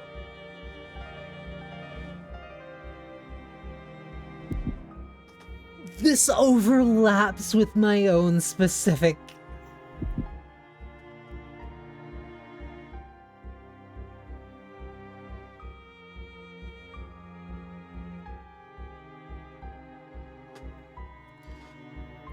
Because they were so isolated, the way that they didn't want to interact with other people. When Japan was most isolated, like before Matthew Perry came in and like, what was fucking 17, not 17, it was 17 something. I'm forgetting the exact number specifically. But before gunboat diplomacy, before they forced the gates, before they forced open Japan to trade, Japan had a trade relationship with the Dutch. If Yukimasa was the only foreign person who was actively trading with the Dutch, or like just trading in general around that time and just like on his ship going around, of course he would be used to being at sea. That's why he's talking about, yeah, the place that I'm from, like I'm so used to being by the sea, I'm so used to everybody being so isolated. That would explain his focus in the trade. It would explain why nobody else also recognized him, and that gives a second meaning to the yellow skin.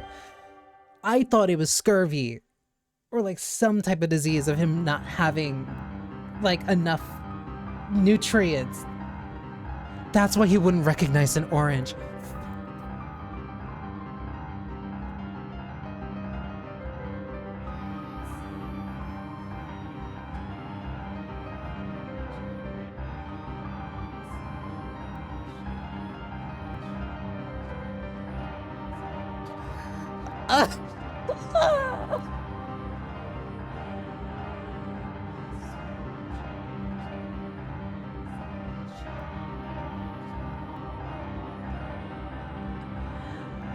This one hurts because this is literally my fucking minor.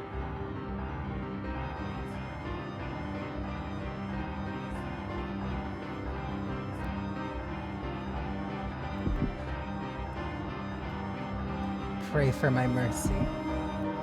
Weep and struggle and suffer and die. Look at this. No one can stand up to me. Humans have no chance against beasts.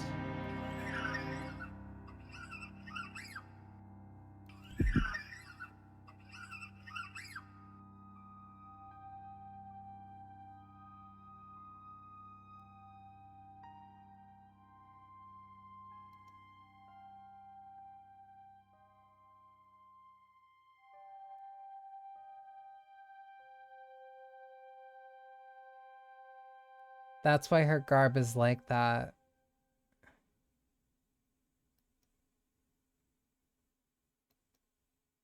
Oh, fuck.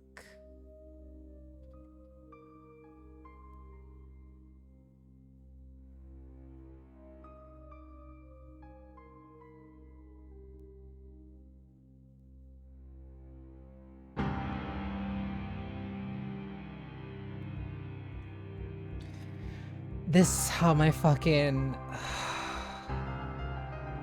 Yukimasa, what's wrong?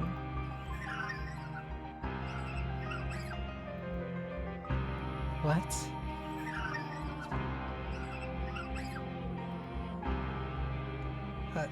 What's the matter? It's me, it's Pauline. I came to find you. I've missed you so much. Yukimasa.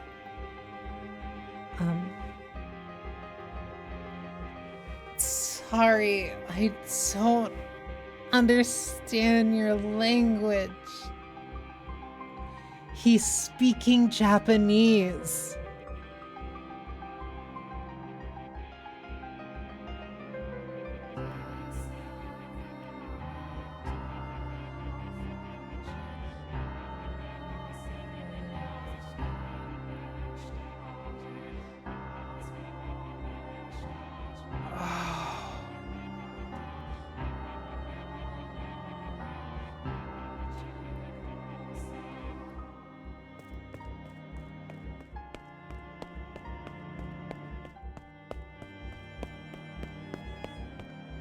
That's why language was such an important thing here.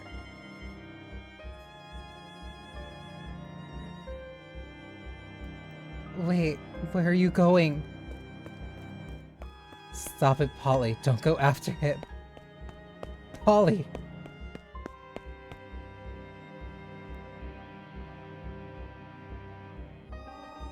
Why? Why are you running from me? Don't you recognize me? It's Pauline, your love.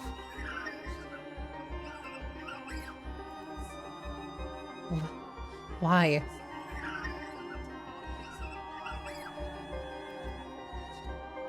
Your katana.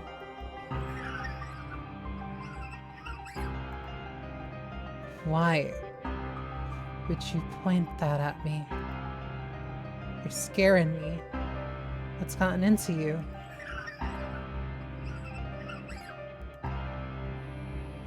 Hey, what's the matter? Yukimasa, do you know who I am?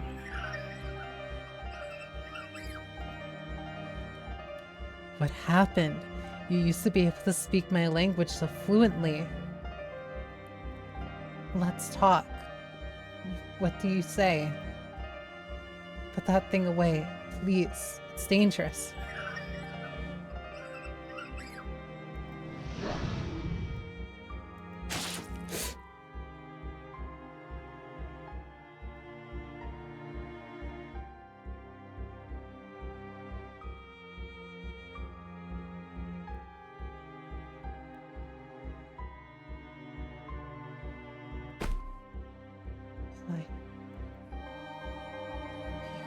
Cut me.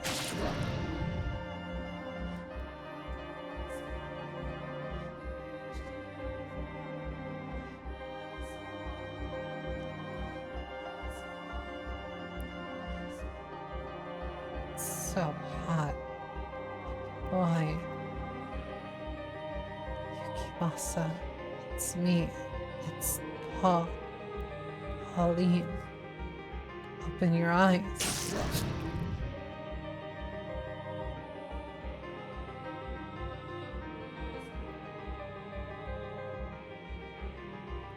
Stop, Yukimasa. Please stop this. I'm begging you. Why would you do this to me? Stop it, Yukimasa. Stop this. His blade held high above my head glimmers. Why? He's the beast. Tell me, Yukimasa. Did you kill all those villagers? Are you going to kill me? Why?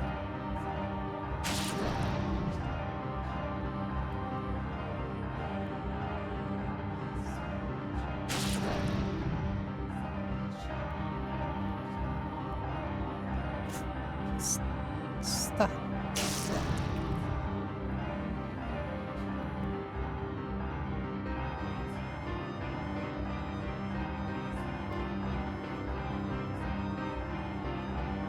Yuki. It's me. It's Pauline. Please, open your eyes. Let's go back to my town. I never got the chance to ask if you wanted to move to my country. then we wouldn't have to wait so long to see each other. What do you think, Yukimasa? Burn in hell. Why?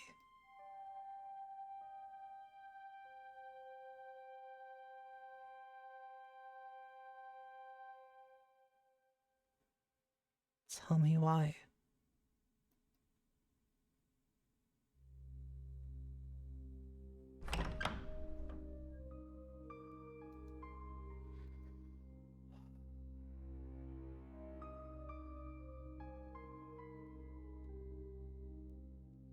I have to BRB.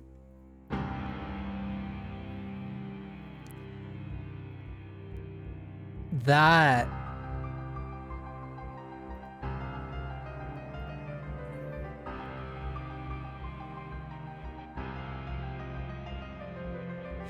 I need to pull out my book.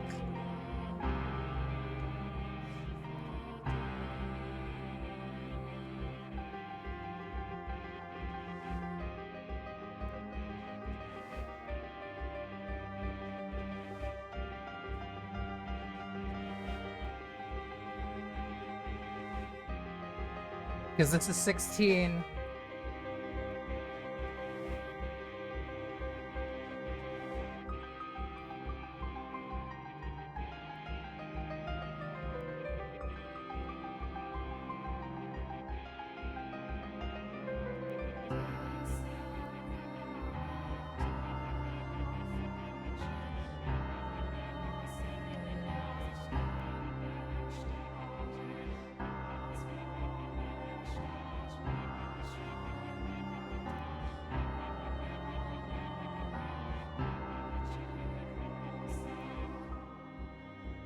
No, this would have been in my blind spot.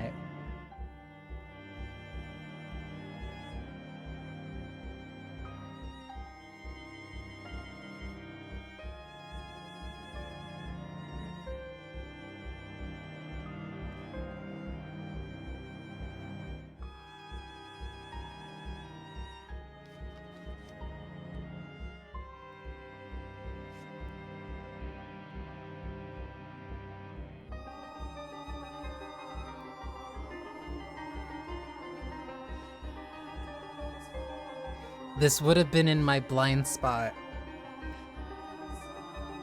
My minor's in modern Japanese history, and the book that I constantly use starts around the Tokugawa regime.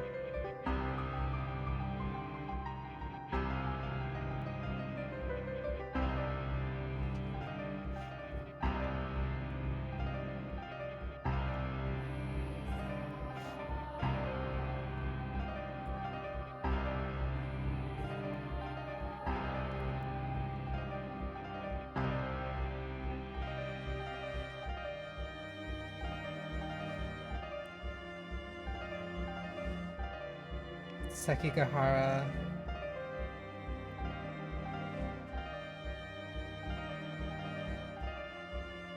Tokugawa Ieyasu. Iemitsu.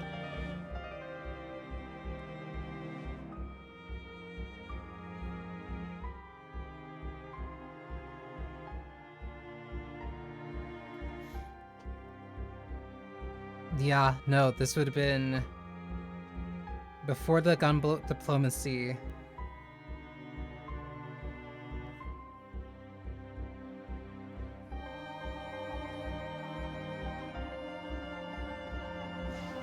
Yeah, no. Japanese trade would have been very limited to the Dutch around this time.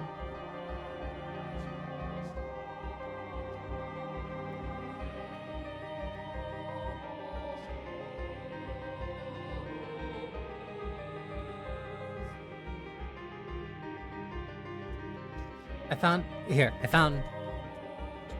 found something on this. This gives me an excuse. This gives me an excuse to read from my book, from my history book. This is A Modern History of Japan, 3rd edition by Andrew Gordon, Oxford University Press. Chapter 1 to Tokugawa Polity, page 19.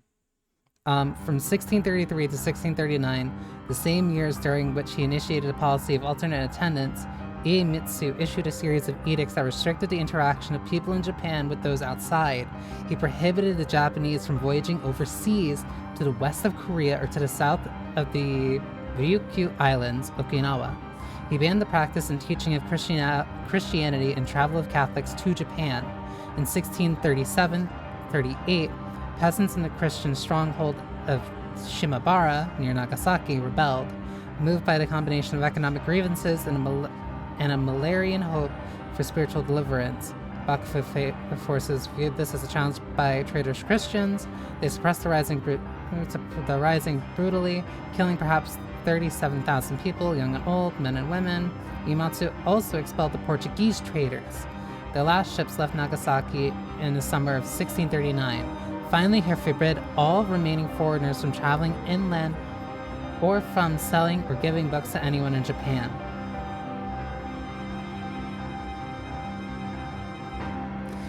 The English had already banned the Japanese trade in 1623. The Spanish followed in 1624. When the Portuguese were forced to leave, only the Dutch remained. They were content to keep their religious ideas to themselves and focus on trade. They took up residence on a tiny outpost in Nagasaki Harbor, and land-filled island called Dejima. These steps had a major impact. They sharply reduced Japan's ties to the West for over 200 years, from the 1630s to the 1850s. This was a critical time in European history. It was an era of industrial and bourgeois revolutions and a colonization of the New World, and encompassed the entire colonial period in North America and the first 7 decades of history in the United States. Like, if he was trading specifically with the Dutch, or working with people tied to the Dutch, and then he got shipwrecked in presumably this place, given that one of the kids' names is Javier, probably Spain. Like,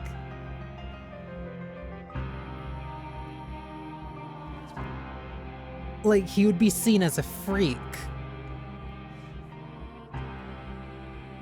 And of course, nobody around this time is going to understand Japanese.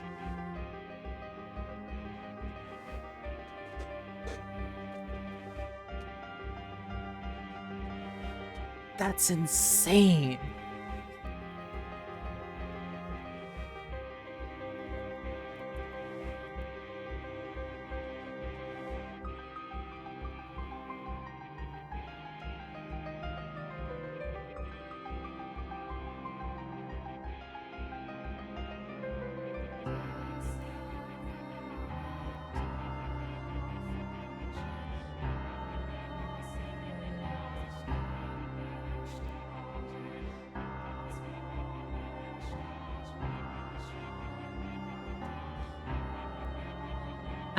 I'm in utter shock that my fucking minor became important for this. They did their research and they cooked. Cause that one comment of like, huh, that thing is Dutch. Like, interesting. Wait. Oh, shit. That one thing of that being Dutch, him talking about the isolated, the focus on the water and why that was such an important thing. Like, fuck, that's so good. The original Dutch name is turning into diminutive. Little Rabbit. Fuck.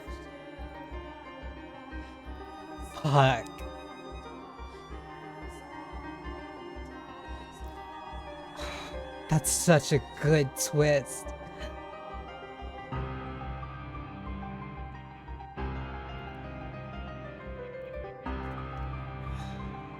Fuck, that's good. What happened here? I'm grateful that you cannot see. Because you would certainly think me a beast if you were able to see this.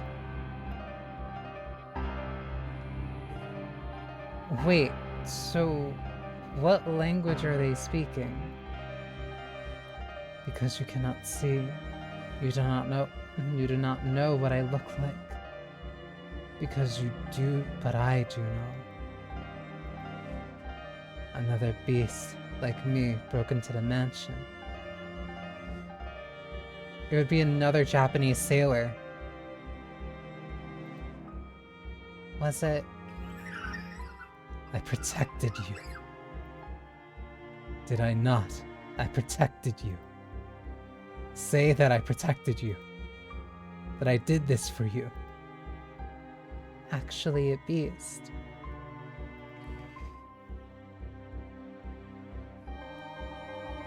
Jesus. I can hear a woman's voice. Because I didn't know what to say. Because, like, that garment that Pauline was wearing, like, did look Japanese. But, like, I wasn't fully aware enough to, like, make that, like, full connection. Because it's, like, underneath a bunch of that stuff. It's underneath a bunch of things where it just kind of looks mixed. I can't keep my eyes open. I wonder who she is. They seem like they're really close. Did you choose someone else? Then you could have just said so. I wouldn't be angry. We've been apart for so long. But this does kind of hurt. It hurts. I can't take it. Just once. Could you turn back and say my name? I proved it. That you're still alive. We were lovers, weren't we? So why? You said you wanted a peaceful life. I can't take this.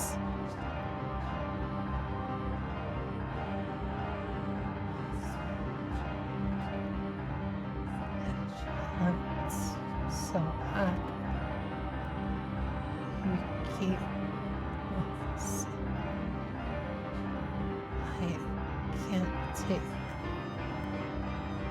can't take this.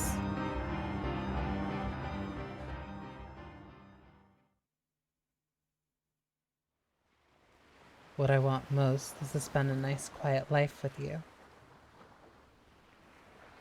I don't need anything extravagant.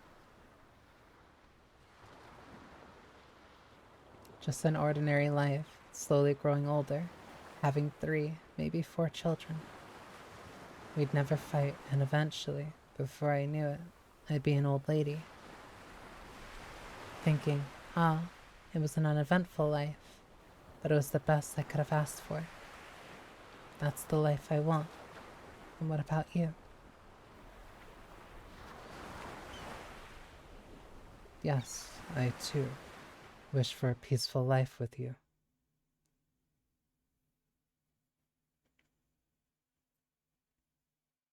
That's also why they literally couldn't give you a name, because it would give away the fact that he's Japanese.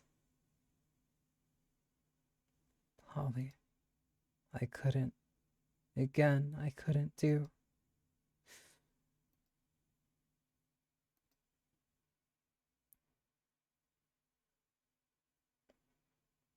Oh.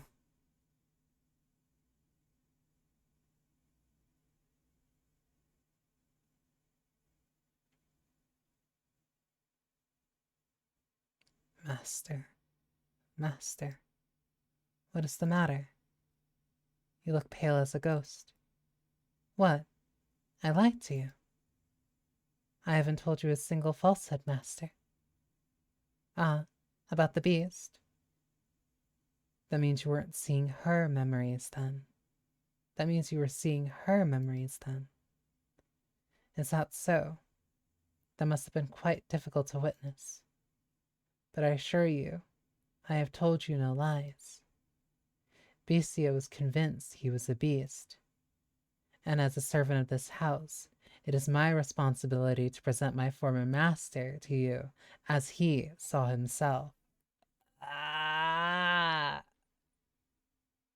It's entirely within their own perception. This would have been a different story had you not discovered the truth. A beast meets a white-haired girl and learns humanity. The tale that would be far easier on you, I'm sure. By remaining in the dark and seeing the story through his eyes alone, you would not have had to witness the poor girl's miserable death. And that, perhaps, would have been better for you. But the reality you observe through her eyes changes the truth of his tale. And it sounds like the visions you had did not run in parallel to the events I described for you, but took place slightly earlier in time. Which means that yes, her fate was set in stone well before you ever saw it. I do have to wonder, though, why did Bestia believe the woman to be a beast like him? Perhaps it was because her hair, eye, and skin color were similar to his own.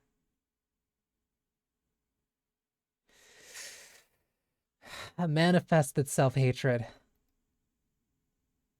The poor young woman who called upon the mansion did, indeed, resemble Bestia.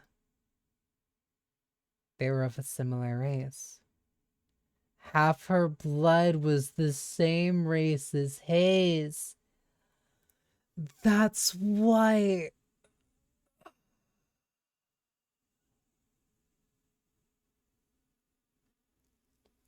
That's why Juliet's father worked with him. Juliet's father worked with him. That's why Juliet's mother was there. That's why he kept wanting for meat at the fishing restaurant, because he was so used to it.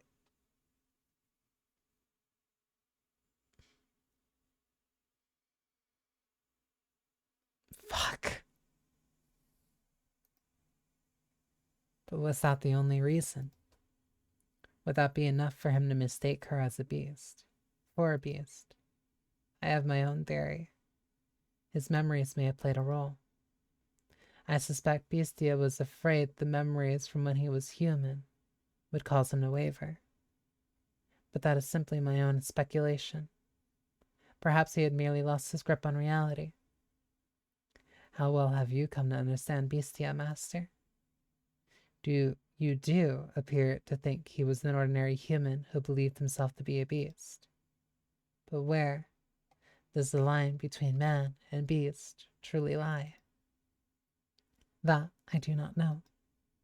Master, if, like Bestia, you were to lose your memories and endure persecution and degradation until you broke, would you still remember those you care for? Now, our tale is not yet over. The web of misfortune was tightly, oh so tightly entangled. It could not be unraveled. Let us return now from her memories to the point we left off in our story. Just after the white-haired girl had disrobed, showing Bestia the difference between her and him. This was, yes, several days following the young woman's death. The blood in the hall had been cleaned up, and there was no trace of it any longer. He had made a tremendous mistake.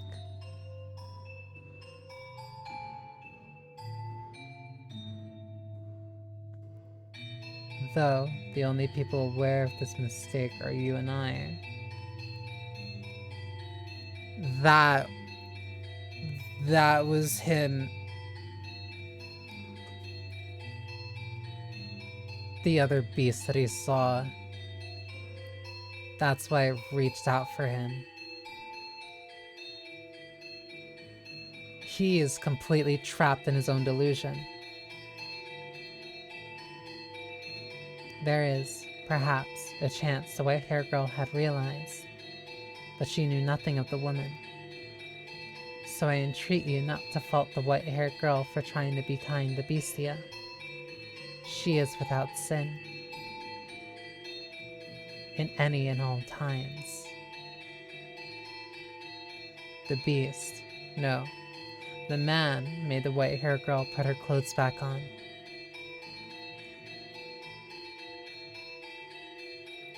He seemed to have calmed down a bit. After examining her body and comparing it with his own, he was once again coming to think he might not be a beast. In the past, he would have rejoiced to have proof of his own humanity.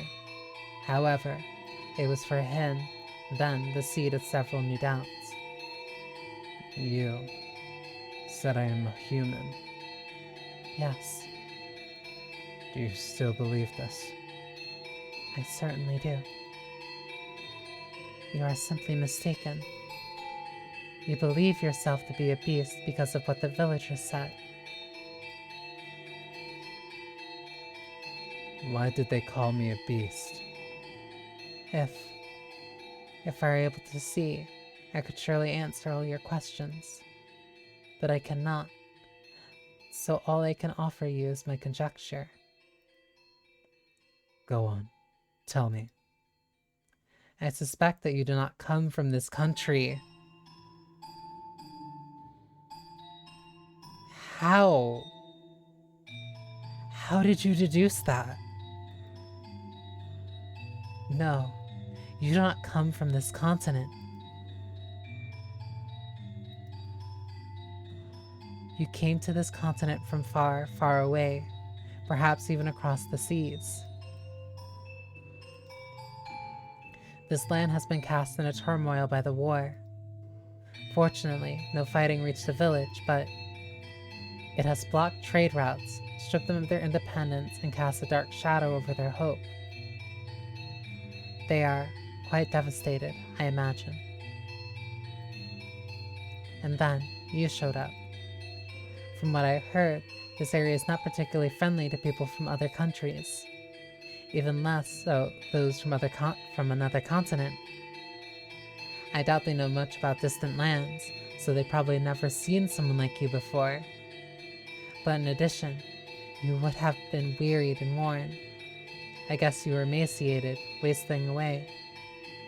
Even so, that you did not. Enough so that you did not even look like yourself. Do you remember how you arrived at the village? When I woke up, I was on the beach. I don't remember anything before that. My joints all ached and I was incredibly thirsty. I was in so much pain and I sought help. But nothing I said got through to the villagers. I did not understand what they were said either.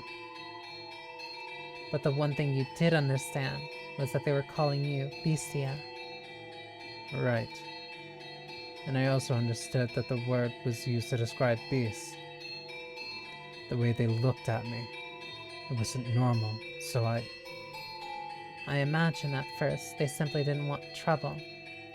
They didn't actually think you were a beast. Simply that this wretched man, unfamiliar in appearance, who had washed ashore, resembled a beast. washed ashore. You were in an accident, were you not? While crossing the sea. I do not remember. I can't remember. No, I mustn't remember. If I am not a beast, then that means the other beast wasn't one either. He is so trapped in his own denial. Hi Zuli, thank you for the check-in. I hope you enjoy your potion. Moi here.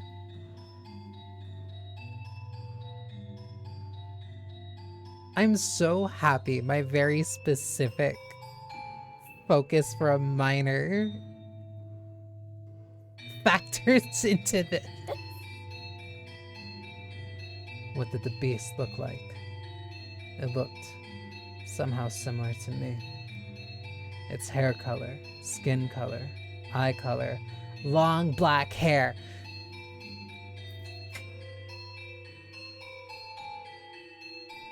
Fuck. All of them were there.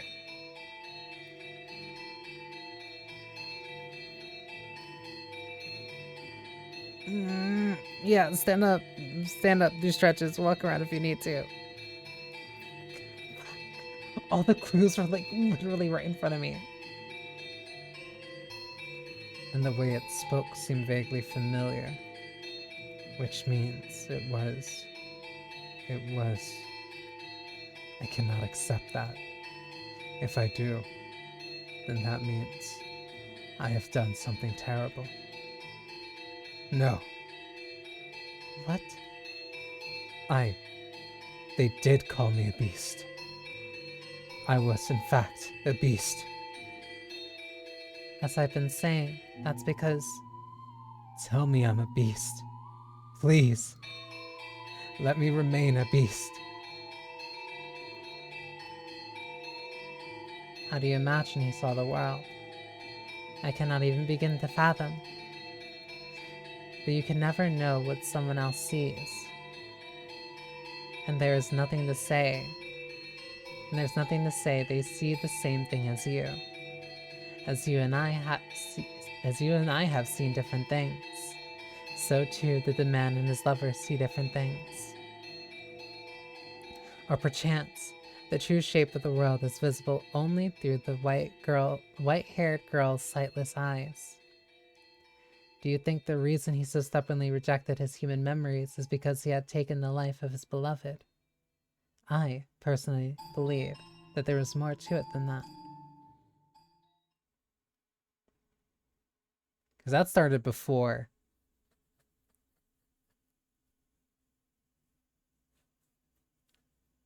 Someday you shall remember.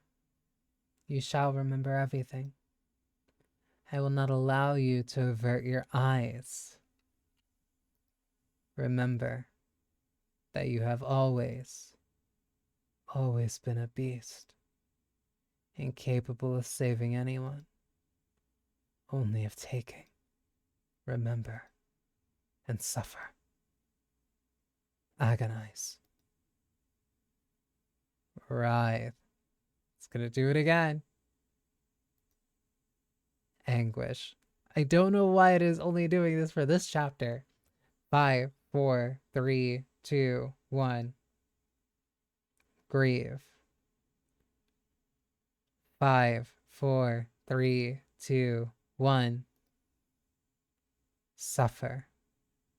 5, 4, 3, 2, 1.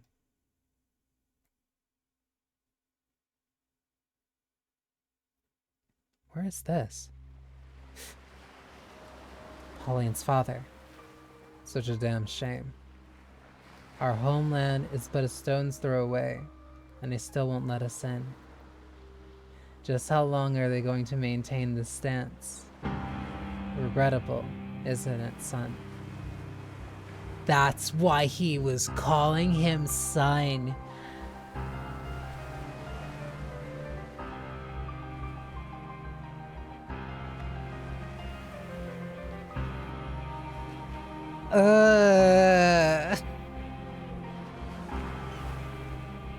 Yes, I agree with you wholeheartedly, Captain Asama. We can make it this far on the white man's ship, but they give no response to our missives.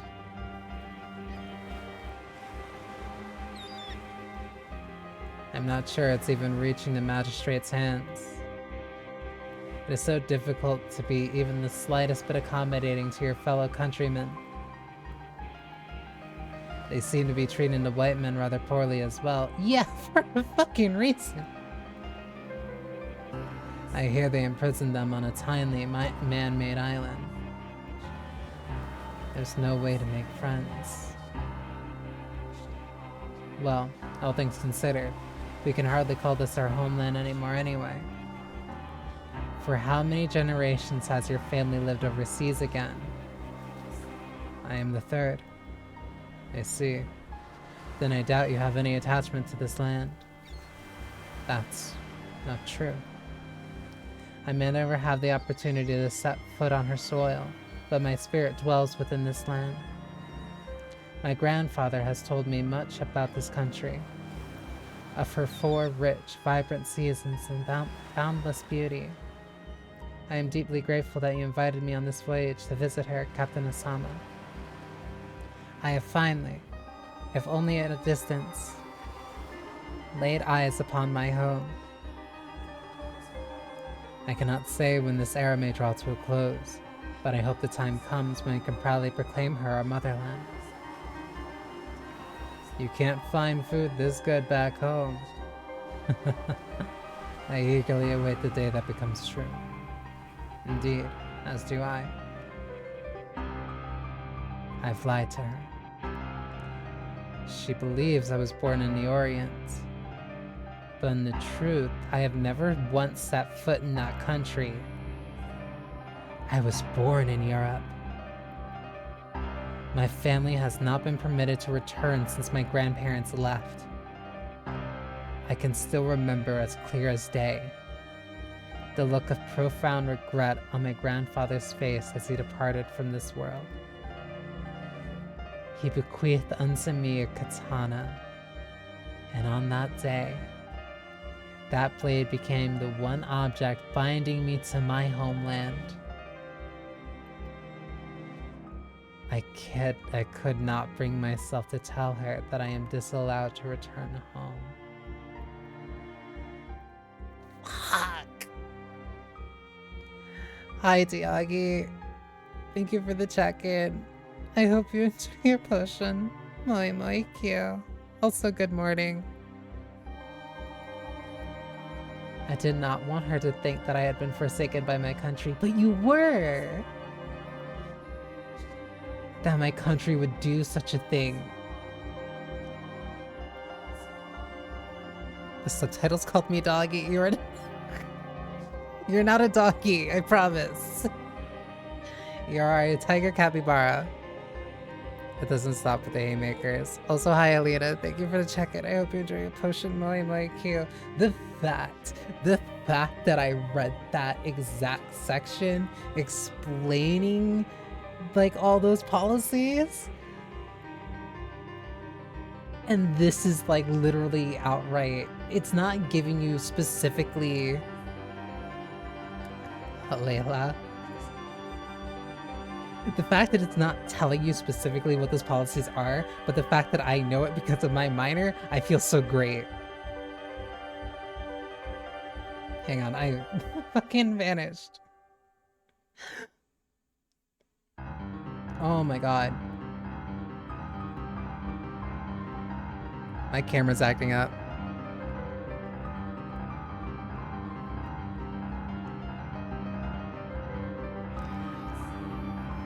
Like, God, give me 1 sec. But like, when it all clicked, when it all just clicked, like,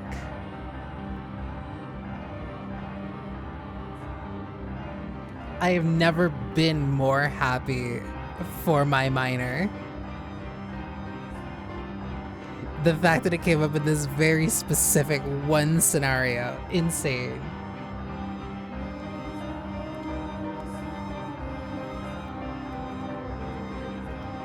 Oh, this game's so fucking good. Years of school worth it. Worth it for one visual novel. For one chapter of the visual novel. Because like, not like all the time, but like I frequently bring up the whole thing of like, yeah, there was a period in Japanese history where like they weren't exactly on good terms with a lot of the other countries. They weren't exactly on good terms with Spain. They weren't exactly on good terms with a lot of the Christian missionaries that were coming there. That's what they're talking about having a lot of them kind of like locked up. Because I think I'm trying to remember who it was. I think it was the Portuguese. I think it was the Portuguese that warned the Japanese, hey, look out for those Christian missionaries because they'll try to come into your land, spread their word, and then basically take over your culture from the inside. That's why they got very harsh with a lot of the Christian missionaries that were coming over. And so because the Christian missionaries ended up disguising themselves as the Portuguese so that they can keep getting in. That's why the Portuguese eventually also got fucking axed from trade routes. And because the Dutch were just like, no, we just want to trade, like that was the only reason why they were the only ones that they continuously traded with. That's just like, I just find that part of like Japanese history fascinating. Like that's always something that I keep bringing up because I think it's cool. And the fact that that is the twist for this chapter. It's insane. This feels made for me. However, some part of me believes that there was more to it than that. A smuggler. Yeah, I never would have expected it on this ship. One of the crew was conspiring with a government official. He hid unreported goods on board and delivered them in secret. Hi, Ketchup. I hope your stream went well. What goods? Silver coins. Spanish coins trade for more than they're worth as a currency.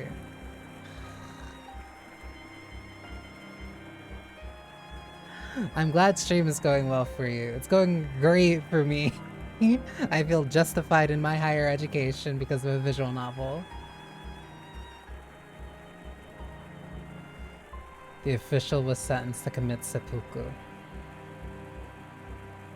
Oh, right, you were doing Destiny. Oh, I thought that... I didn't know if that was gonna be, like, on stream or if that was gonna be, separate. Fucking some really good perks. That's good. I'm gonna have to check that new update out soon. But we are responsible for our own crew's punishment. I'm still trying to decide how to handle it. I definitely have to get around to it soon. Have him commit seppuku as well.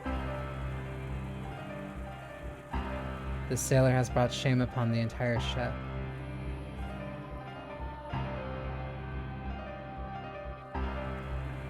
No shot. If he is made to take responsibility for his actions, then perhaps we can minimize the damage to our reputation. You make a fair point.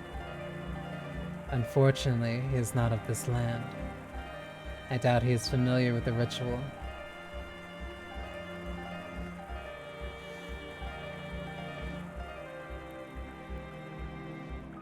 Yeah, no, the 1600s, the fact that, like, the quickest way that I can say to bring up, like, anybody jumping into this is that this chapter specifically has very direct ties to Japanese trade and foreign policy in the 1600s. I'm trying to type afterwards the industry to have a battle like crash or something on me. It's really weird. I honestly wonder what, like, the Steam DB for the Steam chart for Destiny 2 look like right now, because of the new update. I know a lot of people are excited about it. Then I shall serve as his second and ensure he dies without issue. Have you lost your mind? I have been trained in the art. From who? You were born in Europe. It is unlikely I should fail. You are not a samurai, though. I was born into a family of samurai in fucking Europe. At least it was until 3 generations ago. Also, by this time, let me look for that up.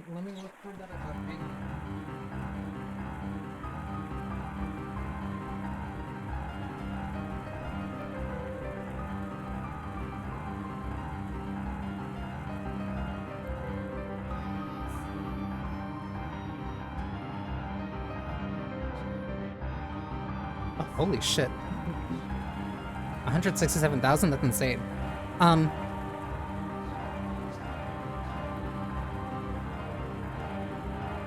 Hang on.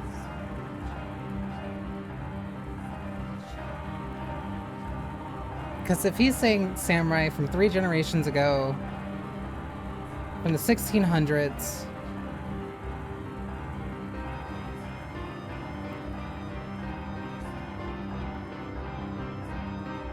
so I want to get this right. Thousands of samurais were more or less permanently mobilized by hundreds of daimyos to fight in the wars in the late 1500s.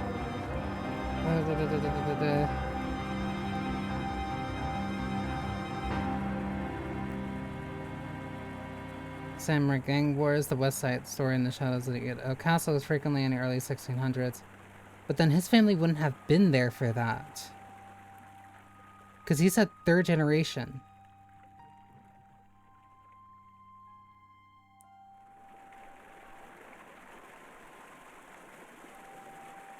Domain residents nearby the Shogun's castle. The others are posted as officers in royal towns who oversaw complex bureaucracy that surveyed the land, assessed output, collected taxes, and kept local order. Samurai's fief lands came to be administered by these specialized officers of the daimyo or the shogun.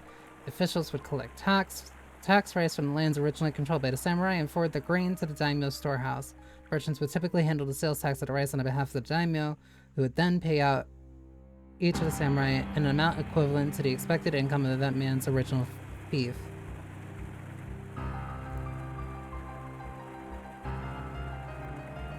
His grandfather would have been nothing more than a tax collector.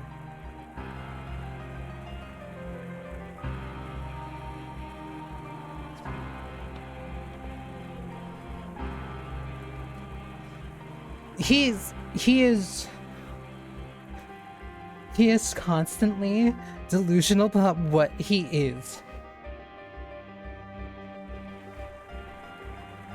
But that blood still courses through my veins. Very well then. That is how we shall do it. He is perpetually... He has like a horrible case of mistaken identity. We now commence the ritual seppuku of our fellow crewman, Seedorf. Seedorf has, in violation of restrictions set in place by the shogunate, committed the grave crime of smuggling prohibited goods into the country. Yes, because he was smuggling in Portuguese silver coins. In order to atone for this betrayal of the trust of both nations, he vows to take his life here before you. Do you have any last words? I deeply regret that we have to lose a companion with whom we have traveled the 7 seas in this manner. Do it. It wasn't me. What? It wasn't me. I've been set up. I didn't smuggle anything. I don't know anything about any silver coins. I've been framed.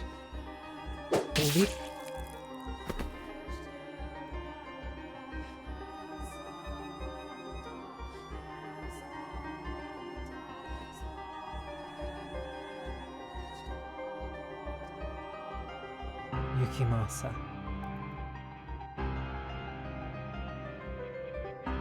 He said the accusations were false. Lies to escape punishment. You're a fucking coward.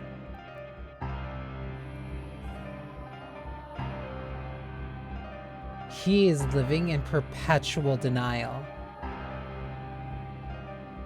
I could not allow him to continue shaming himself and us when his fate was already decided. It would only serve to tarnish the ship's honor. But an investigation was performed. It is our duty to trust those results. Who led that investigation? You're right. Yes, you're right. Good work. Now, this needs to be cleaned up. Yes, sir. I'm sure he was mistaken, but I would like to ask you anyway. Were you smiling as you did it? You must have been seeing things.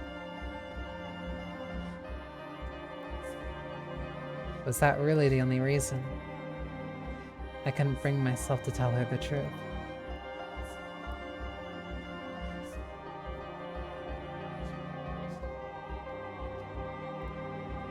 What was that dream? Was that from my memories? No. Sama. I've never met that man. Or that woman. No. I was just... No. It wasn't me. I don't... You're just completely lost in your own denial. I don't remember. I don't remember anything. Not a thing. Not a single thing. I am a beast. I am a beast, not a human. I don't need those memories. Now, my greatest concern is what he's gonna do to the silver-haired girl. There's nothing wrong with needing to raid and run. If you need to get something to eat, that is perfectly reasonable. But again, thank you for the raid. Are you there? Wait, she gave him her name. That means the maid's blocking out her name from me. Are you there? Where are you?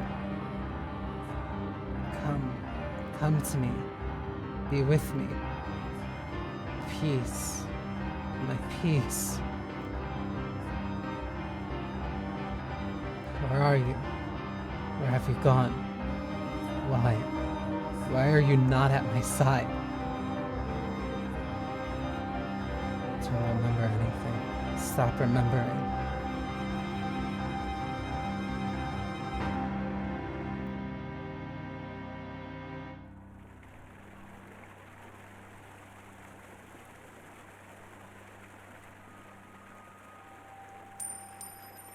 Is that a silver coin? Spanish silver. Some weeks after we set off back west, I find a silver coin in the ship's hold. I don't know if it got overlooked or dropped when transporting the rest, but there's just one. The first thing I think when I find it is that I should report it to Captain Osama. But instead, I slip the coin into my pocket and take my leave of the hold as if nothing ever happened. Not for the purpose of smuggling it for some extra cash. It only has extra value in the east. Back west, it's nothing more than its design value as currency. So again, it's not for want of money. You're just greedy. Well, damn. It seems Seedorf might have been innocent after all. Perhaps so. And if he had no hand in the smuggling, then I had done a horribly regrettable thing. No, as you said, investigation was conducted. We had no choice but to believe the information we were given. You mustn't blame yourself. I feel bad for putting such an unpleasant responsibility on you. Not at all. Now, how do we handle this? I can't believe a silver coin was found in someone else's luggage.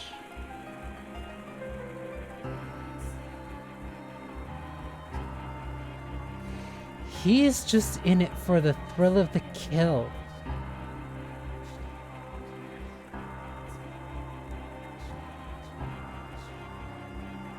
It would be best to handle this internally. Publicly, we already had our amends with the Seedorf staff. That's true. He is a beast. There's a little difference between how he was after the ship washed up and then before. Though it would be prudent to try and discover from where he is acquiring the coins, so as to prevent another such incident. Should one of our crew be caught smuggling again, we will not be the only one asked to take responsibility. I have great sympathy for you, Captain Osama. This is quite the headache. I can't imagine he would give up his connection just because we asked. We can force him. If he doesn't want to talk, then we can give him some encouragement. But I couldn't. Worry not, Captain Asama. I shall take care of the dirty work. You needn't trouble yourself with anything, Captain. Leave it all to me. Captain. Very well. I leave this in your hands, Yukimasa. Yes, sir.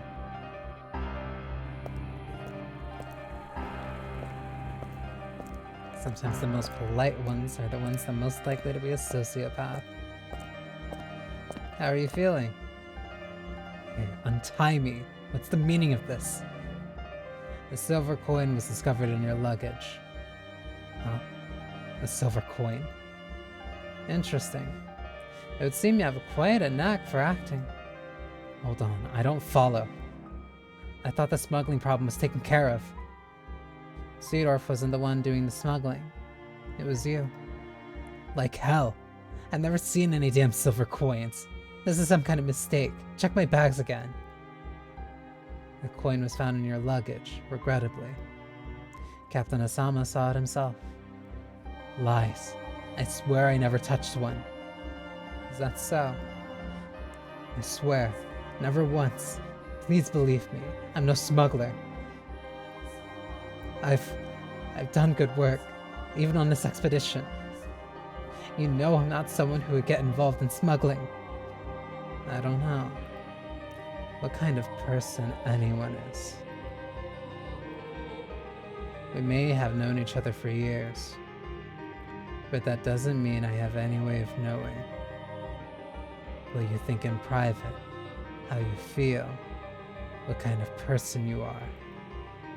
You smuggled the coins, didn't you? I didn't. I had nothing to do with it. Who was your supplier? I'm telling you, I'm no smuggler. It puts Captain Asama in an uncomfortable position if you don't talk. We can't risk damaging our homeland's trust any further.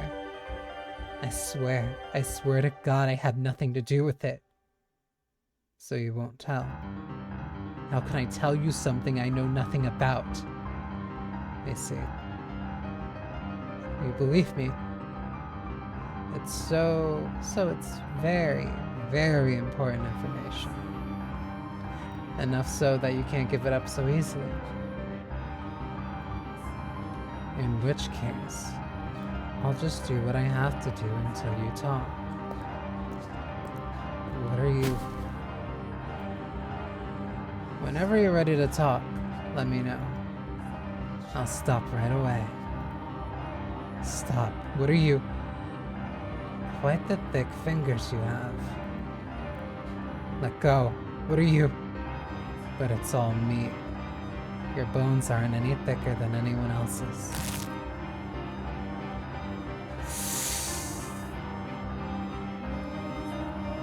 My finger. Oh, don't start screaming just yet. That was just the first. Your little finger. The next is your ring finger. Flinched so many times this chapter. Granted, the bar is very low considering hair, but like he's way more overtly sadistic. Stop. Please don't. I'm begging you. Also, that sound was like really strong. Are you ready to talk? I told you I don't know anything. Too bad.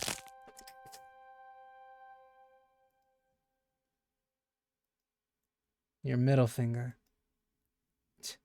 Don't. He's not even asking questions. Your right hand is going to be useless if you don't start talking soon. What do you want me to tell you? I swear I had nothing to do with it. What has you so stubbornly refusing to talk? Is your supplier really worth going to such lengths to protect? No, I can't tell you what I don't know. That's... All that's left is your thumb. Help. Someone get me. Just so we're perfectly clear, everyone on board knows what you did. No one's going to come to a smuggler's aid. God, I can't take any more of this. Please stop. Ready to talk. He's just sadistic. He enjoys the power and the fear that he gets instilled into somebody. What will it be? I'll talk. Okay, I'll talk. If anything you tell me is a lie, you can consider your life forfeit. Are you ready to tell me the truth? We will investigate the details of your confession. If you lie, we will find out. Understood? But I... Speak. But... Or can't you? I don't know anything. That's a shame.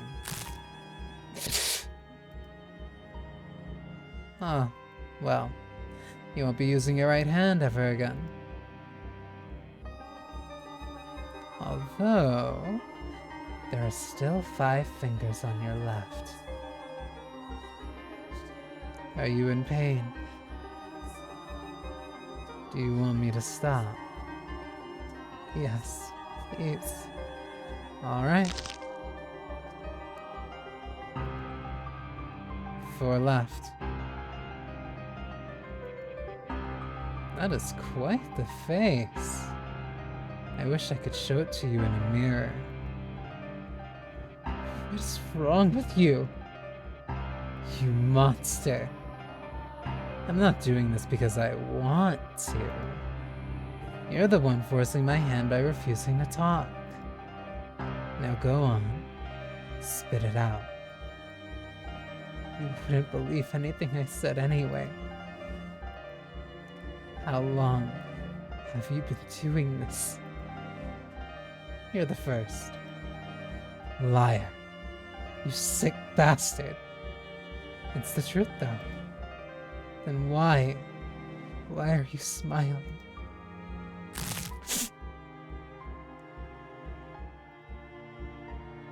3 left. What'll it be? Will you tell me everything? No lies, no omissions. It wasn't me. It wasn't me. I didn't do anything. 2 left. It's surprising how easy they break. No. Stop. This is the last one. It burns. It burns. My fingers are on fire. Now, what next? It burns. It burns. It burns. Are you listening? Hello?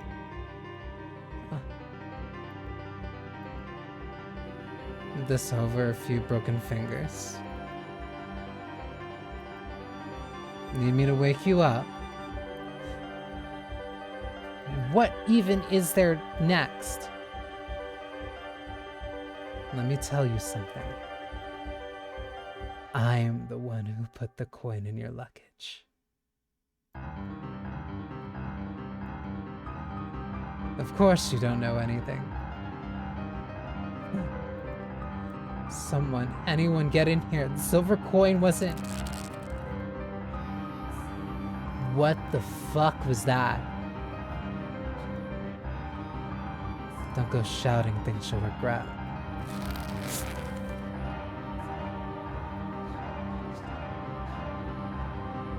It's hard to fight back with your hands in that condition.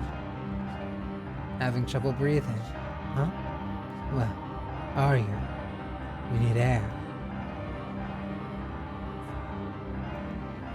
I guess it's hard to talk with your hands around your throat. With my hands around your throat, huh? That's why he went for that.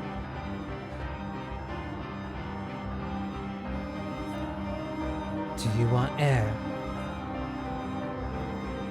Alright. Then you can have some air.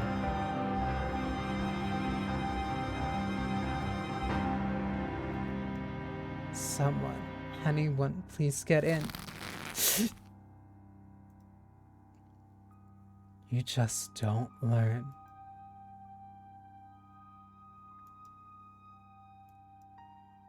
I can see the words written on his face. BRB. Fuck. This makes that part where he had his hands around her neck at the start like way more distressing.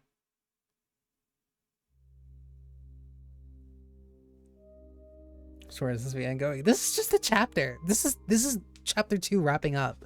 But like, this makes everything that he did in that first part so much more distressing. Like, Silverhair was in so much more danger.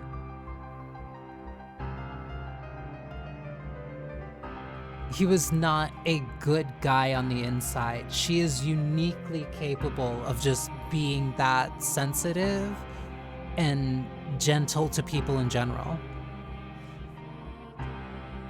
To the point where she was able to get this guy to actually commit to wanting to be like nice and like peaceful. That's why the maid hid, because she knew the artifice. She could see through that.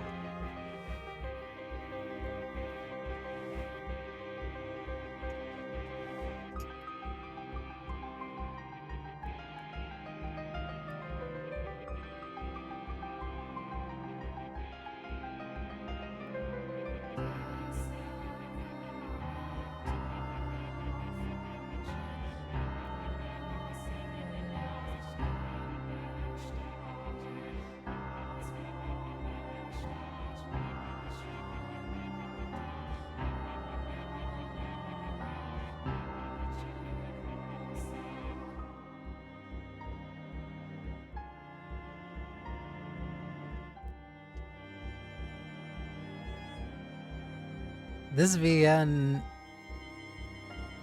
This one's great.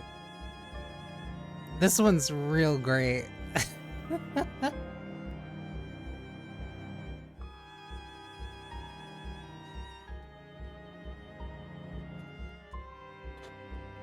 Because the foreigner twist is one thing, but then like, no, this is pure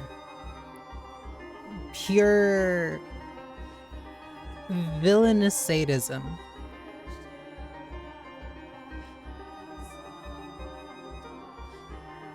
Like, he is just torturing people, and he was doing this for the love of the game, and just doing it under the guise, like, hiding, not even hiding his humanity, trying to discard his humanity.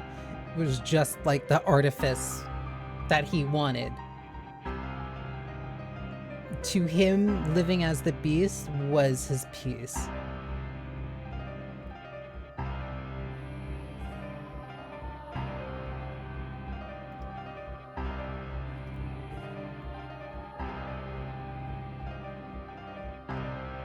I can see the words written on his face. Why? Why are you doing this? Why? That is a good question. I'm not even sure myself.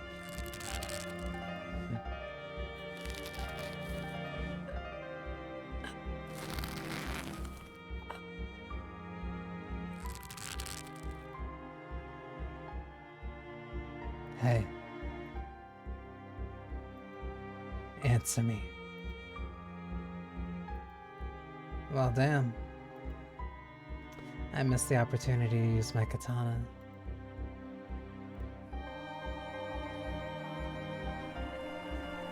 I tossed the man's body overboard. My story will be that he sneaked out while I wasn't looking and threw himself into the sea.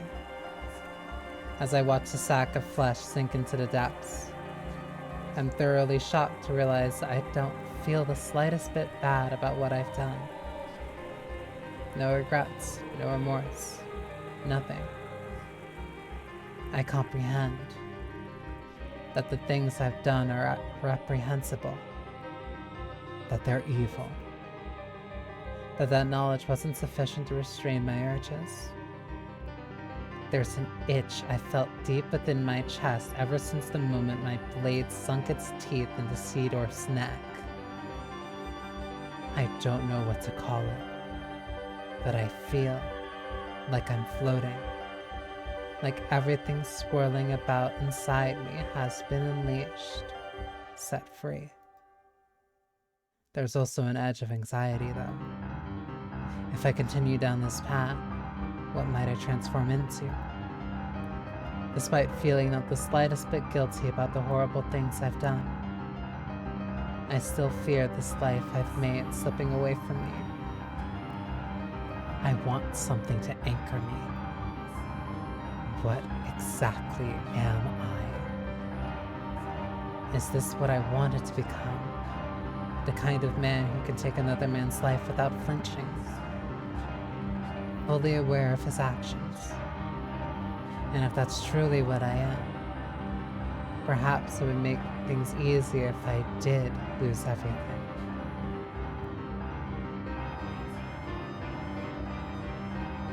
Oh, don't scare me like that. And where did you pick up a word like ninte?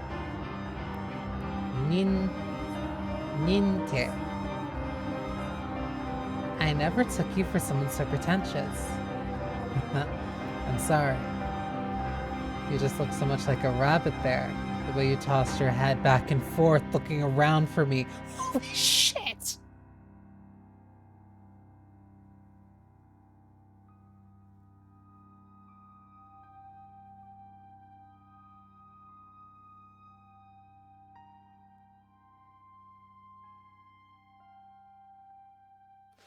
Holy shit! Ugh! Christ! Oh, you. She was the perfect prey. She was the perfect victim.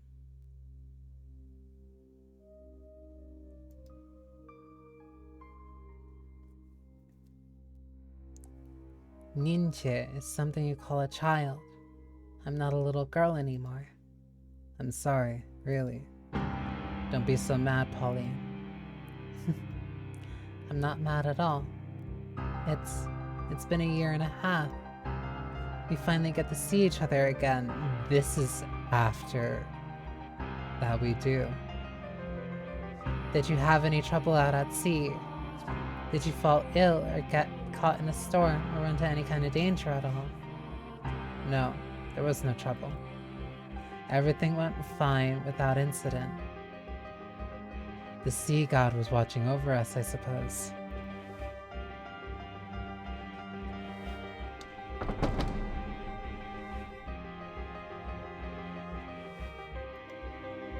I don't know. I don't know. I don't know. I don't know. What am I? What am I? Who? This is the crack that the silver hair girl is making. Without her, he wouldn't even think about this. What is this room? What are those colored windows? Were those here before, in this mansion? I know what this is. It's an angel. The angel. The angel is... It's looking at me, and laughing. The angel is looking down on me, and laughing.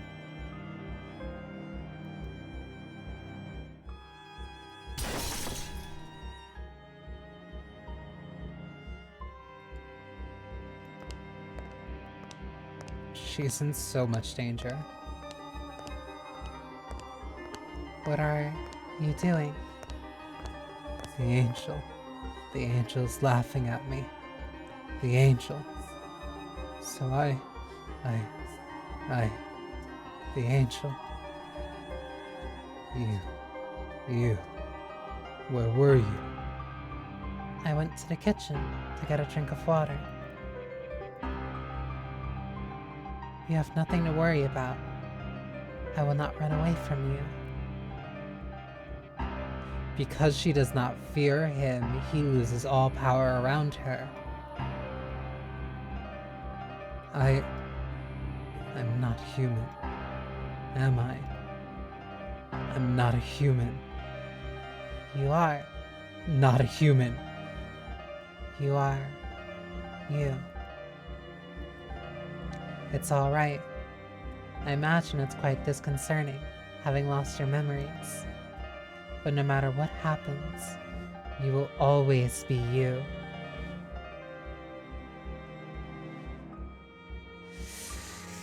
That's a haunting line. Don't be afraid. Are those the words of encouragement I truly wanted to hear? Am I afraid of being myself? I don't know. Don't think about it. Unintentionally backhanding him into reality. Like, yeah, that's what she's consistently been doing at this point. I am a beast with no memories.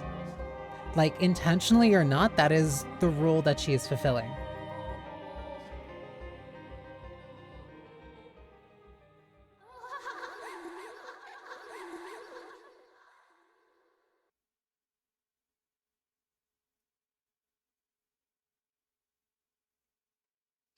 His psyche drifted erratically between human and beast.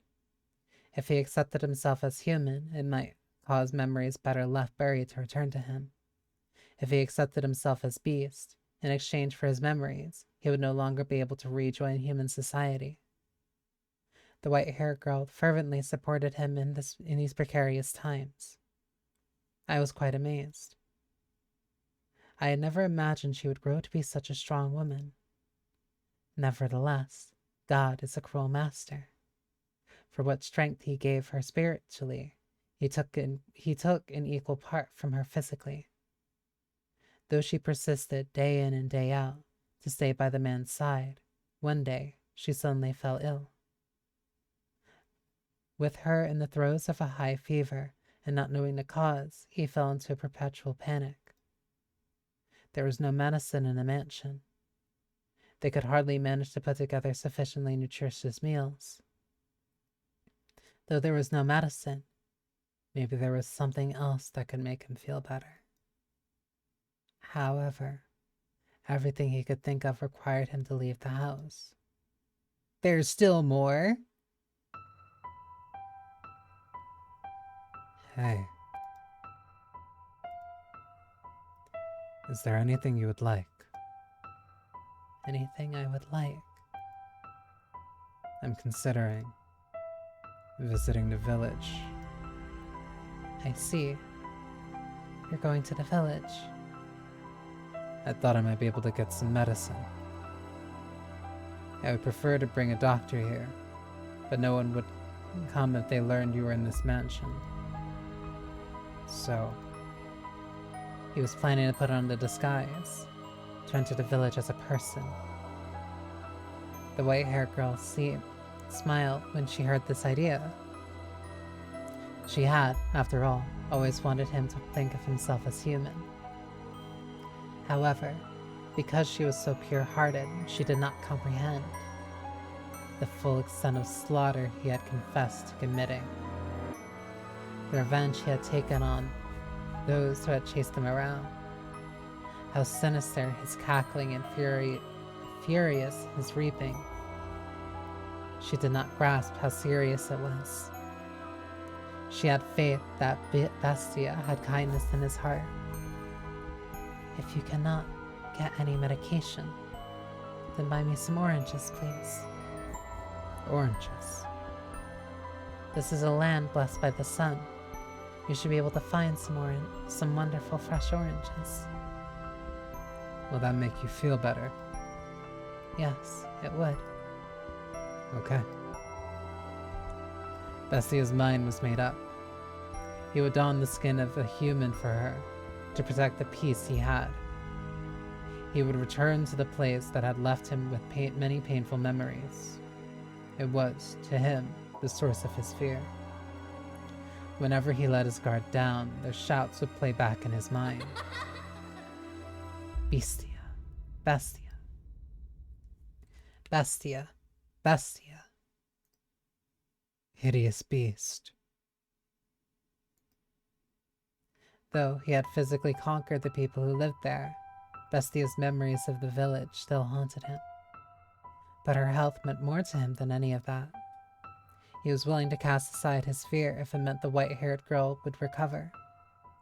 The girl still in her bed, he made his way out of the mansion.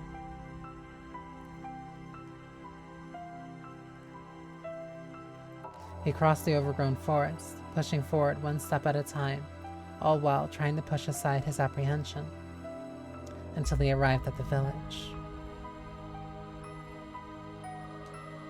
This is where they called me a beast, where I was almost killed, and where I killed them. I look different than I did then.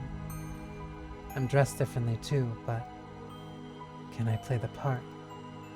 Can I act convincing enough human? Can I act a convincing enough human? I have no choice. There are no other villages. I can't let her die. Excuse me, could you answer a question for me? The village man is looking at me, only for a moment. But for me, the moment is torturously long. A faint look of panic crosses his face, perhaps in fear of my appearance. He's staring at me. Will he point his finger and call me a beast? Will the other villagers come to kill me? However, I haven't seen you around here before. You didn't recognize me. Yes, I come from a faraway land and I'm unfamiliar with this area, so... You're dressed like a nobleman. On a secret trip or something. Something like that. You look pretty pale, though. Searching for a doctor. Ah, yes, but not for me. My companion has come down with a fever. Sorry to hear it. Well, I'd love to introduce you, but he's out right now. And he won't be back for a few days. I see. And where might I be able to buy fruit? There's a shop just around that corner. Thank you very much. Don't mention it. Do take care, traveler. It's dangerous out there.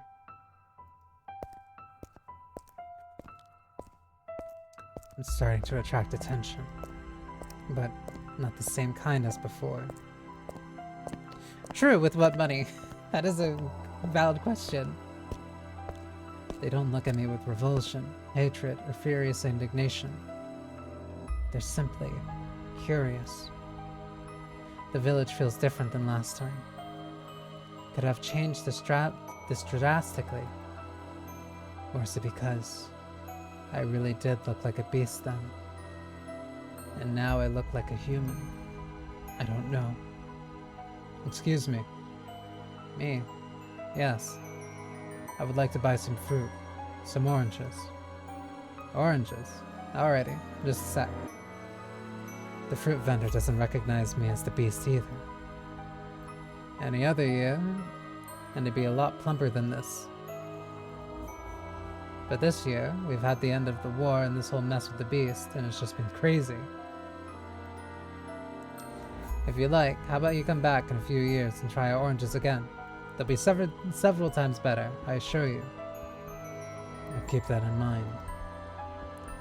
You bet. That'll be... I'm sorry, I don't have any local currency. You know it? With what money? What's a very valid question. Would this suffice? What? How is... No good, I take it? No, on the contrary. It's hardly fair for you, trading a jewel for a few oranges. That's all I have to offer. I hope you can exchange it for money. Sure. You nobles are something else. Noble, aren't you? I thought you wandered around dressed too well. You put yourself in danger. You might find yourself stripped bare by a bandit, or perhaps even catch the attention of the beast. The beast. Everyone mentions the beast. They speak of me. Have you heard of the tales? I have not. There's a beast den not too far from the village. It's attacked before, and we've been living in fear, never knowing when it might attack again. But that all ends today.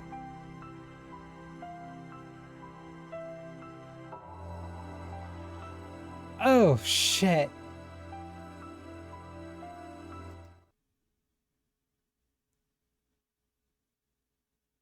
The men have finally found their spines. They all got together and went out to exterminate it.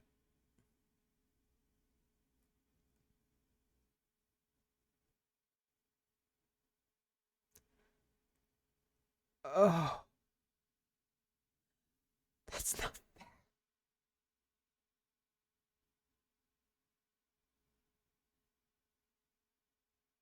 That's not fair. What? And you'll never guess who's responsible. A kid. A little boy spearheading the attack. Never would have expected a little kid to whip all our lazy, cowardly men into shape.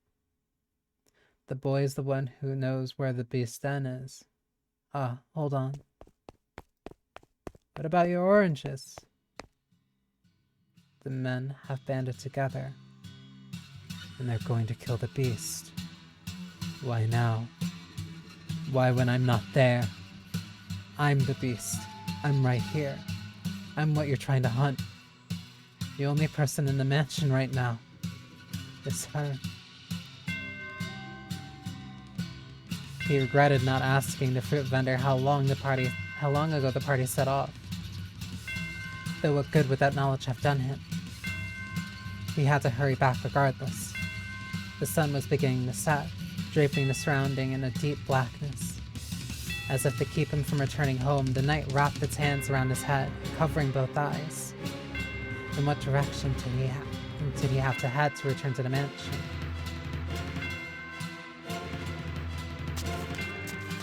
He stormed through the forest, and eventually the mansion appeared before him, like the world fading into view after a dream. Bestia was a tempest in a night, blowing through the overgrowth toward the house. Please make it in time. I need her. I need the peace that she provides me. The last thing I want is for her to die. In the blink of an eye, he was through the door, charging down the mansion's halls. He could not sense anyone else inside. All he could hear was the whoosh of wind blowing into the house from elsewhere. From somewhere. It seemed a window was open. Where are you? Where have you gone? Answer me. Please answer me. He cried out the girl's name, again and again until his throat was sore and his voice hoarse. But she did not respond.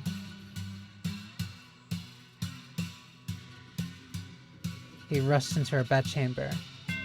Hey, hello? Where are you? Where are you? Answer me.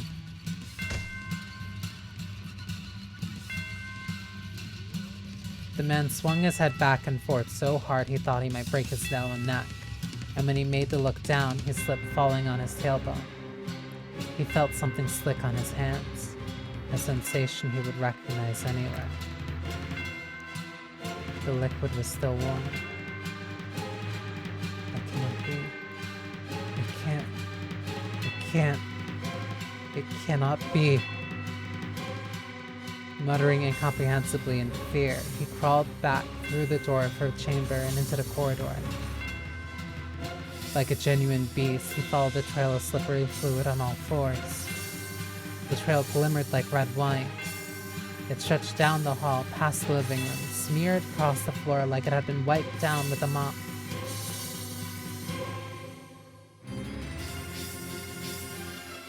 The man crawled and crawled until at last he reached the stairs leading down to the cellar. The ruby trail continued. From beyond the door he could hear men's voices.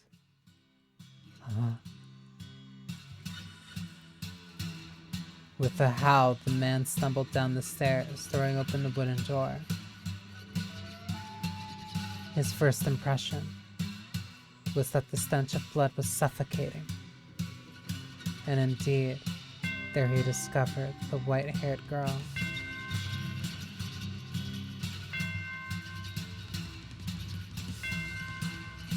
He found himself unable to even scream.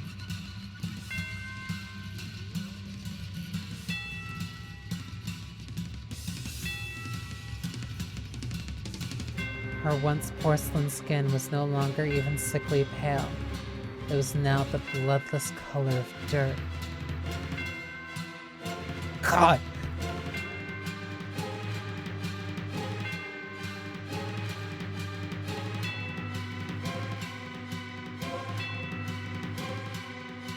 She was sprawled haphazardly out on the cellar floor, dried bloodstains around her half-open body.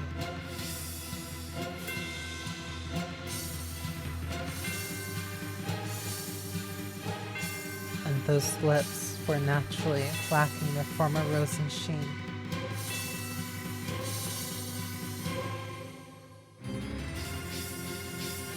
Her body was covered with an array of wounds, but the most prominent was the man's singular sword standing tall in her chest. This is the Bestia. He doesn't look like the same. It's him. He's the same guy. He's the Bestia. Several villagers surround him at the behest of a young boy. He's gotten himself dressed up all proper and fancy, but good clothes don't make him a good man. Isn't that right, you Bestia? You murderer! Why did you kill her?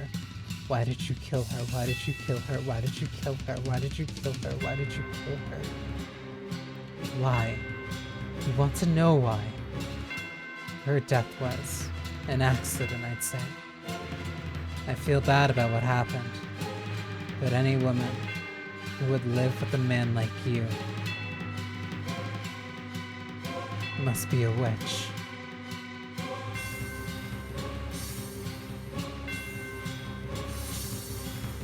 Does that hurt? Are you hurting right now, Bestia? Then maybe now you understand. You not only stole my parents and my friends from me, you ripped the last shard of hope I had from my hands. Do you get it? Do you finally understand how I feel? Now, do you know how it feels to have someone you care about taken from you? She, Pauline, was desperately trying to find you. Why?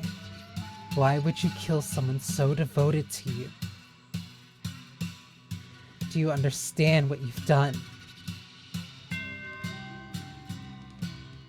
I'm asking you a question, you goddamn murderer. I see. And now, I have nothing left. What?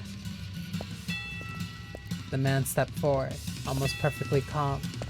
His panic had vanished, as if it were never there. His eyes were disturbingly vacant. Perhaps the sorrow had overpowered him, beaten his heart into a quiet submission. No, that was not the case. Those eyes were empty, a faint smile spread across his lips. The transition was swift, as though a gear had switched in his mind. The boy and the other villagers were frozen in place at the sight. Before long, the man was standing before the deceased girl's body. And then he pulled the blade from her chest.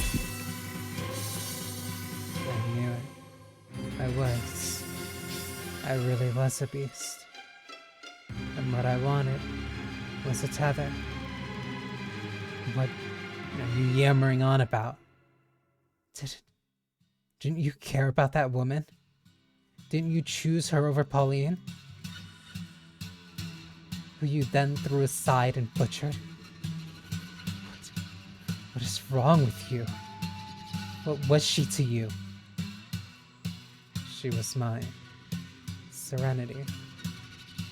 But she's dead now, and there's nothing I can do about that.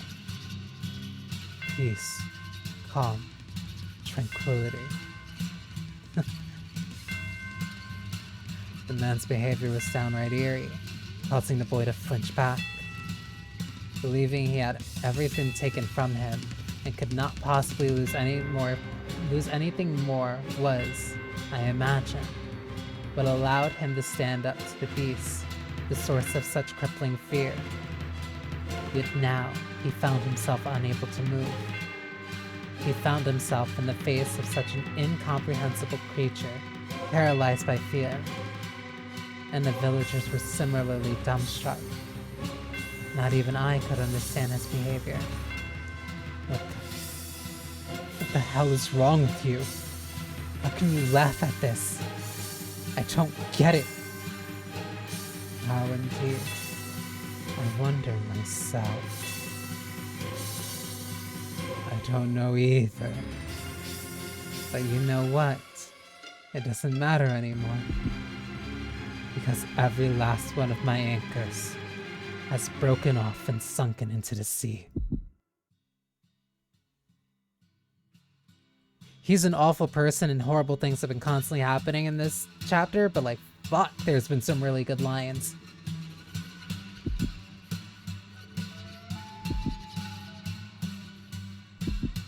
That's auto-progressing.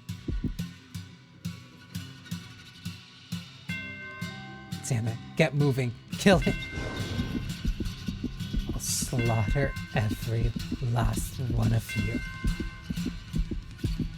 Ah, yes. My whole life, I've always wanted to kill.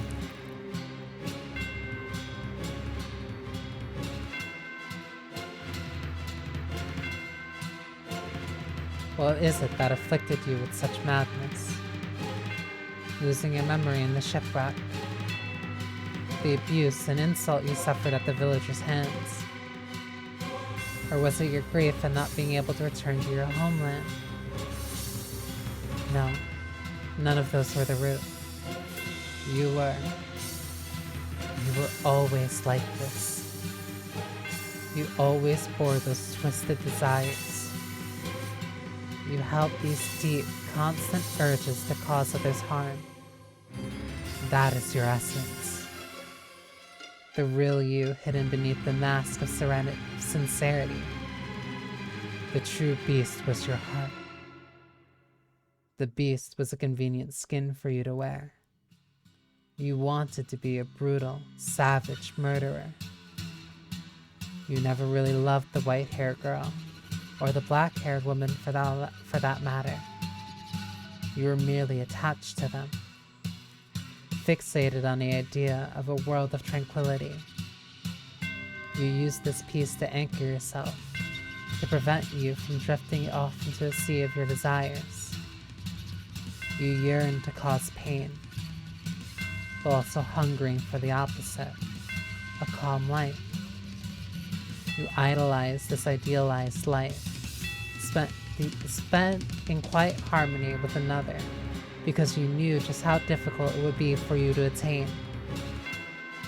Far more difficult for you than satisfying your cravings, but not impossible. I, personally, had hoped you would find peace with someone rather than descend into savagery.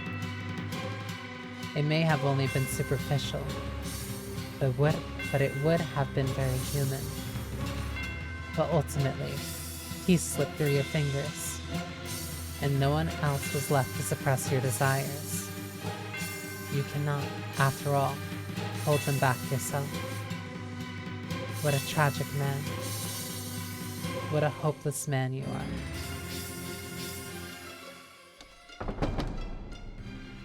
Weeping Manor, Chapter 2.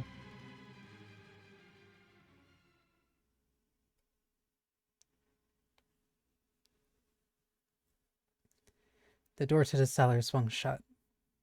You had fallen to the floor at some point, unable to bear the stench of blood. The maid stood behind you, her arms wrapped around your shoulders. She's so tender. That achievement icon is great. The maid's voice was chillingly gentle. That was quite horrific, wasn't it? Are you feeling unwell, Master? Oh my, you're shaking, Master. Fear not. I assure you, the beast will not come through that door. I'm here for you, and I will continue to hold you for as long as you need to settle your nerves. Oh dear, you feel like you might freeze in my arms. Am I really that cold? I cannot tell my own temperature. You wish to know what happened to Bestia after that? I could open the door once more and show you. But I have no intention of knowingly tossing you back into the den of horrors. He lost the rest of his humanity, becoming Holy Beast. But to tell just a little more of the tale, it is my understanding that an entire village was ravaged shortly thereafter. He was a bewitchingly talented swordsman. Not a single person living in that village could stand up to him. In the woman's memories you saw, he was a gentleman, yes? But even the mildest of men can change. Though personally, I believe that without an element of monstrousness buried somewhere within, a man cannot become a beast, regardless of what may push him in that direction.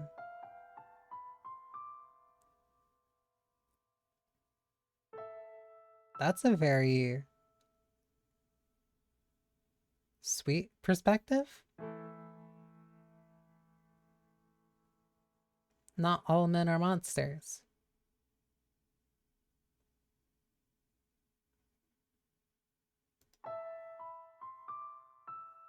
Do you follow? Now tell me, Master, have you remembered anything? Oh dear, I was afraid of that. I am a remarkably patient maid. I shall accompany you for as long as you require. So please, do find your memories. Now, let us head to the next door. The mansion is quite large, so hold on to my hand. We would not want to get separated. Same deal as last time. You and the maid travel down the dimly lit hall, passing by the mirror once again. The light from the candle in the maid's hand was the only thing that reflected in it. The maid herself did not appear. However, just as you were about to avert your eyes, you thought you caught a glimpse of white hair.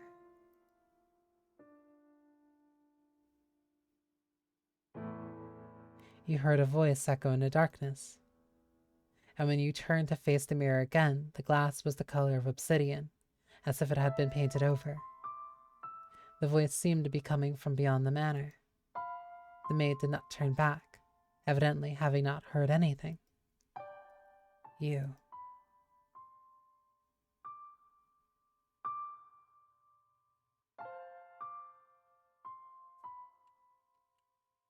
Is this my first choice? That's insane. I knew that there were choices. I thought they would take like a lot longer. Extend your hand.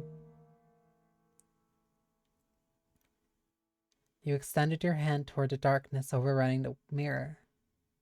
The second your hand brushed against the surface, the tips of your fingers sunk into it. The next thing you realized, your whole world was sinking into darkness. You could hear a voice. I am the witch.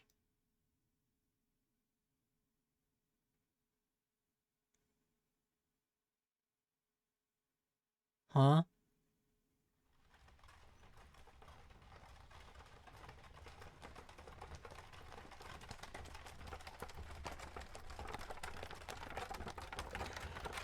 I'm going to make an executive decision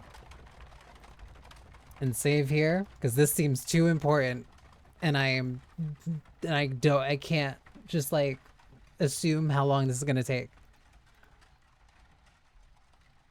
But that is the first choice, and this is the first time that like we're in a story that is not connected directly to the maid. Um,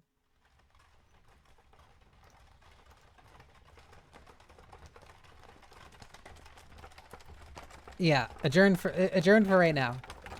This will be where we pick up.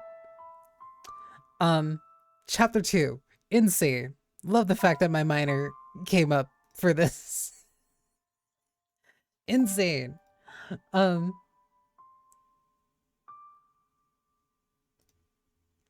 I fuck, I'm loving this game. I'm loving this. This is so insanely good.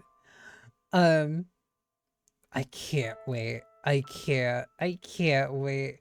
This might be harder to wait on like week by week than the other VNs I was reading. I love this. I love this, and like I'm so tempted to figure out like when I can find other days to just like kind of sneak in more. Um damn it. There's just a lot of depth and it's really fucking good.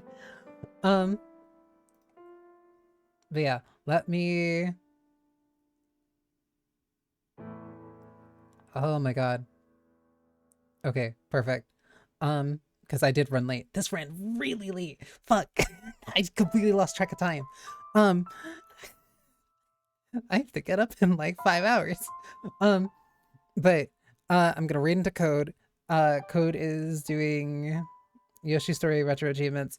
Um, by the time, if I time this right, by the time that the raid actually goes through, Code should be back from break. Um, I am this game is crazy. This game is crazy. I love this game. I love this game. Uh, thank you for stream. Thank you for stopping by, and thank you everybody who's up incredibly late, likely to watch this, and also big thank you to catch up for the raid. Let me see if I can get this out like very quickly. This game, I like this. I like this VN a lot. I like this one a lot. I like this one a lot. Um, despite how much it was flashbanging me and like the whole chopping off fingers part, that part sucked. But like I'm loving this. I'm loving this story. That's probably my favorite twist so far, and that's really saying a lot considering that it was just like 2 chapters so far. But regardless, thank you for spending time with me. I hope you enjoyed yourselves. Tomorrow's gonna be more deadlock because I have things to do. So yeah. Remember, no wilting before next time. Take care.